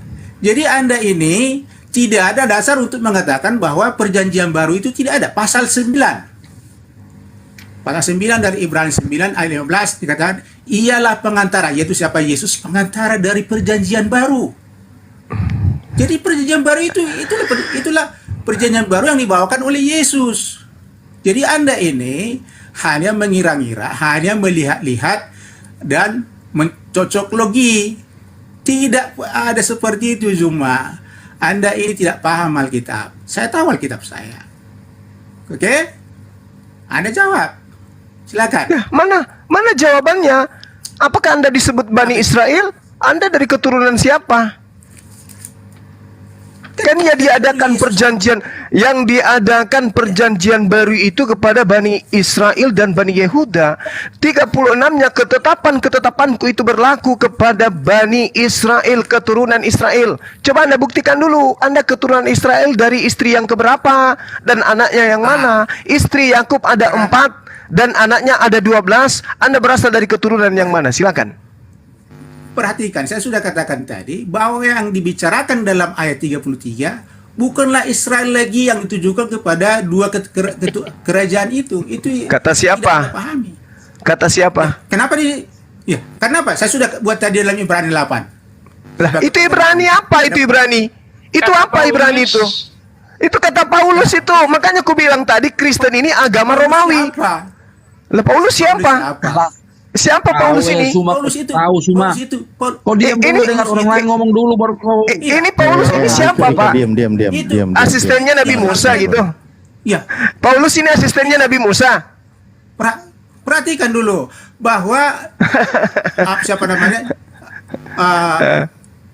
Paulus, ya perhatikan Paulus itu diilhami oleh Roh Kudus loh. Ya udah Pak. Kita sedang berbicara tunggu. Pertanyaan saya, Anda kan yang nantang. Sekarang tunjukkan kepada saya ketetapan Tuhan yang datang kepada Israel dan Yehuda itu berlaku kepada non-Yahudi. Coba tunjukkan kepada saya supaya Paulus ini tidak dianggap sebagai penyesat. Silakan. Jadi coba dengarkan ya. Ini saya sudah katakan berulang kali baik dalam forum yang lain ya. Coba perhatikan. Di dalam silakan. Ibrani 1 ayat 1 sampai 3 kenapa Anda bawa yang di loh, supaya Anda paham. Anda dengarkan Pak, dengar. Anda mengklaim punya orang dengan menggunakan surat-surat internal Kristen. Apakah dengarkan? Apakah surat Paulus ini Apakah surat Paulus ini diimani oleh suku Israel sampai hari ini? Apakah kitab Ibrani ini menjadi salah satu kitab di dalam sinagoge? Bagaimana sinagoge perjanjian baru baru ditulis itu sekitar tahun 70. Makanya jangan permalukan diri Anda.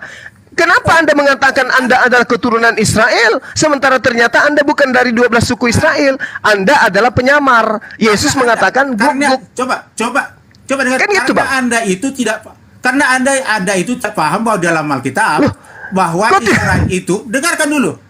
Dalam Alkitab Israel itu terbagi dua, Israel jasmani dan Israel rohani. Itulah Kristen. Di mana lagi ada istilah Israel rohani? Di mana Anda dapat istilah itu? Di mana Anda mendapatkan istilah Israel rohani? Di mana? Ketika dikatakan oleh Alkitab, aku akan mengadakan perjanjian. Alkitab apa lagi? Alkitab apa lagi? Anda nantang di sini. Anda pemahaman Bibelnya masih minim. Di mana dikatakan di dalam kitabnya orang Yahudi ada yang disebut Israel rohani? Di mana? Itu tadi Israel ketika dikatakan dalam ayat 33, aku akan mengadakan perjanjian baru dengan kaum Israel. Kenapa tidak disebutkan lagi Yehuda? Karena yang dipikirkan oleh Tuhan bukan lagi Israel secara jasmani. Kan itu Anda tidak paham. Makanya saya katakan ini kalian yang ngomong. Siapa yang ngajarin kayak gitu? Dalam Ibrani 8, Anda mau lawan itu Ibrani 8. Anda katakan lagi itu bukan dari. Kenapa bawa Ibrani, Pak? Ibrani itu bukan kitabnya Yahudi, Pak. Ibrani itu kitabnya orang Romawi, kitabnya orang Kristen. Hei, kenapa Anda bawa kitabnya orang Kristen? Mau kok Anda paham? Mau kita jelaskan, Anda tidak potong terus. Coba perhatikan ya. Saya bawa tadi Ibrani 1 ayat 1 sampai 3 untuk membuktikan itu di gereja. Saya kan minta, saya minta di mana di dalam kitabnya orangnya. Oke, itu di kitab Anda di Kristen. Yang saya minta kitabnya Yahudi. Kitab Yahudi mana ada Kristen? Itu maka saya ajarkan kepada maka dari itu yang harus mengklaim yang harus mengklaim bahwa perjanjian baru itu adalah surat-suratnya Kristen adalah orang Yahudi. Karena kenapa? Kepada mereka Tuhan menjanjikan perjanjian baru. Bani Israel, Bani Yakub. Anda siapa? Penumpang gelap. Serigalanya merdomba. Oke, silakan. Silakan. Oke. Ketika dikatakan itu tidak seperti, ingat ya, tidak sama lagi, ya. Maka kita harus melihat apa yang dimasukkan oleh buku Yeremia itu bahwa ada perjanjian baru. Bukan lagi pada saat ini dikatakan ada di sana. Itulah coba baca nanti Yohanes 1 ayat 17. Dikatakan sana karena hukum Taurat diberikan oleh Musa. Perhatikan. Tetapi anugerah dan kebenaran itu hukum Kristus datang melalui Yesus Kristus. Itu perbedaannya. Itu dikatakan oleh Yohanes 1 ayat 17. Apakah ayat itu tidak ada terima? Itu masalah Anda. Ketika saya katakan tadi, Israel, mengapa tidak dikutip lagi Yehuda di sana? Karena yang dilihat oleh Tuhan bukanlah bangsa Israel, bukan lagi seperti itu, tapi seperti yang baru. Itu saya katakan tadi. Tapi Anda tidak dengar. Apa itu? Kristen. Saya katakan di dalam Alkitab ada, dengarkan dulu. Dalam Alkitab ada 3 zaman. Zaman bapak-bapak bermula dari penciptaan sampai bangsa Israel keluar dari Mesir. Zaman yang kedua yaitu ketika bangsa Israel keluar dari Mesir, itulah hukum Musa. Zaman ketiga? Maka yang ketika serigala jamar domba. Zaman Kristus. Tahu semua dengar orang ngomong dulu. Bapak berbicara, dengarkan. Bapak berbicara tentang perjanjian barunya orang Yahudi, tetapi ternyata Anda membantah itu semua dengan perjanjian barunya orang Romawi. Nyambung nggak di situ? Nyambung nggak tidak, Pak? Bagaimana Anda katakan perjanjian baru ada di bangsa Yahudi? Itu dengarkan Yeremia 31. Aku akan mengadakan perjanjian baruku dengan kaum Israel dan kaum Yehuda. Justru saya tahu itu, makanya saya katakan tadi Yohanes 1 ayat 17. Karena Itu hukum Taurat astagfirullahalazim ya Allah ya Karim. Kok kenapa Anda tidak terima bahwa hukum Taurat itu dibawa oleh Musa? Terima tidak? Saya terima. Itu lagi kata. Saya terima Tuhan datang kepada Nabi Musa alaihissalam memberikan ketetapan-ketetapan kepada kaumnya. Saya percaya. Sekarang kalau hukum perjanjian baru dibawa Kristus, yang mana itu? Coba saya tanya. Yang mana itu? Hukum perjanjian baru yang dibawa Kristus yang mana? Sejak kapan Yesus bawa hukum baru? Jadi apa itu yang dikatakan dalam Yohanes 1:17? Coba bantah dulu. Apa Yohanes 1 nomor 17 apa? Coba baca. Apa? Jangan coba. Ya baca aja. Suara besar. Yohanes 1 sampai nomor 1 sampai 34 itu bukan perkataan Yesus. Nah, disitulah Anda tidak paham bagaimana prosedur. Kok di situ saya tidak paham. Sekarang begini. Ketika Yesus datang ke atas muka bumi, apakah dia penyampai firman, dia yang menerima firman atau Yohanes yang menerima firman? Nah, itulah tidak Anda pahami. Yesus tidak satu pun buku ditulis loh. Ingat. Semua dari Kejadian sampai buku Wahyu, perhatikan, tidak satu pun ditulis oleh Yesus. Itu dituliskan melalui ilham Roh Kudus. 2 Timotius 3:16-17. Nah, ini lagi-lagi 2 Timotius. Lagi-lagi 2 Timotius. Yesus tidak mengenal Timotius. Yesus tidak mengenal itu. Lah, di mana Yesus bertemu dengan Paulus? Di mana? Itu Anda tidak paham. Itu dalam Kisah Rasul pasal 9. Kisah Rasul itu kan punyanya Lukas. Lukas itu kan asistennya Paulus, Pak. Lihat tuh, Anda menolak apa yang tertulis. Siapakah Anda merusak kitab saya? Bapak, siapa nama ini? Pak Oberto. Pak Oberto, tunggu dulu, Pak. Siapa? Tadi kita berbicara mengenai perjanjian barunya orang Yahudi. Oke? Perjanjian baru itu Perjanjian baru itu diberikan Tuhan kepada Bani Israel dan Bani Yehuda. Oke? Paham? Perjanjian baru itu adalah hukum Taurat dimasukkan ke dalam batin setiap Bani Israel. Makanya dikatakan di dalam ketetapan penutupnya di data nomor 36, sesungguhnya seperti ketetapan-ketetapan ini tidak akan beralih dari hadapanku. Bagaimana mungkin kemudian ketetapan ini berubah menjadi Timotius, Ibrani, Galatia, Filipi, Efesus? Dari mana? Kenapa? Ini ketetapan, dengarkan. Ini ketetapan tidak akan beralih dari hadapanku. Demikianlah firman Tuhan. Demikianlah keturunan Israel juga tidak akan berhenti menjadi bangsa di hadapanku untuk sepanjang waktu. Loh, kok tiba-tiba ada Ibrani, ada Efesus, ada Galatia, ada Roma. Ini apa ini yang Anda bawa? Karangan-karangan kayak begini membantah firman Tuhan. Ini firman Tuhan, Pak, Yeremia 31 nih. Loh, kok Anda bawa surat-surat nggak jelas? Loh, kenapa tidak jelas? Lah, tidak jelas. Dengarkan. Pertanyaan saya tolong dijawab. Pertanyaan saya Anda jawab dan Anda punya hak bicara. Tunjukkan di mana surat-surat Paulus dituliskan untuk orang Yahudi. Silakan. Dari 14 kitabnya di mana ditulis Paulus menulis untuk orang Yahudi. Silakan. Saya mau lihat. Sudah bisa jawab ya? Jawab. Coba jangan dulu salah ya, dengar. Jawab. Silakan Anda tunjukkan surat Paulus ditujukan kepada orang Yahudi. Silakan. Sudah bisa saya bicara? Sudah bisa diam? Belum? Atau mau bicara lagi? Perhatikan ya. Saya sudah kutip tadi Ibrani 1 ayat 1 sampai 3. Bagaimana dikatakan ada 3 kali atau 3 zaman dalam Alkitab. Anda percaya bahwa manusia pertama adalah Adam? Kalau Anda percaya, Allah berbicara kepada. Pertanyaan saya apa tadi, Pak, barusan? Dengarkan dulu. Saya nggak butuh yang lain. Saya butuh pengakuan. Mana surat-surat Paulus? Mana surat-surat Paulus untuk orang Yahudi? Mana? Anda tidak paham. Pak, dengarkan Pak. Yeremia 31 nomor 31, Tuhan akan melakukan perjanjian baru dengan Bani Israel dan Bani Yehuda. Mana surat-surat Paulus untuk Bani Israel dan Bani Yehuda? Tunjukkan ke saya, silakan. Itu yang dinubuatkan oleh Yeremia. Perhatikan ya. Aku akan mengadakan perjanjian baru. Ya, perhatikan. Yang dibicarakan di situ perjanjian baru bukan pada saat itu. Disitulah keluar. Oke. Yang Anda maksud perjanjian baru adalah surat-suratnya Paulus kan? Iya kan? Nah, coba Anda tunjukkan surat Paulus yang ditujukan kepada Bani Yehuda dan Bani Israel. Yang mana itu? Roma kah? Ibrani kah? Filipi kah? Yang mana? Kan Anda nyela lagi, saya sudah katakan tadi. Di dalam ayat 33 Yeremia 31 disebutkanlah di sana apa? Bani Israel.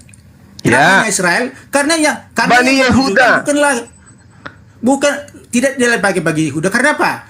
Dia mengatakan itu sebagai gambaran atau sebagai petunjuk bahwa perjanjian baru itu untuk semua orang. Masih ingat? Mana dalilnya? Mana dalilnya? Tidak ada. Dengarkan, diam dulu Anda. Ya. Ketika dikatakan, ya bagaimana berdebat? Ini berdebat. Anda mengatakan tidak ada ya, wajarlah saya tertawa. Anda membantah firman Tuhan dengan mengatakan tidak ada. Lalu siapa yang mau mendengarkan abang bicara?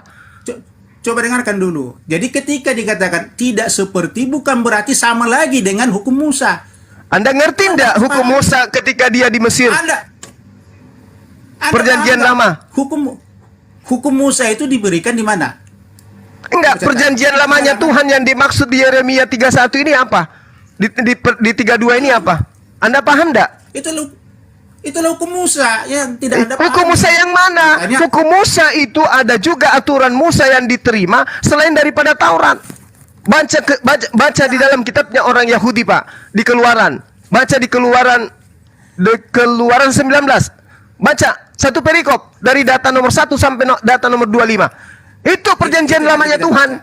Coba perhatikan dulu. Ketika tidak seperti situ kan Anda sudah mati sebenarnya. Tidak seperti perjanjian lama yang Tuhan janjikan dengan Bani Israel ketika mereka keluar dari Mesir. Apa perjanjian lama itu? Baca Keluaran 19 dari nomor 1 sampai nomor 25 aku bilang.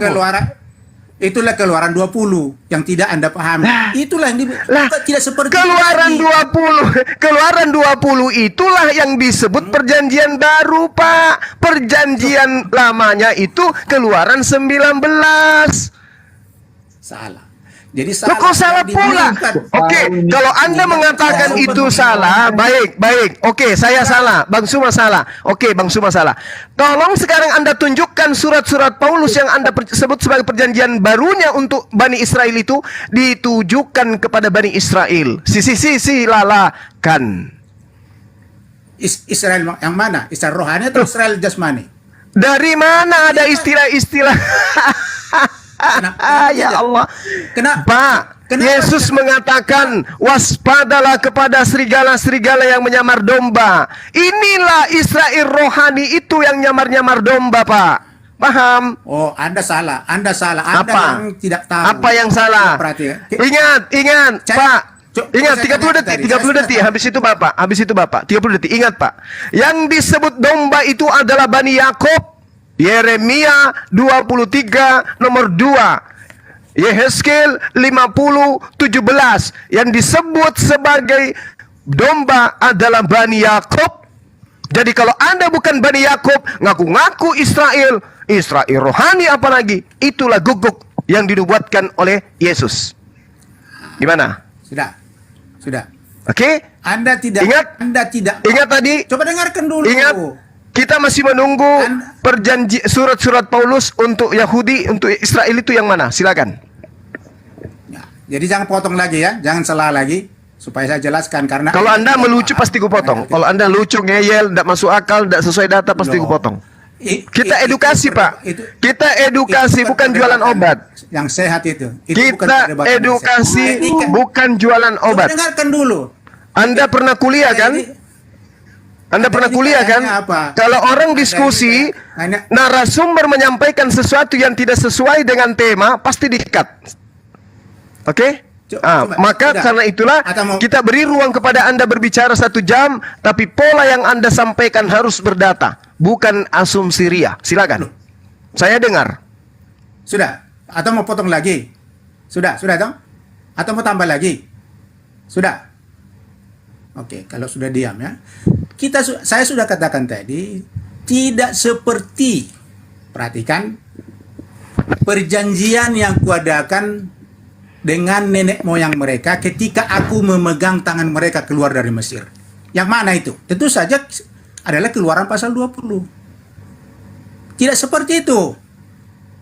Tetapi dikatakan aku akan mengadakan perjanjian baru dengan Bani Israel. Israel ini kenapa tidak dikatakan Bani Yehuda? Karena memang dalam pikiran Tuhan bukan lagi seperti itu. Itu yang dimiliki oleh bangsa Israel sekitar 623. Supaya Anda paham, hukum diberikan kepada bangsa Israel. Tidak seperti itu. Ingat itu. Makanya saya katakan tadi dalam 1 ayat 17 dikatakan di sana bahwa hukum Taurat datang melalui Musa. Perhatikan itu. Jadi dua kata perantara atau mediator yang berbeda. Ya, dikatakan bahwa hukum anugerah dan kebenaran datang melalui Yesus Kristus. Ketika saya kutip tadi Ibrani 8 ayat 7 sampai 13, Anda bilang, "Oh, itu tulisan Paulus." Tidak, itu diilhamkan oleh Roh Kudus kepada Paulus. Lalu dalam pasal 9 ayat 15 dikatakan Yesus adalah pengantara dari perjanjian baru. Berarti sudah ada perjanjian baru itu. Tidak ada perjanjian baru di zaman perjanjian lama. Anda katakan mana tulisan Paulus kepada Bani Israel Yahudi? Memang tidak ada, karena Paulus hidup di zaman Kristus. 3 zaman saya katakan itu berbeda. Hukum-hukumnya juga berbeda. Makanya kami tidak melakukan hukum Taurat. Kenapa? Hukum Taurat itu telah digenapkan oleh Kristus di kayu salib. Itu yang Anda harus pahami. Jadi kalau Anda hanya besar suara, tidak akan tidak menyelesaikan masalah. Artinya kalau tidak seperti yang mana itu? Yang diadakan oleh Allah kepada bangsa Israel di Gunung Sinai. Itu sangat jelas. Dan itu makanya ada perjanjian baru. Itulah kami percaya bahwa perjanjian baru itulah 27 buku itu. Makanya ada perjanjian baru. Itu dikatakan oleh Yeremia. Kalau tidak seperti Anda katakan sama. Bagaimana tidak seperti masih dipakai? Tidak mungkin. Jadi ini yang harus Anda pahami. Jadi perjanjian baru itu ada. Itulah hukum Kristus yang kami pakai. Salah satunya yaitu Markus 16:16.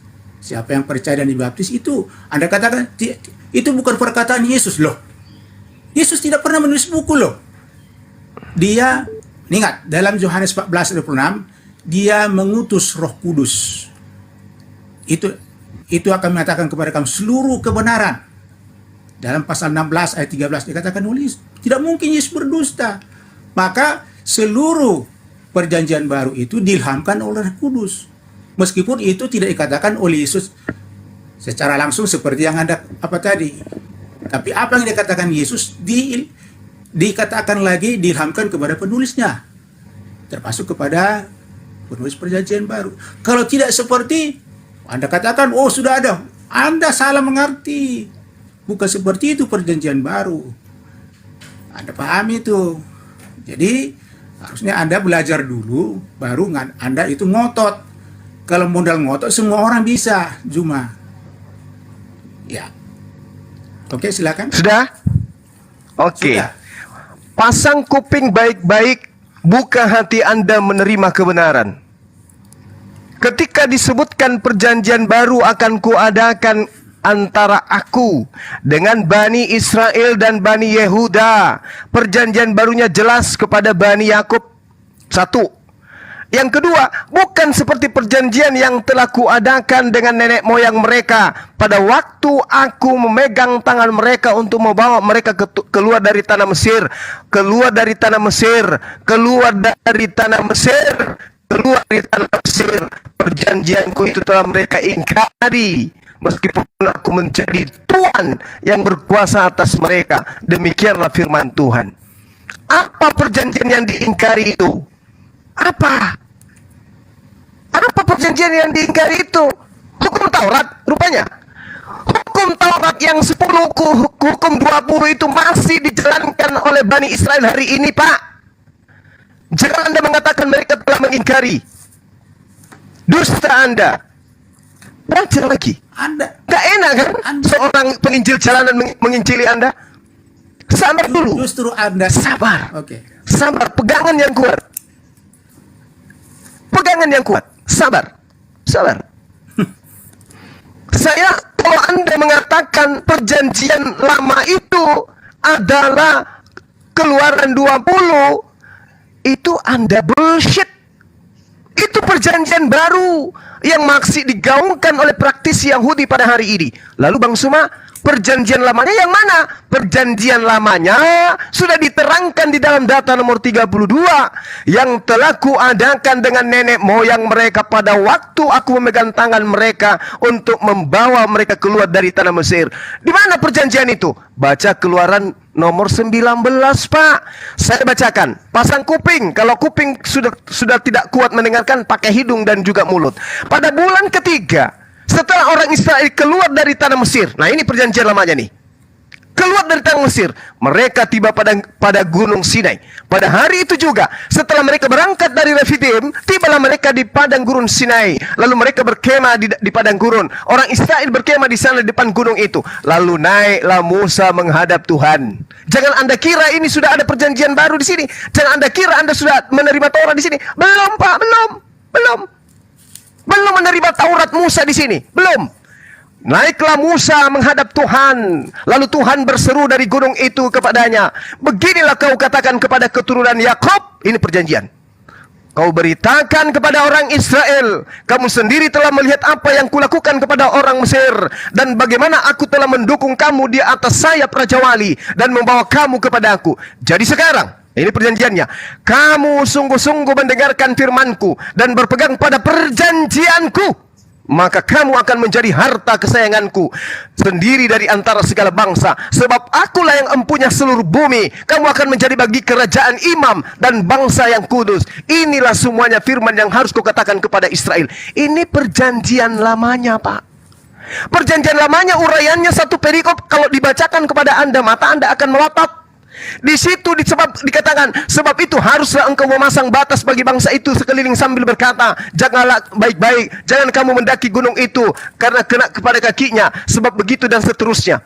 Lalu dikatakan, tangan seorang pun tidak boleh merabahnya. Itu perjanjiannya. Lalu turunlah Musa dari gunung, mendapatkan bangsa itu. Disuruhnyalah bangsa itu menguduskan diri, dan mereka pun mencuci pakaiannya. Maka kata Musa kepada bangsa itu, bersiaplah menjelang hari yang ketiga, dan janganlah kamu bersetubuh dengan perempuan. Dan terjadilah pada hari ketiga, pada waktu terbit matahari, ada guru dan kilat dan awan padat di atas gunung yang bunyi sangkakala yang sangat keras. Ini perjanjiannya, Pak, perjanjian lamanya. Gunung Sinai ditutupi seluruhnya dengan asap karena Tuhan turun atas dalam api. Asap membumbung seperti asap dari dapur dan seluruh gunung itu gemetar. Ini perjanjian Tuhan. Bunyi sangkakala kian lama kian keras. Berbicaralah Musa, lalu Allah menjawabnya dari guru. Lalu turunlah Tuhan ke atas gunung Sinai, ke atas puncak gunung itu. Maka Tuhan memanggil Musa ke puncak gunung itu, dan naiklah Musa ke atas. Ini perjanjian baru. Kemudian Tuhan berfirman kepada Musa, turunlah, peringatkanlah kepada bangsamu itu supaya mereka jangan menembus pendapat Tuhan, mendapatkan Tuhan dan melihat Tuhan. Sebab tentulah banyak dari mereka akan binasa. Juga para imam yang akan datang mendekat kepada Tuhan haruslah menguduskan dirinya supaya Tuhan jangan melanda mereka. Supaya Tuhan jangan melanda mereka. Lalu dikatakan, Pak, dikatakan gini, tidak mungkin bangsa itu mendaki gunung ini, sebab engkau sendiri telah memperingatkan kepada kami. Pasanglah batas sekeliling gunung itu dan nyatakanlah gunung itu kudus. Lalu Tuhan berfirman kepada Nabi Musa setelah melakukan perjanjian baru, pergilah, turunlah, kemudian naiklah pula engkau beserta Harun. Nah, setelah naik Musa beserta Harun, Pak, baru menerima perjanjian baru. Apa perjanjian barunya? Baca data selanjutnya di Keluaran 20. Baru muncul perjanjian baru. Lalu Allah mengucapkan segala firman. Ini setelah Nabi Musa naik untuk yang kedua kalinya. Akulah Tuhan Elohim yang membawa engkau keluar dari tanah Mesir, dari tempat perbudakan. Jangan ada padamu Allah lain di hadapanku. Inilah sampai ke 10 perjanjian baru itu. Makanya dikatakan, dan adalah perjanjian baru itu, aku akan memasukkan hukum Taurat ke dalam batin setiap Bani Israel. Sudah. Anda sudah paham? Terlalu panjang. Jadi perjanjian lamanya antara Tuhan dengan Bani Israel itu ada di Keluaran 19, perjanjian barunya ada di Keluaran 20. Lalu di mana surah-surah Paulus itu? Kemana perginya surah-surah Paulus itu, Pak? Untuk siapa surat-surat Paulus itu, Pak? tidak. Untuk siapa? Diam dulu. Tidak usah Anda kejang-kejang. Pertanyaan saya, Anda belum bantah. Di mana surat Paulus itu dituliskan untuk Bani Israel, sementara surat yang dituliskan, perjanjian yang dituliskan untuk Bani Israel adalah Keluaran 21 perikop perjanjian baru Tuhan kepada Bani Israel. Silakan Anda tunjukkan surat Paulus adalah perjanjian baru Tuhan untuk Bani Israel. Itu di mana tertulis? Silakan. Ya. Jadi Anda juga punya permasalahan kayaknya dengan pendengaran. Saya sudah katakan tadi itu. Coba dengarkan supaya Anda paham bahwa tidak seperti pertanyaannya ketika aku membawa tangan mereka dari Mesir, apakah ini termasuk pasal 20? Jangan Anda bagi pasal 19 dari Keluaran dengan pasal 20. Itulah perjanjian lamanya. Jadi ketika itu berapa ratus tahun kemudian, ingat ya, berapa ratus tahun kemudian muncullah apa? Muncullah Nabi Yeremia. Ya. Jadi Anda tidak paham itu kalau Anda berpikir kalau sudah ada katakan bahwa perjanjian lama itu di pasal 19 dari buku Keluaran pasal 20 itu keliru besar. Mengapa diulang lagi pasal dari Yeremia 31? Anda mengigau. Kan? Tidak mungkin diulangi lagi kalau sudah dikasih. Kan? Isitulah kebodohan Anda kalau boleh saya katakan begitu. Anda pukul rata. Pasal 19, pasal 20. Tidak. Diulangi lagi berapa ratus tahun kemudian. Berarti tidak seperti ketika Allah memegang mereka melalui Musa. Makanya saya katakan tadi. Yohanes 1 ayat 17. Hukum Musa, karena hukum Musa datang karena Taurat dan hukum Taurat datang melalui Musa, tapi anugerah dan kebenaran yaitu hukum Kristus datang melalui Kristus.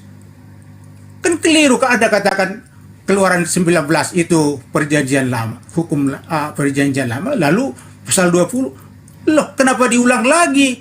Berapa ratus tahun kemudian ada paham nggak sejarah? Kayaknya Anda ini tidak paham. Anda tidak tahu. Tadi Anda saya tanyakan, tidak seperti berarti tidak sama dong. Harus pahami itu.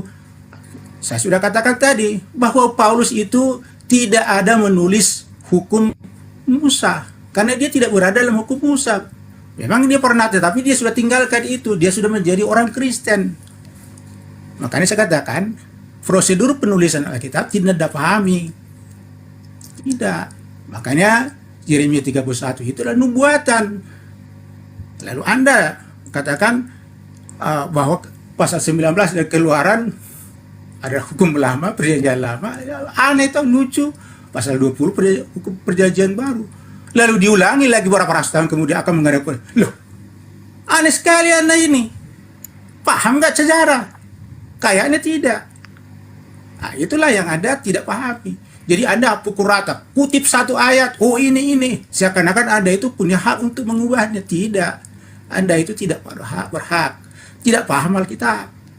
Tapi Anda mengaku-ngaku, sok pintar. Itu masalah Anda. Anda orang sombong, mengartikan ayat suci Alkitab kami dengan cara sendiri. Saya sudah katakan 600 tahun baru muncul kitab Anda. Tidak mungkin kitab Anda itu mengatur ataupun mengukur perjanjian lama atau Alkitab. Itu tidak Anda pahami. Dikatakan pasal begini. Lalu berapa ratus tahun kemudian diulangi lagi. Kok diulang-ulangi? Anda paham gak sejarah? Tidak paham kayaknya. Toh? Tapi Anda suara ada yang paling besar. Suara besar itu tidak menjamin apa-apa. Zuma. Oke? Jangan curhat, Pak. Kasih data lah. Kasih data dong. Di mana surat-surat Paulus itu ditulis untuk Bani Israel? Dalam Ibarat 8. Oleh Israel bagaimana lagi? Sudah saya katakan Israel. Kan Tuhan mengadakan perjanjian baru kepada Bani Israel, Pak, bukan kepada Bani Romawi. Maka kalau Anda mengatakan perjanjian barunya Tuhan itu adalah surat-surat Paulus, tunjukkan surat Paulus itu Paulus tulis untuk Bani Israel. Mana? Yang saya katakan pada Anda katakan tadi Keluaran 19 itu perjanjian lama, hukum yang lama. Lah memang begitu, Pak. Giliran saya kan ngomong sekarang. Lalu Keluaran 20 Anda katakan itulah hukum yang baru. Perjanjian Lalu baru. diulangi. Saya kasih tunjuk. Ya betul. Lalu diulangi lagi. Betul. Perjanjian baru itu adalah hukum Taurat. Dengarkan. Coba Anda baca Yeremia 31 Pak, itu nomor 33-nya. Beginilah perjanjian yang kuadakan dengan kaum Israel sesudah waktu itu. Sesudah waktu perjanjian lama. Oke? Apa itu? Aku akan menaruh Tauratku. Setelah perjanjian lama, yaitu Keluaran 19, Tuhan kemudian menaruh apa di dalam batin Bani Israel? Hukum Taurat, Pak, bukan hukum Paulus. Ini sudah jelas-jelas ini. Hukum barunya Tuhan adalah Tuhan akan memasukkan hukum Taurat ke dalam batin setiap Bani Israel. Mana ada Bani Israel memasukkan hukum Paulus ke dalam batin mereka, Pak? Kalau Bani Israel menaruh hukum Paulus di hati mereka, Yerusalem sekarang ini sudah berubah menjadi negara Kristen. Vatikan pindah ke Yerusalem. Orang-orang tidak ada lagi di sinagoge, tidak ada lagi praktisi Torah, semuanya menjadi praktisi perjanjian baru. Apakah itu terbukti? Tidak. Aku akan mengadakan perjanjian baru dengan Bani Israel, yaitu mulut itu. Yaitu aku akan. Wow, Masya Allah. keren. Masya Allah. Allahu Akbar. Allahu Akbar. Gurunda, Masya Allah. Barakallahu Sudah bisa jawab. fikum. Sudah bisa jawab. Aku akan memasukkan hukum Taurat, Pak, bukan hukum Paulus, Pak. Bukan hukum Paulus yang dimasukkan ke dalam setiap Bani Israel. Intinya perjanjian baru itu akan dimasukkan ke dalam batin setiap Bani Israel, yaitu hukum Taurat. Sabar dulu, Pak. Sabar. Makanya di dalam Keluaran 19 bisa ada perjanjian Tuhan pada Israel, Pak. Mohon maaf. 19 itu bukan seluruh hukum. Bang Juma. Abang Juma. Bang, suara Bang putus-putus, Bang. Iya. Diperbaiki dulu, Abang. Jadi, Iya, suaranya Bang berubah. sudah bisa jawab. Oke. Sudah saya bisa jawab Juma. Oke. Oke. Jadi Anda kerepotan lagi dengan pernyataan Anda sendiri. Anda katakan tadi bahwa Keluaran pasal 19 itulah perjanjian lama. Lalu tidak lama kemudian Anda katakan bahwa perjanjian baru itu pasal 20. Tidak. Di situ ada dikatakan kuduskanlah hari Sabat. Memang. Jadi itu artinya apa? Ketika itu perjanjian baru itu. Coba perjanjian baru. Apa diulang lagi berapa ratus tahun kemudian? Aku akan membuat perjanjian baru. Double dah. Double itu. Aku akan memasukkan hukum Taurat ke dalam batin setiap Bani Israel. Iya, saya katakan itu. Yang Anda tidak pahami adalah bahwa yang dimasukkan ke dalam batin setiap Bani Israel itulah hukum barunya, Pak. Yang dimasukkan ke dalam batin setiap Bani Israel itulah hukum barunya. Itulah perjanjian barunya. Sudah bisa jawab. Sudah. Iya, sekarang begini.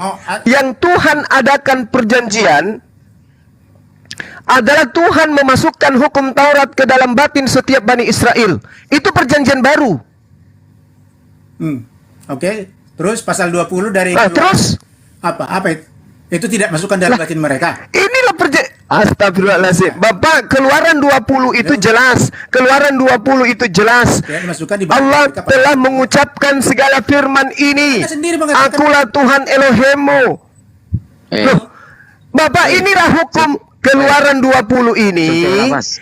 Keluaran 20 inilah yang Keluaran 20 inilah yang dimasukkan ke dalam batin setiap Bani Israel, Bapak. Bukan surat-surat Paulus yang dimasukkan ke dalam batin Bani Israel. Surat-surat Paulus itu untuk Romawi. Sudah bisa jawab. Lalu diulangi lagi hal yang sama. Pasal 31 Yeremia maksudnya dibuat lagi perjanjian yang baru. Kan? Anda jadi repot sendiri itu.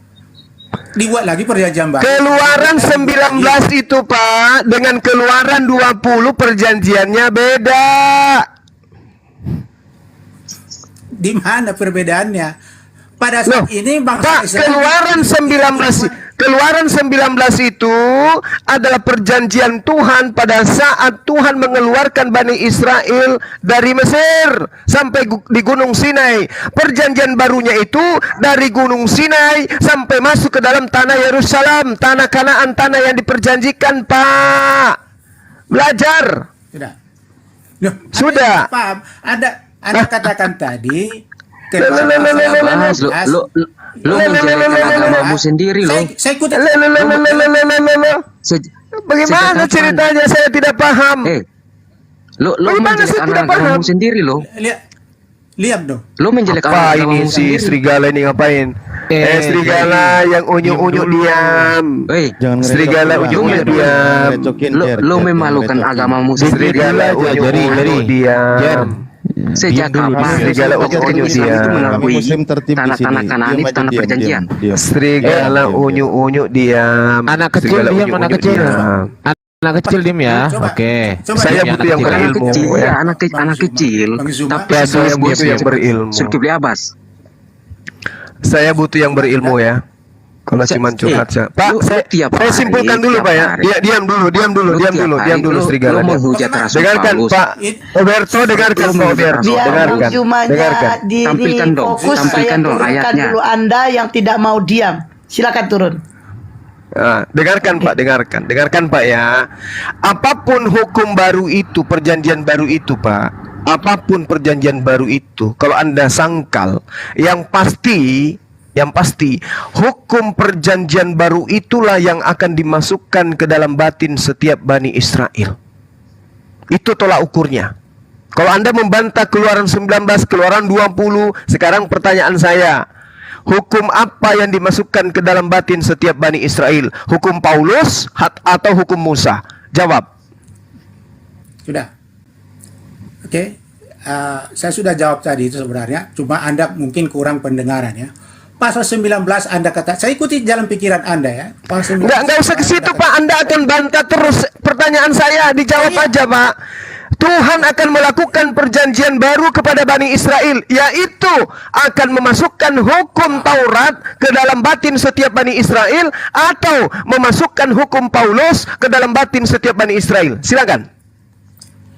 Saya jawab, Anda potong terus. Anda paham nggak? Kan pertanyaan saya sederhana Pak. Hukum perjanjian baru Tuhan akan memasukkan ke dalam batin setiap Bani Israel adalah hukum Musa atau hukum Paulus? Itu pertanyaannya. Supaya Anda tahu yang mana yang perjanjian baru yang sesungguhnya, hukum Musa atau hukum Paulus. Silakan. Sudah, atau mau nerocos terus? Nerocos lagi kalau begitu. Pak, dengarkan. Yeremia 31 nomor 33, aku akan memasukkan hukum baru ke dalam batin setiap Bani Israel. Apa itu? Aku akan memasukkan hukum Musa ke dalam batin setiap Bani Israel. Tidak disebutkan sebagai hukum Paulus. Tapi kalau Anda ingin menjawab pertanyaan saya, tolong di Yeremia 31 nomor 33, tolong saya, jelaskan kepada saya, bantu saya untuk memahami apakah yang Tuhan masukkan ke dalam batin setiap Bani Israel, hukum Musa atau hukum Paulus? Jawab. Silakan. Sudah. Oke. Mengapa saya kutip terus itu? Karena sudah bawa tadi ke Keluaran 19. Saya katakan bahwa Keluaran 19 itu dengan Keluaran 20 itu tidak dilakukan atau tidak diberikan pada saat bangsa Israel keluar dari Mesir. Kan itu kan diberikan pada saat. Jadi tidak seperti itu. Berarti yang dibicarakan bukan itu lagi. Yang dalam Yeremia 31. Paham nggak? Jadi kalau Anda kata, oh ini salah. Anda tidak bisa buktikan bahwa pasal 20 dan Keluaran pasal 20 itu tidak diberikan pada saat mereka keluar. Oke. Sekarang yang dimasukkan ke dalam. Tunggu, nggak usah curhat. Sekarang pertanyaan saya, Pak. Yang dimasukkan ke dalam batin Bani Israel sebagai perjanjian baru, hukum Musa atau hukum Paulus? Jawab. Itulah yang saya berikan pada Anda, bahwa ada hukum Kristus. Itulah hukum Kristus. Yang dimasukkan ke dalam batin setiap Bani Israel, hukum Musa atau hukum Paulus? Hukum Kristus. Kan sudah saya katakan tadi. Apa hukum Kristus itu? Apa hukum Kristus? Apa di mana dalilnya dituliskan hukum Kristus? Coba Anda baca Yohanes 14:15 jika bukan Pak, bukan. Yeremia 33-nya Anda baca, Pak. Yeremia 31 nomor 33-nya itu hukum Musa atau hukum Kristus? Jawab. Hukum Kristus belum ada pada saat itu. Berarti bukan hukum Kristus yang menjadi hukum perjanjian baru. Perjanjian baru. Allahu Akbar, Masya Allah. Jadi Keluaran 19 yang ada ngotot bahwa itu hukum perjanjian lama, pasal 20 hukum perjanjian baru, itu tidak akan benar. Kenapa? Itu diberikan pada waktu mereka keluar dari Mesir. Tidak seperti itu. Itu mematikan posisi Anda. Dalam Yeremia 31. Baca Yeremia 33-nya. Iya. Bapak baca. Saya sudah baca itu. Saya sudah baca berulang kali itu. Apa yang coba Anda baca? Coba Anda baca. Kepada Bani Tetapi Israel. Beginilah perjanjian yang kuadakan dengan kaum Israel sesudah waktu itu. Artinya sesudah waktu itu. Oke? Apa itu? Demikianlah firman Tuhan. Sesudah waktu itu, pada saat dia sesudah waktu itu, artinya sesudah dia dibuat perjanjian pada saat mereka keluar dari Bani Israel, ketika mereka keluar dari tanah Mesir, Tuhan kemudian melakukan perjanjian baru. Apa itu? Aku akan menaruh Tauratku dalam batin mereka. Mana tunjukkan? Aku akan menaruh Kristus. Mana dalilnya? Mana Pak? Jangan cuma bilang sudah. Mana jawabnya? Bukan. Karena Anda itu begitu mau saya jelaskan, tidak mungkin saya satu kata menjelaskan itu. Karena Anda itu cuma berasumsi, menutupi ketidaktahuan. Karena jawabannya nggak ada. Ini sudah jelas. Aku akan menaruh Tauratku dalam batin mereka dan menuliskan dalam hati mereka. Maka aku akan menjadi Tuhan mereka dan mereka akan menjadi umatku. Oke? Apa yang salah di situ? Jadi yang ditaruh di dalam batin Bani Israel sampai hari ini hukum Kristus atau hukum Musa Taurat? Jawab. Israelis itu saya sudah katakan dari awal, itulah Israel rohani. Jadi hukum Kristus yang dibicarakan di sana, bukan lagi. Ini sedang berbicara Israel rohani. Yeremia 31 ini berbicara Israel rohani atau Israel sebenarnya sesungguhnya? Dinubuatkan. Ingat, dinubuatkan. Mana ada nubuatan ini? Mana ada nubuatan ini? Ini. Dengarkan ini. Dengarkan. Sesungguhnya akan datang waktunya. Demikianlah firman Tuhan. Aku akan mengadakan perjanjian baru dengan kaum Israel dan kaum Yehuda. Dengarkan ceritanya. Bukan seperti perjanjian yang telah kuadakan dengan nenek moyang mereka. Sekarang, apakah saudara yang punya nenek moyang yang dibebaskan Musa dari perbudakan Mesir? Nenek moyang Anda? Sekarang saya tanya, apakah... Coba dengarkan dulu. Anda ini paham nggak? Ini. Yang diadakan perjanjian lama, yaitu nenek moyang bangsa Israel. Sekarang saya tanya, apakah nenek moyang Anda yang dibebaskan dari perbudakan Mesir? Nenek moyang bangsa Israel. Saya sudah katakan tadi. Berarti bukan rohani, Pak. Ini fakta. Ini bukan rohani. Ini berbicara yang sesungguhnya. Sudah.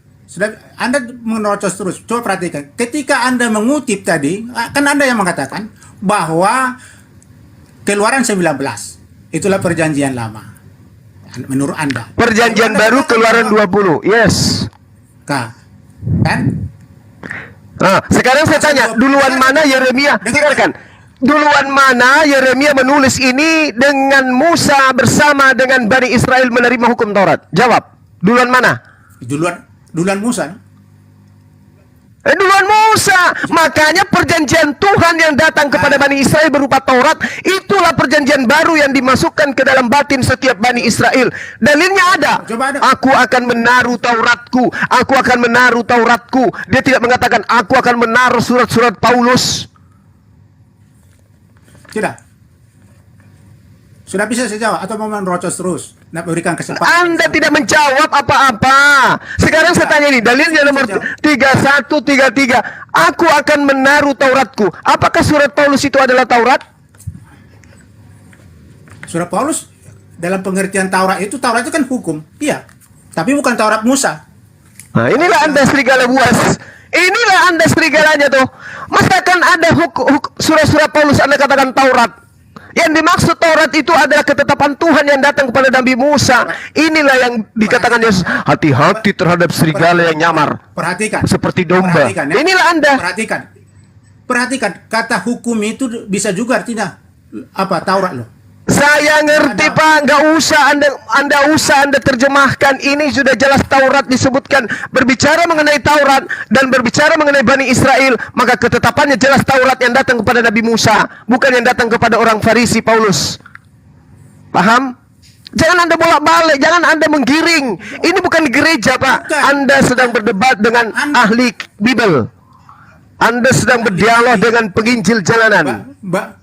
Bagaimana Anda bisa ahli sementara keluaran 19, keluaran 20 Anda pisahkan? Itu pada waktu yang sama nggak itu? Keluar dari Mesir. Astagfirullahaladzim. Bapak ini coba. Ini perjanjian. Dengarkan. Perjanjian yang telah kuadakan dengan nenek moyang mereka pada waktu aku memegang tangan mereka untuk membawa mereka keluar dari tanah Mesir. Paham? Sampai kemana? Sampai ke Gunung Sina. Logika Anda itu sudah salah. Logika Anda salah. Karena tidak ada yang salah Pak. Nabi Musa alaihissalam sampai ke Gunung Sinai itu tidak lagi dikejar oleh orang Mesir. Oke? Dari Gunung Sinai sampai ke tanah Kanaan itu tidak lagi dikejar oleh Mesir. Paham itu? Sementara perjanjian lama bercerita tentang kejaran. Nah, betul. Itu yang tidak Anda pahami. Betul itu. Itu tidak Anda pahami. Nah, setelah dia melewati laut, apakah mereka masih dalam kategori pembebasan dari Mesir? Tidak. Mereka dituntun menuju tanah Kanaan, tanah perjanjian. Anda bukan lagi dikejar. Yang dibicarakan adalah ketika mereka keluar dari Mesir. Pasal 19 keluaran pasal 19. Ketika mereka keluar dari Mesir. Itu masih keluar di situ, masih proses di situ, masih perjalanan untuk 40 tahun mereka. Perhatikan ya. Dalam ada sudah setuju tadi ada sudah setuju bahwa Musa lalu diulangi lagi kan itu logika Anda itu diberi memberikan perjanjian baru. Perjanjian barunya adalah aku akan memasukkan ke dalam batin setiap Bani Israel. Apa itu? Hukum Tauratku. Bukan surat Lukas, Markus, Matius, Yohanes, bukan. Taurat. Anda sudah saya katakan, Anda ini tidak lihat, sudah saya katakan tidak seperti ketika aku la haula wala quwwata. Rungkat. Rungkat nih. Aduh, rungkat. Wah, rungkat.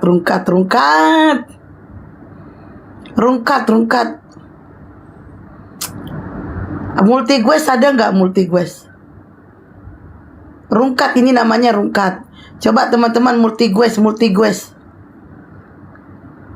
Multigues coba dicek ada nggak multigues. Multigues coba teman-teman typing nih. Nggak ada ya rungkat. Close dulu ya. Nggak ada, oke. Ya begitulah kalau kira-kira. Kalian nggak mau bantu sih tap-tap layar. Oke, diulangin.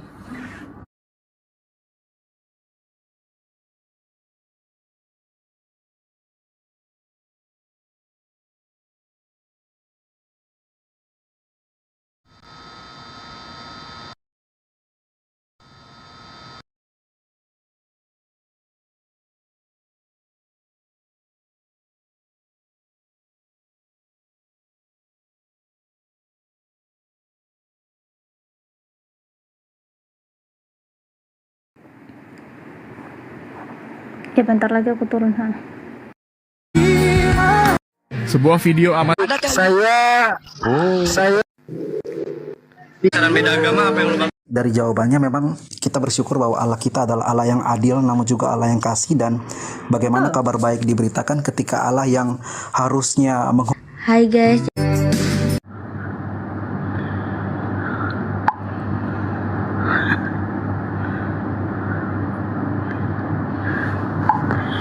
Rungkat lagi seru-seru rungkat.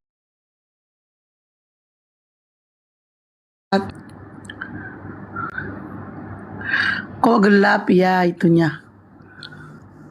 Ya Allah. Kenapa lagi lah Bunda HP-nya perlu di Ini gara-gara Ustadz Alif ini rungkat. Iya. Belum ngomong-ngomong dari tadi jadinya rungkat ya. Makanya ngomong dong. Udah aku kabarin Bang Jumanya. Rungkat. Kalau sudah Gurunda maju, Udah jangan dikabarin. cukup pegangin kabel, pegangin tiang biar nggak goyang. Alhamdulillah naik lagi. Yang di channel YouTube Natalia Riani tetap stay ya, jangan lupa. Aku dari tadi ini pegangin gara-gara si kabel, Ei. pegangin charger, pegangin HP biar nggak rungkat, tetap aja rungkat. Aduh. Assalamualaikum warahmatullahi wabarakatuh. Udah penuh loh Bang Yeri. Assalamualaikum warahmatullahi wabarakatuh. Rungkat. Kenapa tadi Bang gini Jumanya sih selalu. rungkat begitu sih? Ada apa sih? Mana aku tahu. Ini rungkat menyelamatkan Pak Pendeta tadi.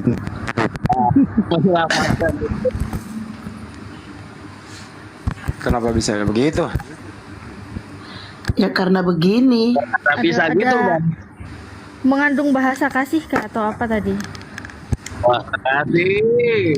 Bahwa itu adalah perjanjian baru yang diberikan Tuhan kepada Bani Israel, dan itu tidak dikatakan sebagai surah-surah Paulus di situ, tapi yang dikatakan adalah Taurat akan aku masukkan ke dalam batin setiap Bani Israel. Sekarang giliran Anda, silakan. Masih rungkat. Mana orangnya Bang? Jangan gitu cuma. Gimana sih? Kok tertawa sih? Terlalu semangat kali ya Bang. Kalau begitu saya lanjutkan. Saya sudah bilang dari tadi, kalau diskusi itu pakai ilmu, jangan pakai imani saja. Kalian ini gimana sih? Gitu loh. Belajar dong, belajar gitu loh. Kau nggak tahu siapa yang Anda hadapi dalam berdiskusi. Belum tahu. Jangan baru rungkat lagi Bang, tiba-tiba Bang. Ayo teman-teman yang tadi itu naiklah. Tinurian. Barakallah. Udah rungkat ini. Lucu ya. Silakan lo bikin malu, katanya dia mau nantang Mas Bibel. Aneh. Naik lagi bang. PR abang masih banyak loh. Saya belum, baru level awal itu. Datang petenteng. Aduh, ya Allah. Kasihan juga lama-lama Gurunda udah gemeteran gitu. Aduh. Awalnya rungkat ya. Ayo ini lagi. Rungkat menyelamatkannya. Tapi berarti jangan-jangan tadi dia memang minta tolong itu sama Roh Kudus. Iya. Makanya rungkat Bang. Soalnya kalau dia turun malu Udah dia. jelas-jelas aku akan memasukkan hukum Taurat ke dalam batin setiap Bani Israel. Sampai hari ini Bani Israel masih menggunakan hukum Taurat. Nah, muncul surah-surah Paulus in the gang. Mana ada surah-surah itu ditulis untuk Bani Israel sebagai perjanjian baru untuk dimasukkan ke dalam batin mereka? Nggak ada. Pandai-pandaian. Padahal tadi banyak loh yang nonton 3,4. Aduh. Menonton ke tololannya. Nanti Naik datang lagi lagi Pak tuh. Berto. Bang Handi telat ya Bang Handi. Tadi Gurunda itu tadi diancam loh. Telat Bang. Tadi ada terdalah. Sayang kamu juga. Jadi mana tadi diancam. Jerry yang mau diskusi Jerry tadi mana? Nyela-nyela. Nih mumpung ada ruang. Iya, mana nih? Sini Ricky, mana tadi? Itu satu buat Ustaz Sugi. Dia kan nggak tahu, mungkin dia rungkat. Allahu Akbar, Masya Allah. Kenapa lah Tahu nggak dalam hati? Oten, rungkat menyelamatkanku.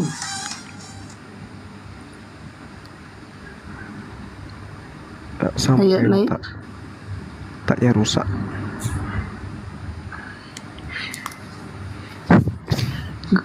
Guru Juma jangan terlalu kencang sama Pak Oten. Ntar stroke lo guru. Siapanya? Bapaknya.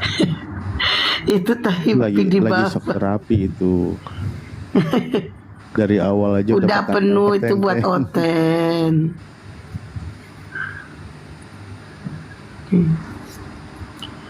Mana Pak Oberto tadi buat betul-betul melarikan diri dia. Iyalah, mau masa berani masuk? Bisanya itu, ilmu apa yang dia mau bawa? Udah digituin. Ilmu ngeyel lah bang. Aduh, gak cocok berarti. Kenapa Rungkat gak tahu. Payah. Sabar ya teman-teman yang ada di live chat. Menunggu lagi ya, Rumkat inilah yang menyelamatkan Oten tadi gitu. Enggak, tadi Rungkat multiquestnya hilang, jadi terpaksa diulang gitu. Ya itulah. Alberto mana Alberto? Silakan naik lagi. Alberto. Oh. Ya udah gue salah. Ya apa sih salahnya Alberto? Udah selesai gitu loh. Begitu salah huruf aja. Diprotes gitu loh. Tidak ada kesalahan di Bible. Kita belum menunjukkan kesalahan Bible loh. Belum kita buktikan kesalahan Bible. Kasihan bang, kasihan. Tadi nantangin masalahnya tadi tuh. Statementnya pertama nantangin, buktikan kesalahan dan lah, nantang. Kita belum masuk ke situ. Oke, Frey. Selamat malam, Frey. Sudah lahir. Selamat malam, Kak Os. Ya, agama apa abangku? Muslim, Kak. Oh, kirain Kristen. Suara Silalai. Iya, Kak. Aku Muslim, Kak. Ya. Oh. Ada yang mau ditanyakan bang? Atau mau kirim salam ke Bang Juma? Silakan. Oke, sebelum dia ngomong ya, teman-teman yang agama Kristen yang mau diskusi silakan naik, minta permintaan yang agama Kristen. Lanjut.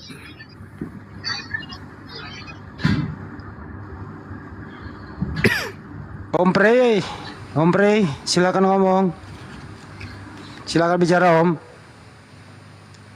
Oh kurang enak badan. Kenapa bang? Abang. Ayo bang, gimana bang? Aduh. Gimana bang? Typing di bawah agama Kristen. Apa bang? Apa sih Bang Adi? Oh gitu. Kan di lampu merah itu bang kemarin bang. Nah bang. Andi apa sih? Jangan diprotes dong kalau saya. Kenapa sih kalau saya ngomong diprotes melulu? Aduh, capek deh. Baru ngomong 2 langkah gitu loh, diprotes gitu loh. Ya udah keluar aja lah. Capek gua. Ini bener keluar dia. Dia nelpon kayaknya tadi itu, beliau nelpon kayaknya. Ini baru masuk aku, Kak. Pengen tahu aja ini dulu, Kak. Apa? Pengen tahu bagaimana di sini, Kak. Apa banyak tahu-tahu? Pengen tahu. Pengen tahu kenapa?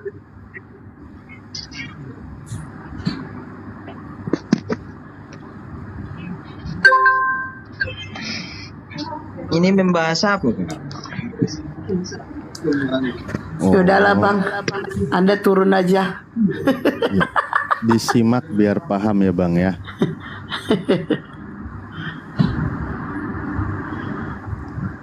Oke teman-teman agama Kristen. Assalamualaikum warahmatullahi wabarakatuh. Waalaikumsalam warahmatullahi wabarakatuh.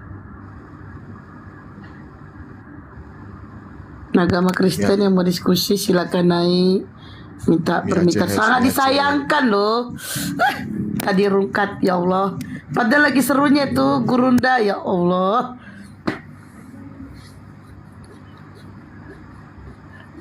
Aduh. Itu Rungkat itu dilaporin gitu ya? Gak tahu mungkin, Bang gejalanya apa. Mungkin karena dilihat wakil mereka kali ya. Nggak tahu Bang, tiba-tiba dia ini ada orang abang hilang. Ada 2 faktor, jaringan satu, yang kedua dilaporin. Kalau tadi katanya tangganya nggak ada, berarti itu jaringan.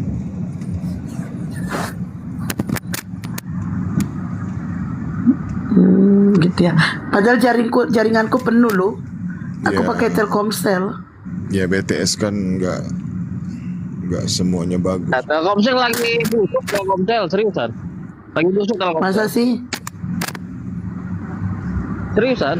Aku pakai Telkomsel juga. Oh. Aku ganti Excel. Ya itu pantesan suaranya naik turun Bang Oji. Bener.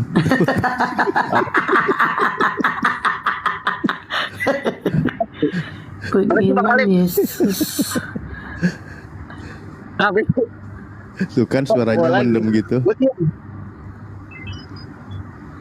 Ini coba dinaikin sih. Bang Erik mana lagi atau tadi Bang Islam? Erik? Bang Erik dia tuh kalau mau ngobrol santai, kalau nggak ada OTN yang mau diskusi dia mau, tapi kalau ada yang mulai nyerang dia turun, nggak mau dia. Karena pengennya menyimak dan belajar. Oh. Bang Erik loh, bukan CS ah. Iya, Masa lupa? Erik yang biasa itu kan, Erik yang satu lagi kan. Iya. Tapi Lama CS. terguncang dia. Enggak, udah nanya-nanya musahan. Oh, iya. Oke teman-teman baru mau agama disapu. Kristen yang mau diskusi disapu, silakan disapa. naik. Minta permintaan. Yang Kristen. Ya rungkat. Jadi ini deh. Ada aja alangan Tadi kenapa Bang Alif? Bang Alif, tadi kenapa naik turun apa? Nah katanya Telkomsel jaringannya kurang bagus. Oji pakai Telkomsel. Oh ya udah itu sedang membuktikan. Wah, ganti ya. Mendingan lah Excel lah. Katanya. Jujur aja. Tuh kan.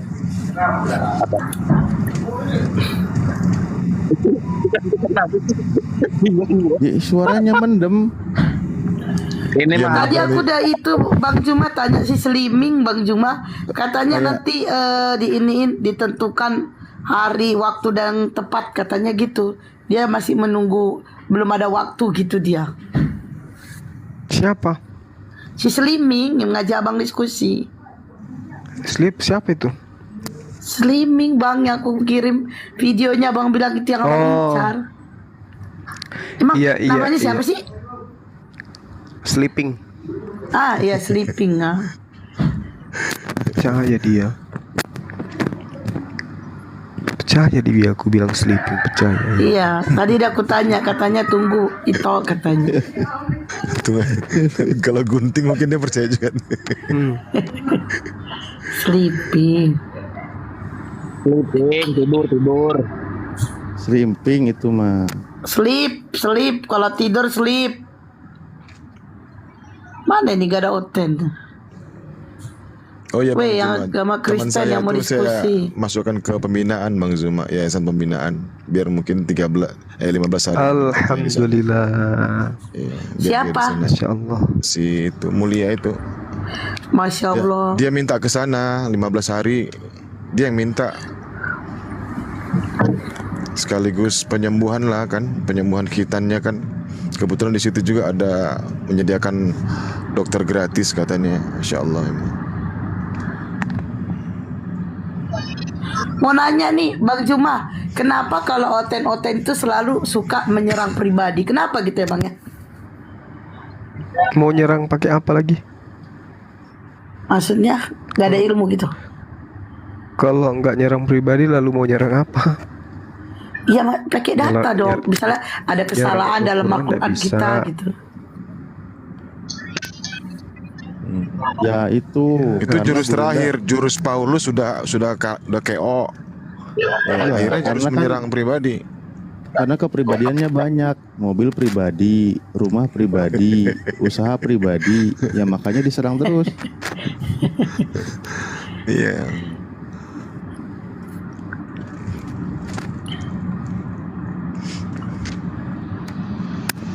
Ayo Ten, naik kalian Ten. Yuk teman-teman agama Kristen yang mau diskusi silakan naik minta permintaan yuk. Ayolah Ten, naik kalian Ten.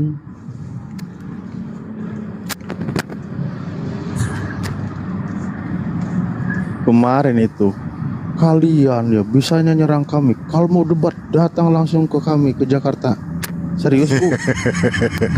Gini, kalau mau debat langsung kita tatap muka, ayo. Bener Bu, siap. Di mana Bu? Siapa? Di Jakarta. Ayo. Yang tadi Gurunda. Yang tadi sama yang satunya di bawah itu siapa ya, lupa namanya itu. Mereka berdua lah yang mengaku istri polisi itu. Sama kawannya satunya di bawah. Dia ngerekod katanya. Ya itulah yang kita tunggu-tunggu. Ayo Bu, mana yang mau? Langsung dia diem. Ya udah nanti saya kasih tahu LAI lah. LAI yang diusir. Bu Eva, ya. Iya dari kemarin kan itu. Iya, dia. Iya. Betul. Bu Eva yang tadi rocos aja tuh. Bu Eva dari kemarin. Yang tadi kan? Iya. Kemarin juga gitu, terus tapi dia kaburnya karena mau latihan paduan suara katanya kemarin. Tapi naiknya sama kayak tadi Bang. Naiknya itu aku horse-nya, bukan yang di Komal, horse-nya disalahin. Itu horse katanya udah gigi jelek, canda gituin. Makanya kenapa nyerang personal gitu.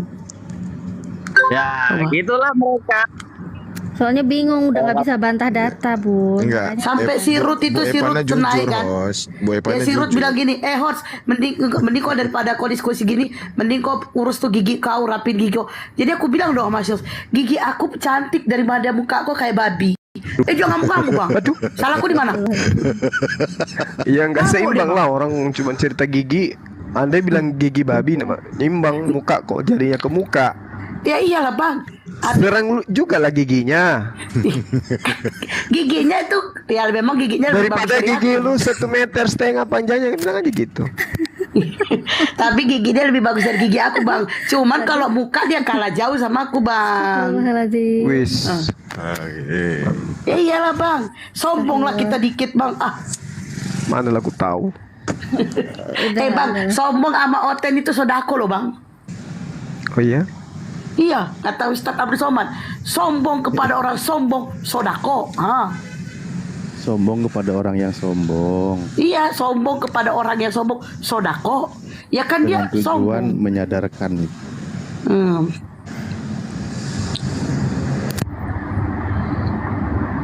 Kan memang muka dia, ya Allah. Sampai dia semuting pun Bang, tetap aja mukanya gak berubah. Udah. Iya, jangan terlalu jujur lah, nggak boleh gitu. Enggak boleh gitu juga. Maksudnya apa ya? Kalau orang di sana mau ngehina fisik, biarin lah. Tapi kita jangan sampai ngehina ciptaan Allah gitu lah. Maksud saya gini, Mbak Natali, jangan terlalu jujur gitu, jangan terlalu jujur. Nih aku klarifikasi apa sih ini ya, ada di bawah dia. Yang tadi ngaku-ngaku istri polisi, dia ada di bawah. Saya ketika bilang kan, kamu itu masuk Islam karena nikah, terus kamu sekarang jadi janda. Itu kan. Jadi saya kasih tahu. Saya janda, ya. Saya janda tidak pernah menyalahkan agama, tidak pernah menyalahkan Tuhan. Ya. Allah ngasih saya janda itu bukan suatu musibah bagi saya, tapi itu suatu teguran. Di mana dulu saya punya suami, dan suami tidak mengajarkan dan saya tidak belajar. Saya tidak mau tahu tentang agama itu. Dan mungkin Allah cemburu. Allah mengatakan, kamu lebih mencintai suamimu daripada aku, sehingga kau tidak patuh kepada perintahku. Mungkin Allah mengatakan seperti itu. Jadi Allah memberikan aku ujian, yaitu diberikan janda, supaya aku ingat kepada Allah dan taat ibadah. Nah, itu kubuktikan. Nah, Masya aku Allah, berpikir bijak sekali Bu Hos ini. Baru malam ini aku belum selesai. Jangan belum dipotong. selesai. Lanjut. Oten marah kalau dipotong. Jadi nih, Allah nih kasih ujian nih sebagai janda nih. Bukan berarti aku nggak gini cerita. Aku udah bela mati-matian itu laki, udah sampai orang tua aku lawan, malah aku jadi janda. Yaudah mending aku kembali ke agama dulu. Enggak, bukan begitu pemikiran aku pada saat itu. Pemikiran aku pada saat itu memang ku tanya salahku apa, kekurangan aku apa sehingga kamu seperti ini. Dan dia mengatakan tidak ada salahmu. Dia bilang kamu terlalu baik. Nah, dia bilang begitu. Akhirnya aku terefleksi di mana letak kebaikanku. Nah, aku menemukan tuh ayat. Kata Allah, aku pecemburu. Itu pernah aku dengar tuh katanya. Dan aku baca, Allah itu pecemburu. Nah, pada akhirnya Ya, lanjut. pada akhirnya aku mau belajar tentang agama ini.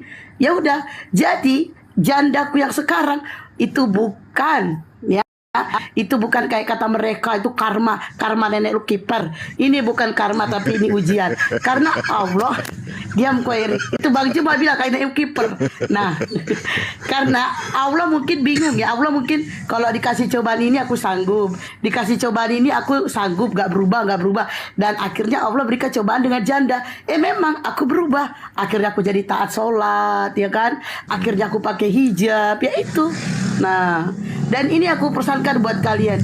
Jangan jadikan masa lalu itu sebagai balas dendam, tapi jadikanlah masa lalu itu sebagai pelajaran. Dan jika terjadi kesalahan dalam rumah tangga, jangan salahkan siapa-siapa, tapi introspeksilah diri sendiri, mungkin ada kesalahan. Itu dia. Dan saya tidak pernah dendam terhadap masa lalu, saya juga tidak memperdulikan masa lalu. Justru saya berterima kasih kepada mantan. Terima kasih mantan karena kau aku masuk Islam. Terima kasih mantan karena kau aku punya anak. Mungkin kalau dengan yang lain aku tidak punya anak, mungkin. Jadi kita jangan yang menyalahkan. yang paling utama nikmat Islam itu yang paling utama kali itu. Yang nggak gampang itu kalau orang-orang yang kafir itu bisa mendapatkan hidayah. Nikmat Islam itu yang kau dapat itu yang luar biasa. Iya benar sih, benar. Aku yang bertahan kan, kakak itu kan ngomong ya, udah balik gereja, ke gereja lagi, tapi benar. Saya sebenarnya itu di Islam itu apa ya, yang paling utama itu kayak kok repot amat ya jadi Islam ya, repot harus ini harus itu, tapi berpikir lagi ya memang menghadap Tuhan, ya menghadap Tuhan itu ya harus seperti itu. Saya dulu waktu Kristen menghadap ke gembala gereja, itu gembala gereja itu maksudnya yang punya gereja. Nah, menghadap gembala itu saya harus rapi, pakai baju putih hitam harus rapi, pakai sepatu, pokoknya harus rapi. Nah, sedangkan menghadap untuk gembala gereja aja saya disuruh rapi. Lalu bagaimana dengan Tuhan? Nah, berarti menghadap Tuhan lebih dari rapi, yaitu bersih. Itu dia. Makanya di Islam itu aku menemukan kebersihan. Karena aku seringkali waktu dulu itu kalau ibadah, aku lagi enak-enak berdoa, menyebut Tuhan, Tuhan Yesus, Tuhan Yesus, ada yang buang angin. Jadi aku gak fokus lagi untuk berdoa. Nah itu. Lagi berdoa tiba-tiba ada aroma herbal. Iya, jadi nggak fokus tuh berdoa. Ada aroma herbal. Kesenggol. Pas keluar dia kesenggol pula yang di dalam ya kan. Aromanya menyebar ke sana kemari. Kok punya ahlak banget sih kayak gitu sampai. Lucu. Jadi itu ya nikmatnya di Islaminya. Itu ya, jadi yang biasa-biasa menghina saya janda-janda. Satu lagi, saya tidak ditinggal suami, saya yang mengatakan cerai. Sampai detik ini pun bapaknya anak tidak mengatakan cerai, saya yang meminta cerai. Karena itulah surat ceraiku tidak keluar dari negara sampai hari ini. Gitu. Aduh, susah dong kalau mau kawin lagi itu. Gampang, tinggal nikah, siri selesai. Nikah muta aja yuk, Hes. Aku lama-lama pusing. Makanya aku gak mau naikkan kau Erik, bener, sumpah. Aku gak mau naikkan kau Erik tuh kok kegatelan. Gatel kali kau. Jijik kali kalau orang gatel tuh.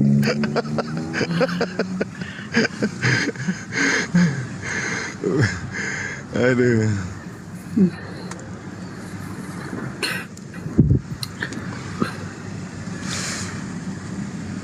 Awak yang tahu bertonton janda kok pula yang menggatal, Rik. Kau janji traktir aku mie Aceh ya. Ya elah mie Aceh cuma 15.000 Rik. Sombong amat. Kau kan cuma 15.000. Kau kan cuma ada balik besok. Besok 15.000 sama teh manis dingin 6.000. Ya 21, 22 bikinlah 25.000 Rik. Asal jangan kau minta rokok aja karena memang nggak akan, siapapun nggak akan, karena bagiku itu rokok itu haram. Jadi nggak akan ku kasih kau barang haram. Nah, itu dia. Aku nggak merokok lagi kok. Mana lo tahu? Dani, selamat malam Dani. Malam. Ini tadi Dani itu di typing ya, bertyping. Nah sekarang ayo ngomong, ini ada gurundanya. Ya Dani. Suaranya kok feedback ya? Mana saya tahu, suara lu lah, Suaranya jangan lu. feedback ya? Enggak, Kenapa saya aman. terpental? Ada apa? Rungkat, gak sadar Ustaz Sugi dah lama Udah rungkatnya. setengah jam Ustaz.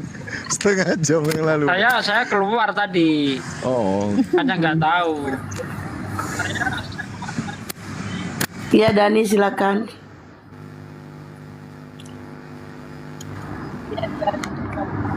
Bang Dani. Ya, Assalamualaikum. Oh Islam, Waalaikumsalam. Waalaikumsalam. Assalamualaikum. Iya, waalaikumsalam. Waalaikumsalam, Bang.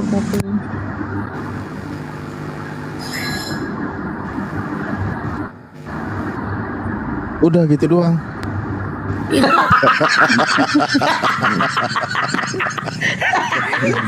Paling disepak dia, Ustaz. Disepak itu. Enggak ada kesepak, sumpah enggak ada. Astagfirullahaladzim. Ini ada apa kau pada ngelapa ini? Udah rukat. Lucu-lucu ya. Udah rukat malah naik yang lucu pula. Padahal Bang Juma belum bersuara lu. Astagfirullahaladzim.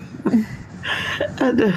Jadi fenomena sekarang ini ya itu di roomnya si Ica PD itu udah mulai memasukkan orang-orang apa penghujat gitu, ya. Fenomena yang luar biasa.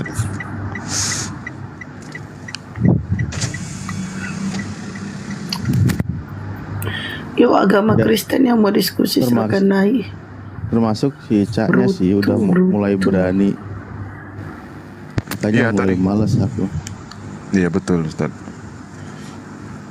Tadi aku 1 jam di situ minta naik nggak dikasih-kasihnya. Dari 3 orang minta permintaan sampai 15 orang Ustaz. Oh nggak benerin deh. Tapi yang lain dinaikkan terus. Yuk agama Kristen yang mau diskusi silakan naik minta permintaan. Typing agamanya di bawah Kristen. Kristen.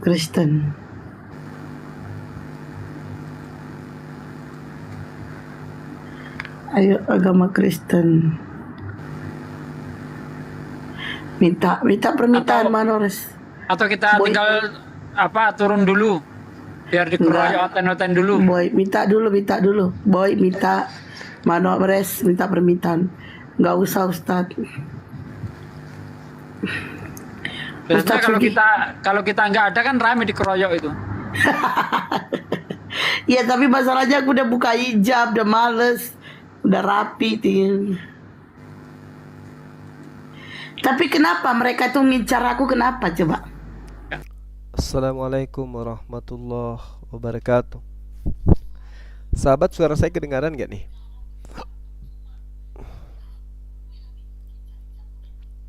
Cek suara saya kedengaran.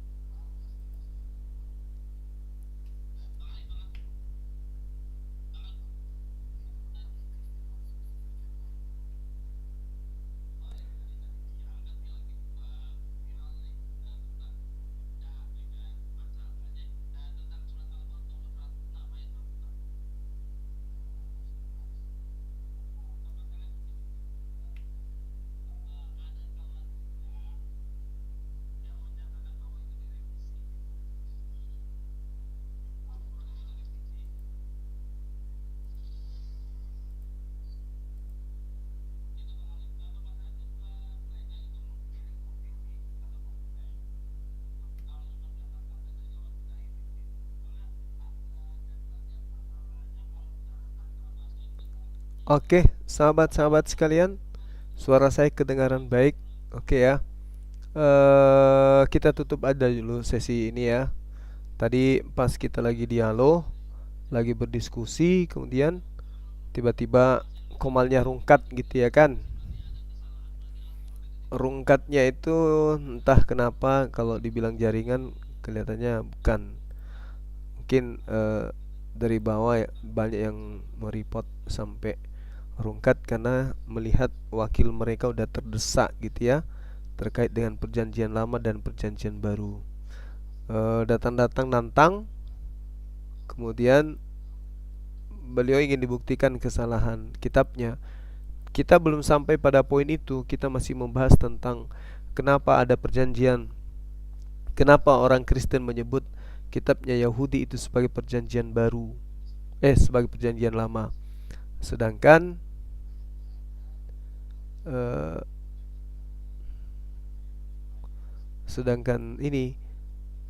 sedangkan orang Yahudi sendiri perjanjian barunya itu adalah hukum Taurat. Kita buktikan dengan kita sampaikan Keluaran 19 dan Keluaran 20. Dan tidak ada bantahan kecuali mengatakan bahwa Israel Yahudi rohani, kemudian dia bawa surah-surah Paulus yang mana surah Paulus itu tidak ditulis untuk Bani Israel, sedangkan Tuhan mengatakan aku akan menaruh hukum Tauratku ke dalam batin setiap Bani Israel. Yang ditaruh di dalam batin Israel itu adalah hukum Taurat, bukan yang dimasukkan ke dalam batin mereka adalah perjanjian surah-surah kanonik atau surah-surah Paulus. Ya, dia ditolong oleh rungkatnya rungkatnya Komal barusan. Tapi nggak apa-apa, mudah-mudahan Bapak itu tercerahkan. Semoga beliau bisa dapat hidayah setelah merenungkan apa yang didiskusikan barusan. Oke sahabat, kita tutup aja dulu sesi kali ini. Insya Allah nanti kita lanjut lagi. Kita cari Oten ya. Kita cari Oten karena rencana malam ini saya mau suruh admin MMC untuk live supaya kita jadikan sebagai Komal untuk diskusi. Demikian sementara, terima kasih atas kebersamaan sahabat-sahabat sekalian. Seperti yang diupayakan kemarin, teman-teman yang ingin membantu Ko Julius silakan di nomor rekening yang kemarin. Saya lupa ya teman-teman, nomor rekeningnya kemarin kan ada ya, di atas nama Haikal Bank BSI Bank Syariah Indonesia. Dan bagi teman-teman yang ingin membantu melalui MMCI juga bisa ke rekening kita yang biasa kita tunjukkan ya. Silakan aja ke nomor rekening yang ada di Yayasan MMCI Bank BTN yang biasa kita sampaikan dengan nomor rekening 401 01 30 00 17173 atas nama Makassar Mualaf Center Indonesia. Dukungannya terhadap Ko Julius silakan aja ya, kiranya beliau bisa dimudahkan Allah Subhanahu wa taala dalam keluar dari masalah ini. Demikian, terima kasih. Subhanakallahumma wa bihamdi asyhadu an la ilaha illa anta astaghfiruka wa atubu ilaik. Salam tauhid, salam satu Tuhan. Jayalah Islamku, jayalah Indonesiaku. Assalamualaikum warahmatullahi wabarakatuh. Ini kan ayat ini justru sedang menjelaskan bagaimana Allah caranya menasih atau menasah. Ayat mana saja yang kami nasahkan atau kami jadikan manusia lupa kepadanya, kami datangkan dengan yang lebih